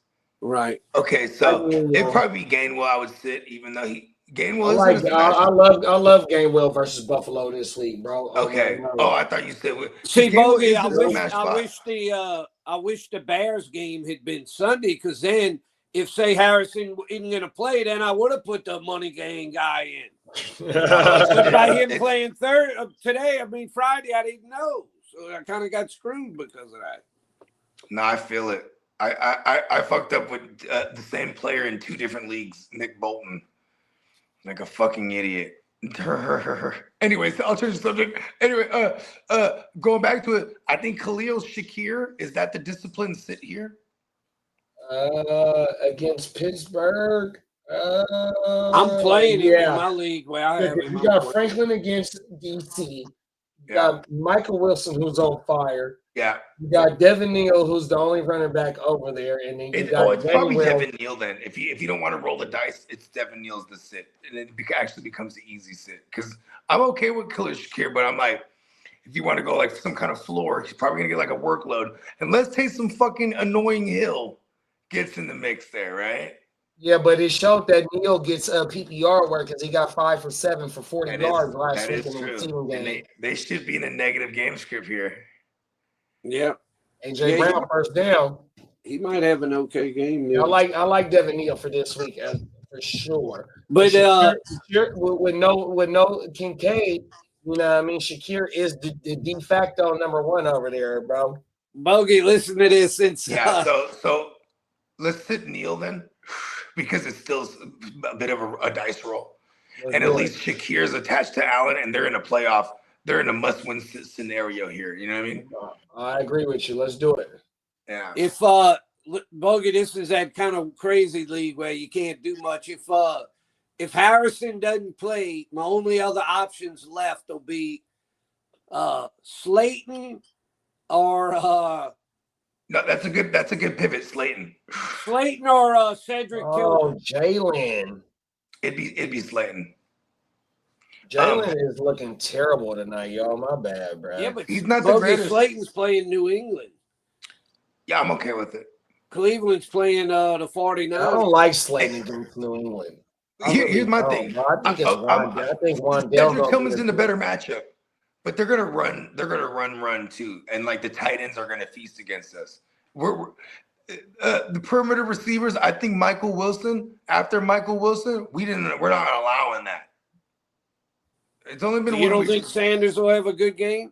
I think he'll have a great game. I do. I don't think it's going to be like a fantasy game, but what I think it is, I think it's going to be very efficient, and he's going to be able to extend drives because the defense is going to give them damn good field position because our motherfucking offense is not going to be able to handle that fucking defense, dog. No. We're going to have to keep George Kittle and fucking Farrell in,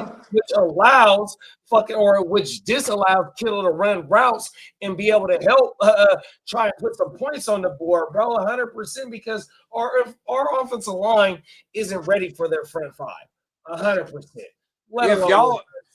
If y'all can beat Cleveland in Cleveland, then y'all are pretty much almost guaranteed to make the playoffs. Y'all going to be really. I would think so. Touchdown, AJ Brown. Yeah. All right. Well, that's good. That helps me a little bit. Yeah. Well, that helps me in Papa Guru. It doesn't help me in the other one. but it helps me in the Papa Guru. Okay. You can't get greedy. You got to take what you can get sometimes. Derek got Jalen Hurts on me. Okay, Derek. You made a powerful ending today, Derek. They should have gave it to the handoff to AJ Brown and rush it in. And then the Niners ain't getting they got a blitz to get pass rush. They front four, they front five ain't getting the pass rush there. 100%. The secondary ain't just stout like that. Yeah, they ain't Hey, locking the nobody Niners down to get coverage sacks neither up front. Hey, the Niners got problems on Sunday, bro. Y'all better get somebody. Y'all better get some people, 2 people to block Miles. We need John Bon Jovi. Yeah, fucking George Kittle gonna be out there on the right side because they ain't gonna put Garrett. I mean, he might be lined up on Trent maybe 50% of the time, but if Jim Schwartz is smart. Take advantage of the right side of the ball. Make them go send Kittle over there. Make them go send Kittle and Farrell over there. You know what I mean? And then the left side is weak, and you just overload the left side. It's like, look, Schwartz is a hell of a defensive coordinator for a reason, right? I want to say it was not Brandon. I forgot who it was. But no, it's Chase. 1-9 Shanahan against Schwartz. Like, look, bruh.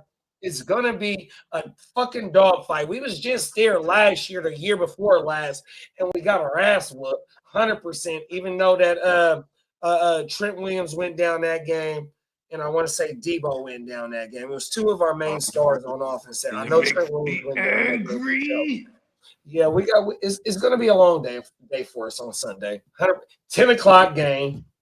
To me, they that's one of those left today. So, you know what I mean? They only got 2 days to adjust to the time. So that means it's a 7 o'clock game for us all in actuality. You know what I mean? It's like, look, they better be getting off that plane ready to show up right now. 100%. Angry. To me, it's one of those deals where I want to force somebody else to have to beat me to get sacks. I don't want to let Myles Garrett be the one to beat me.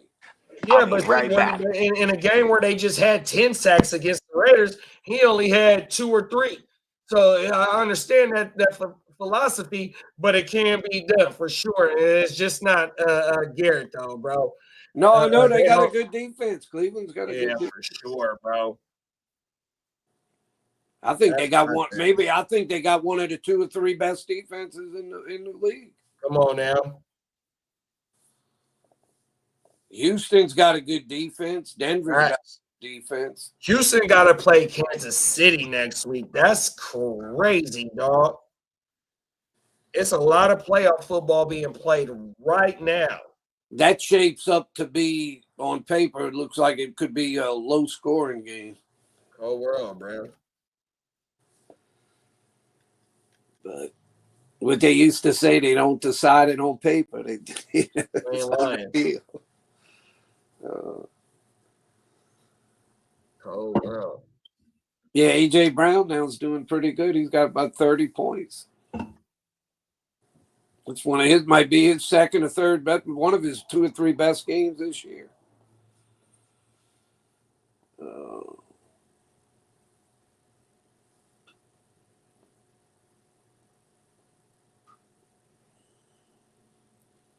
I didn't realize you got Caleb Williams in that league too, JD.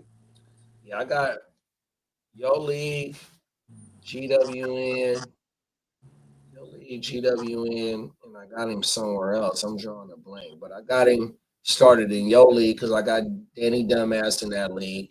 West Side, I got him and Danny Dumbass in that league, and I got him started tonight in that league. And it's another league I got him in. I can't think right now. Well, your defensive guys have really been going off. Nick Bolton had a good game for you. Come on now. 100%. He had 20 points. He had 11 tackles and 2 passes defended, it says. Facts. You got Myles Garrett, even though you gotta call Myles off for tomorrow. I got the Green Bay defense. Even though they gave up some points last night, they gave up like 28 points last night. They had some sacks. I think Micah had 2 sacks last night. Yeah, he had a good game. My defense is all right over there. Man, Players that I got. I don't know if I want to do it or not. I picked up the Jacksonville defense they play in Tennessee. and I almost hate to play them, but I almost feel like I need to with that matchup because Houston's playing the Colts tomorrow. Sunday. So I didn't really want to play them. And then I had picked up. They just had 8 sacks on Josh Allen the other day, though, I right? know, that's what I'm saying. And Daniel Jones got a fibula fracture or something like that, so he can't run. And I picked up Jacksonville. I go get Houston, big bro. And I picked up Atlanta last week when they were playing the Saints, and they did good. They playing the Jets this week, so that's a pretty good matchup too. Yeah, but Carolina done whooped they ass before they did that. What they did last week, the week before that, Carolina done whooped they ass. I know. Yeah, you don't know what's going to show up. 100%. So I can't just trust Atlanta. Anything over there but Bijan, and hopefully when Drake come back on everything. So fuck Atlanta. On this, JD, I'll go get Houston. It's hard to. It's like I hate to go this month. Like, you know what they showing here? I don't find the projections sometimes don't make that much sense to me. They got Houston projected at 6.7 points. Barely, not even 7 points. And they got Jacksonville projected at 17 points. And who Jacksonville got this week? They got Tennessee. Oh, yeah. I know that's a good matchup. Tennessee is terrible. That's why they got them projected. No, I know, but man, that's a big difference. Houston's got a good defense. Right, but that's what it is. They're probably saying that fucking Jacksonville is going to hold Tennessee to, less points to where they don't got to rely on sacks and turnovers and shit like that. In other words, when Indianapolis has a better offense than what Tennessee. Right, in Tennessee. So Houston is going to have to rely on sacks and turnovers because them is going to get them points because they feel like Indy going to be able to put some points on them. And you can sack Cam Ward. I think he takes a decent amount of sacks. He likes to hold on to the ball for sure. Yeah, he's been sacked quite a bit. Because that's something a lot of times people automatically, when a guy gets sacked a lot, they always want to blame the offensive line. And sometimes it's as much to do with the quarterback as it is the offensive line. Some of those quarterbacks, they just, they, like you said, they just hold on to it too long. They don't know how to get rid of it. Or you get these ones, they spin around and they keep trying to make something happen and they end up getting sacked. Come on now. He used to take a lot of sacks. And when I'd look at his stats, I would tell that to Spencer. Man, the guy's good, but man, he takes a lot of sacks that are really kind of his fault.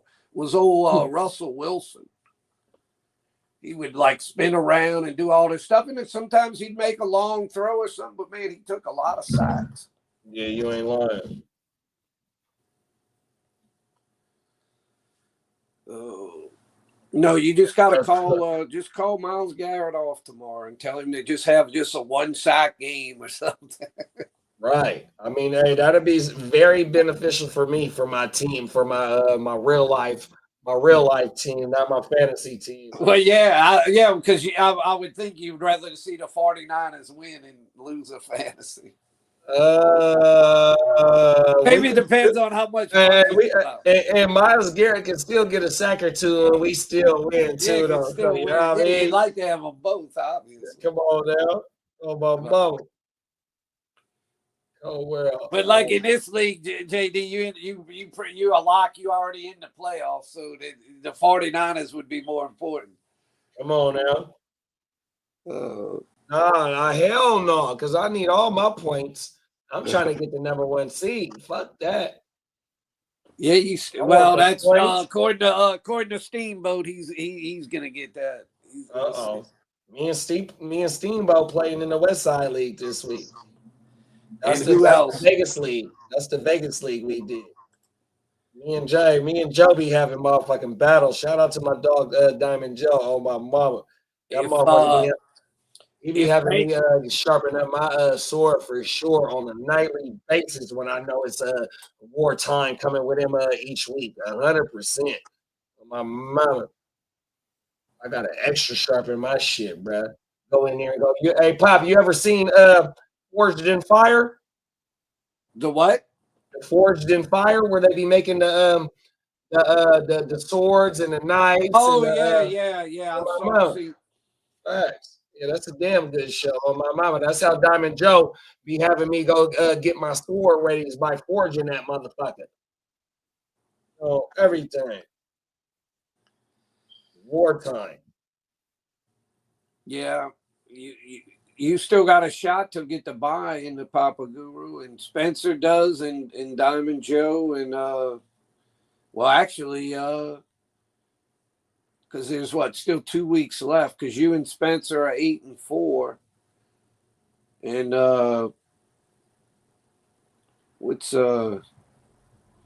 yeah, Diamond Joe's 9-3. So y'all are both one game behind him, but 2 get the bye week. So, it's 2 teams that get a bye week?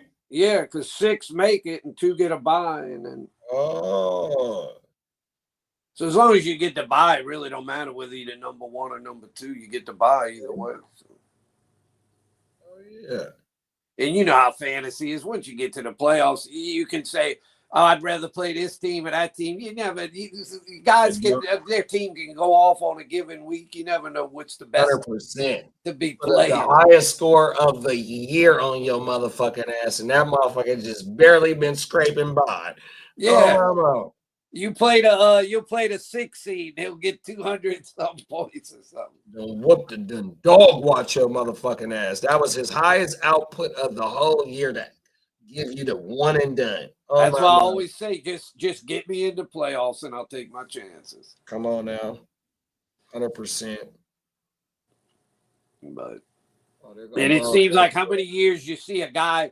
He's got maybe the best team in the league. He dominates. He's the number 1 seed, and then he loses in the playoffs. You know, maybe one and done. The first round of the playoffs that he plays. One and done. A Milli Vanilli, aka one hit wonder. Vanilli. I love that. My mama, real talk. Them is facts, dog. That's why it ain't over. Oh my mama. Once you get in the dance, you got a motherfucking chance, dog. 100%. Trust me, I know, dog. Start shining up them dance shoes. We are not trying to peak early. We want to peak late and spark fear into these motherfuckers. So I don't care if I'm the 6 seed or the 1 seed. Bro, if the team catch fire, it catch fire, and that's what we want, bro. Starting right now in week 13, everything else don't matter. But week 13 all the way to week 17, let's fucking get it, dog. Let's go. We're gonna play with the game. Time to tighten up, y'all. Do y'all put up Doomsday started.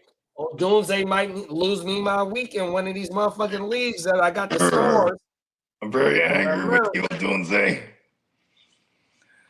Doomsday, your Christmas card might not be in the mail. Facts. I should have started fucking I got a lot of Alex Pierce over on Doomsday. I got a lot of old Doomsdays too. Alex Pierce. Well, I was smart though, Boogie, in the Papa Guru. I didn't play on Doomsday. There you go. I played Wilson and I played Wilson and AJ Brown and Shakir. Shakira.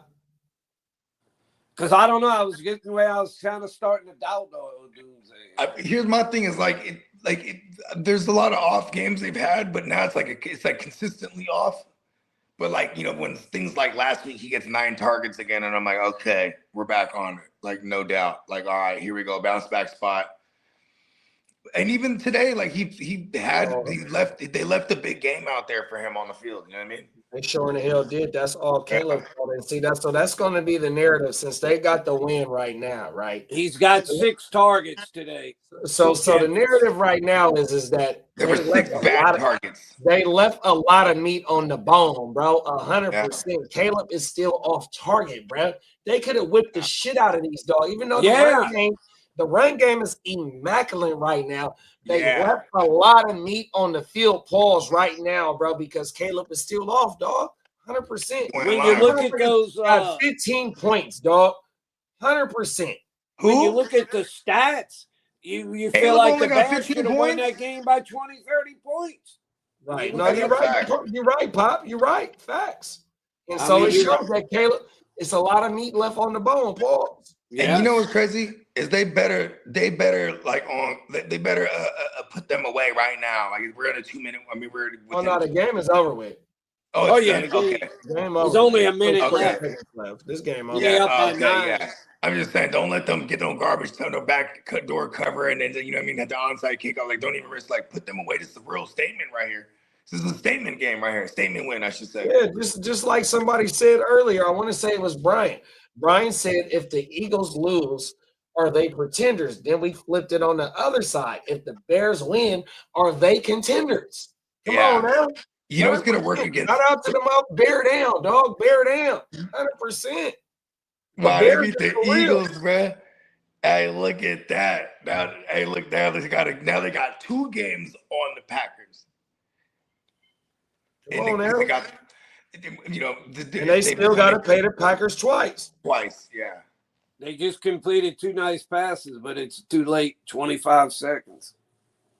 Who got it? This shit over with. Was it AJ? AJ got 1 and Goddard got 1 finally. Yeah, AJ. AJ's up 10 for 132 and 2 touchdowns. 10 grabs for 132. Let's fucking go. And 2 TDs. And 2 DDs. Let's go. Remember, we said that to you last night, but I said I got to play AJ Brown. I'm not benching him. Mm-hmm. And I drafted him high enough that I'm not. I just feel like he's capable of having those kind of games. And I remember my immediate response is, "This is the game. This is the matchup. They've been giving up to perimeter receivers, and on top of that, I'm like, look at the target market share. You know what I mean? Oh, I didn't realize it was like that. Elliott missed an extra point and a field goal, bro. They were going to try and kick the field goal and then that Vegas made the call, bro. That's all that. Vegas made the call. You better not fuck that fucking spread. What was the spread on this game? Elliott missed an extra point and a field goal. The Eagles. Where's this game at again? It's in Philly. It's in Philly, right? Yeah, they were probably by a 6.5, I would say. I doubt that. 6.5 for real? 6 maybe, yeah. Yeah. Let me see if it'll give me the odds. Yeah, since the game is live. Since the game is live, it doesn't give me what it was going. Right, that's what I was going to see. Yeah, since it's already playing, a lot of times it doesn't tell you what the line was. Damn, if the public went with the Eagles, the house always fucking wins. They done got their motherfucking ass whooped. My bad, Philly Den, but y'all just got your ass whooped on Black Friday in your motherfucking house, dog. Cold motherfucking world, dog. Hey, you wasn't lying, though. It's only the facts. Damn. They done came in there and dog walked them. That is crazy. Dog. All with the run game. How many attempts was it tonight, Papa Guru? 50 attempts? What, the Russian? Yeah, for Chicago. Wait, let me pull it back. It was definitely like 45 or 45. I was trying to find what the line was on that game. I was trying to see if I'm going to go get the Russian attempts right now. I can pull it right up here. Let's see. Okay, for you. I think 47. 40, like I said, 50. Like I said, fucking 50. Yeah, I tell you what, that's got to be getting up. Damn, that's the most rushing attempts I've seen a team have in a long time. And what was the time of possession, Pop? Out of 60 minutes. Sean Payton Saints. 45 minutes. It was nuts. Let's see. Bet you was 40 minutes. 39 to 20. Like us. Damn, there you go, 40. 39 minutes out of 60 minutes of football, bro. You had the ball for 11 minutes and you got 15 fucking points. They ran the ball down your throat, bro. You couldn't get off the field on third down because they ran the ball on third down. You couldn't get to Caleb Williams to force him into picks, into stupid shit. Well, he did have some all-target throws. The Bears had almost 30 first downs. You just got handed a Black Friday ass whooping. Yep, the Bears had almost 30 first downs. Oh, shit. Wow. On 70 plays. And on 47 rush attempts, they had 30 first downs. Cold world. Yep. Oh, yeah. That was time of possession. Let's go. It's cold world out Listen here. to this. This shows you how dominant they were running the ball consistently. Facts. You ain't never lied. They averaged 6 yards a carry on 47 carries. In their longest run of the day was 30 yards. Wow.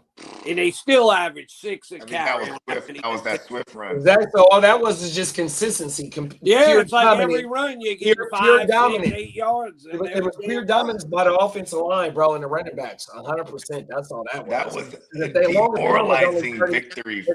If their longest run was only 30 yards and they had over 200 yards as a team, bro. Almost 300, 200. It was all consistency. 5, 7s, 4s, 9s, 100%.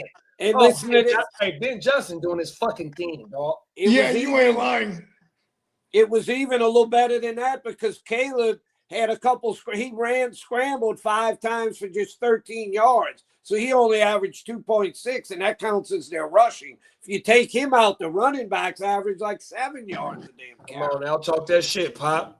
With the long run being 30 yards, and you could average 7 yards with all of those carries. Yeah, no, them is facts. Your longest run was 30 yards, and you almost put up 300 yards as a team. That's not crazy. even, what is that, 10% of your fucking yards? Not even 3% of your yardage. Damn near. 100%, man. That shit is ridiculous. They dominated this game, bro. That's as dominating run game. Asked for, bro. I don't know the last time I saw a team that I feel bad for whoever plays Philly next week because they're mad as fuck. Come on now. You know what I mean? Hey, that's back-to-back losses for them. Bro, they gave up 24 unanswered points last week. Here it is. They just completely got dominated on Black Friday. Oh, shit. Oh, there's the ship sinking. Mayday, mayday, mayday. Mayday. I think some of those Eagle defensive linemen had a little too much turkey or something yesterday. You ain't lying, big bro. Hey, I mean, that tush push, they got him off the field on one of those 4th down tush pushes. They were stuffed. Yeah, they were stuffed. They definitely weren't. They definitely weren't making tackles. That's for damn sure. Yeah, that's this is the 2025 season. It's been in fucking insane. You know, all year people been bitching about the Eagles. You know, where they winning, but their offense they're so erratic. Their offense doesn't look good. And look at how terrible Chicago looked in week 1 into now. And JD was pointing this out earlier about the progression of Caleb just within this season. And look, this is a 9th win for them. This is epic. This is crazy. Come on now. Bear down. Shout out to all my Bears homies. I like seeing the homies teams do well. I'm not a hater by any means. I have no idea who's. If motherfuckers shoot shots, we're gonna shoot back. I ain't gonna lie to you. It's just the name of the game. To me, there's only one team right now that really looks like a complete team that you could feel good about saying this team might end up in the Super Bowl. Is the Rams. Yeah, I'm with you. We were just talking about that earlier. I mean, everybody else, to me, it's just like, who the hell knows? You know what else the Rams have? The fact that this coach has been there twice already, too. You know what I mean? And won one. So, like, you know, just the being there and so you don't have to act like you've been there. That's the thing, too. You know, you got Stafford, he's leading them, you know what I mean? And Adams, you know, he's playing with a different type of determination because he wants to get over the hump. It's not even about the money for him. And he got Puka. He's trying to ball out. Yeah, with Puka and Adams, that's tough to stop. And their defense is insane. It's like it's them and the Texans. They probably have the best. Them, the Texans, the Denver, like. You know, we were talking about that earlier, JD and I. Cleveland. I said Cleveland, Houston, Denver. But as far as like the teams that are like in it right now, right? It's probably Houston, or at least in the running, right? Houston's in the running, but then definitely the Rams. Yeah, because Houston and Denver, they're and even obviously Cleveland too. They're not really. You're right. All three of them, their offenses are really. All three of those, the offense struggles a lot. You know, hopefully Cleveland goes. You know what? We don't need a win. Yeah. Yeah, it's JD. I said, well, you got Myles Garrett. I said, would you rather Myles Garrett not get a sack and your 49ers win, or Myles Garrett get a bunch of sacks to help you in the fantasy and your 49ers lose? I mean, you know what? We're always gonna take the win, but also at the same time, like there's a possibility we could take like 2-3 sacks, still win it. That's what he said. He's like, well, I mean, think about this. like We just 1 or threw 2 3 and they picks and still won it. That's- Let's go. Damn, it's cold outside, dog. He said the same thing. Shit. You said he said the same thing. Or Yeah, something? pretty much the same thing, Bogey. That's funny. And then he was kind of like, well, it might depend how much money's involved in the league. I guess the truth though. Hey, look, if our Niners go far, right?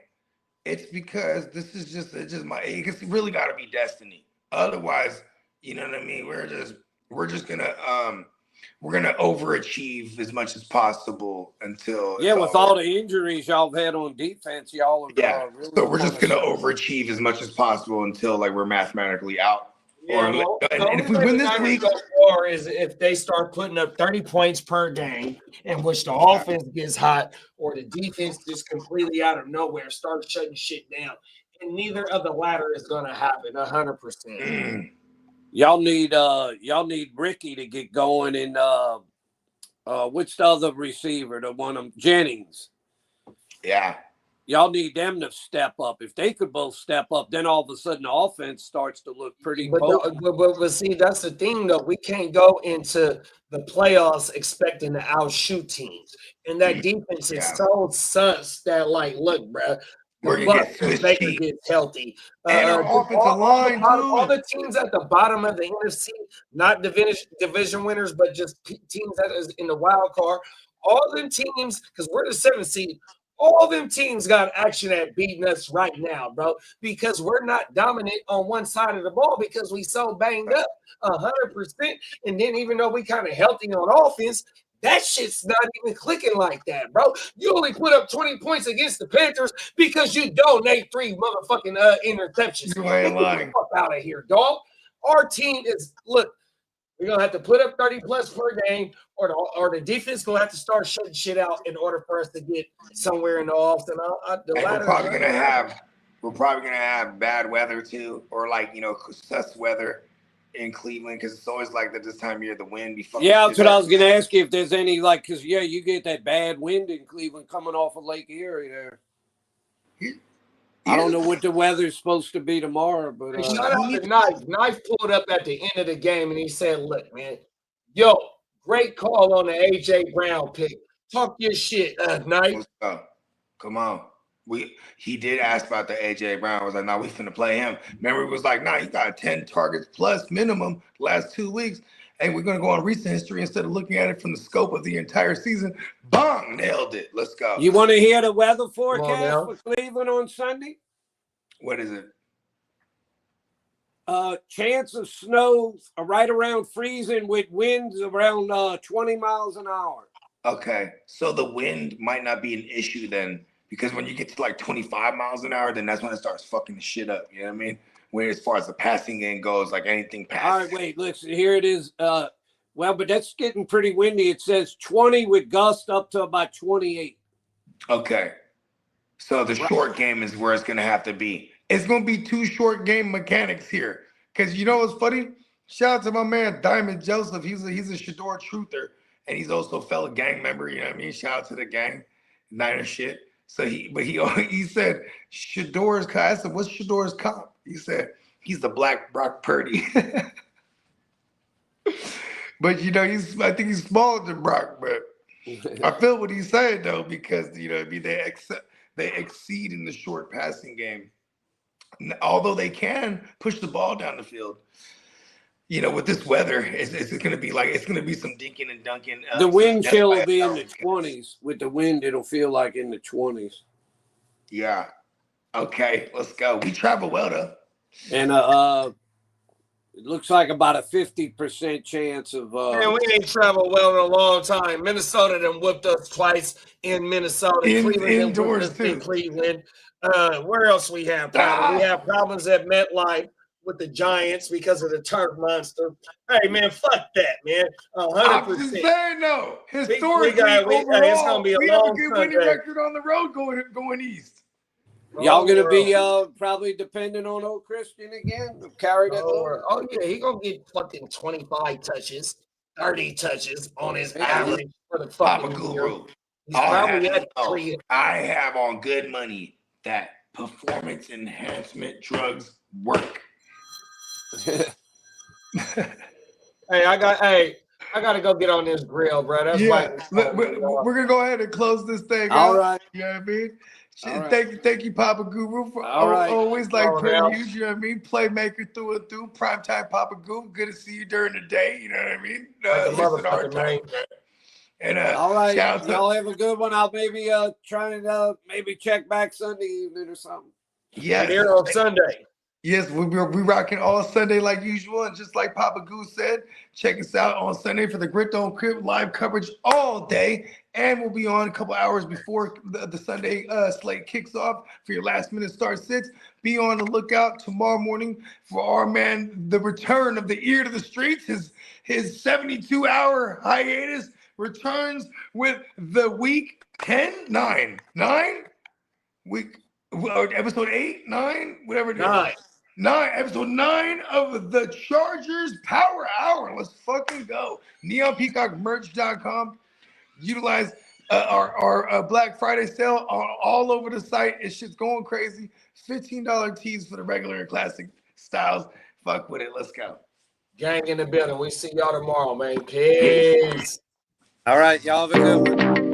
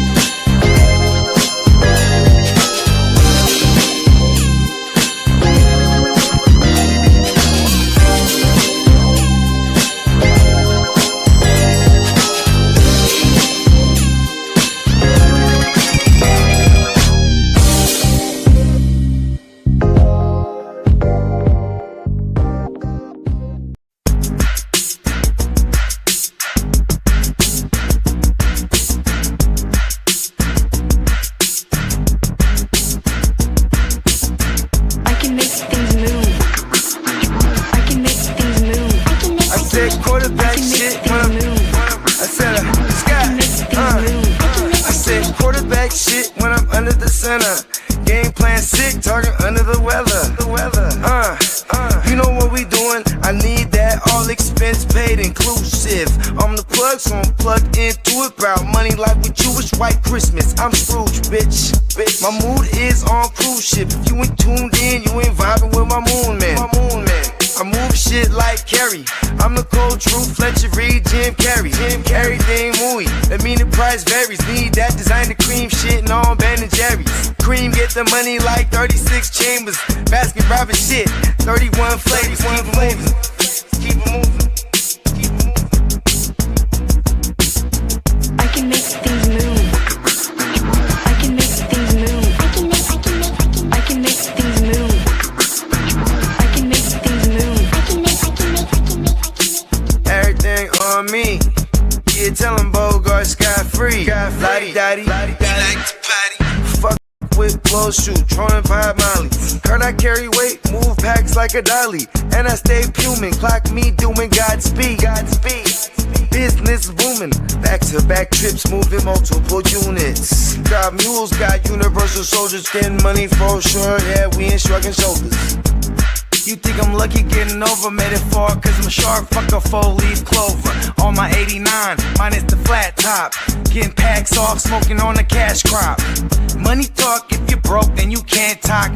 Play a never-ending ball game, Sandlot. I can make things move. I can make things move. I can make things move. I can make things move. Getting money when I land there. Smoking all loud so I can't hear. And if your boys bring the noise, all y'all pussies getting scraped, pap smear. Codeine got me leaning, tower pizza. Put your boy on point, pyramid of Giza. I'ma rock like this till I'm an old geezer. No pizza parlor, but we deliver pizzas. Ask Uncle Sam, I'm taxing. Look, ma, no hands, telepathic. I can make things move, I'm carefully calculated when I make these moves. I run shit, don't let me get loose. I'm all about my decks, trying not to get goosed. Keep it moving.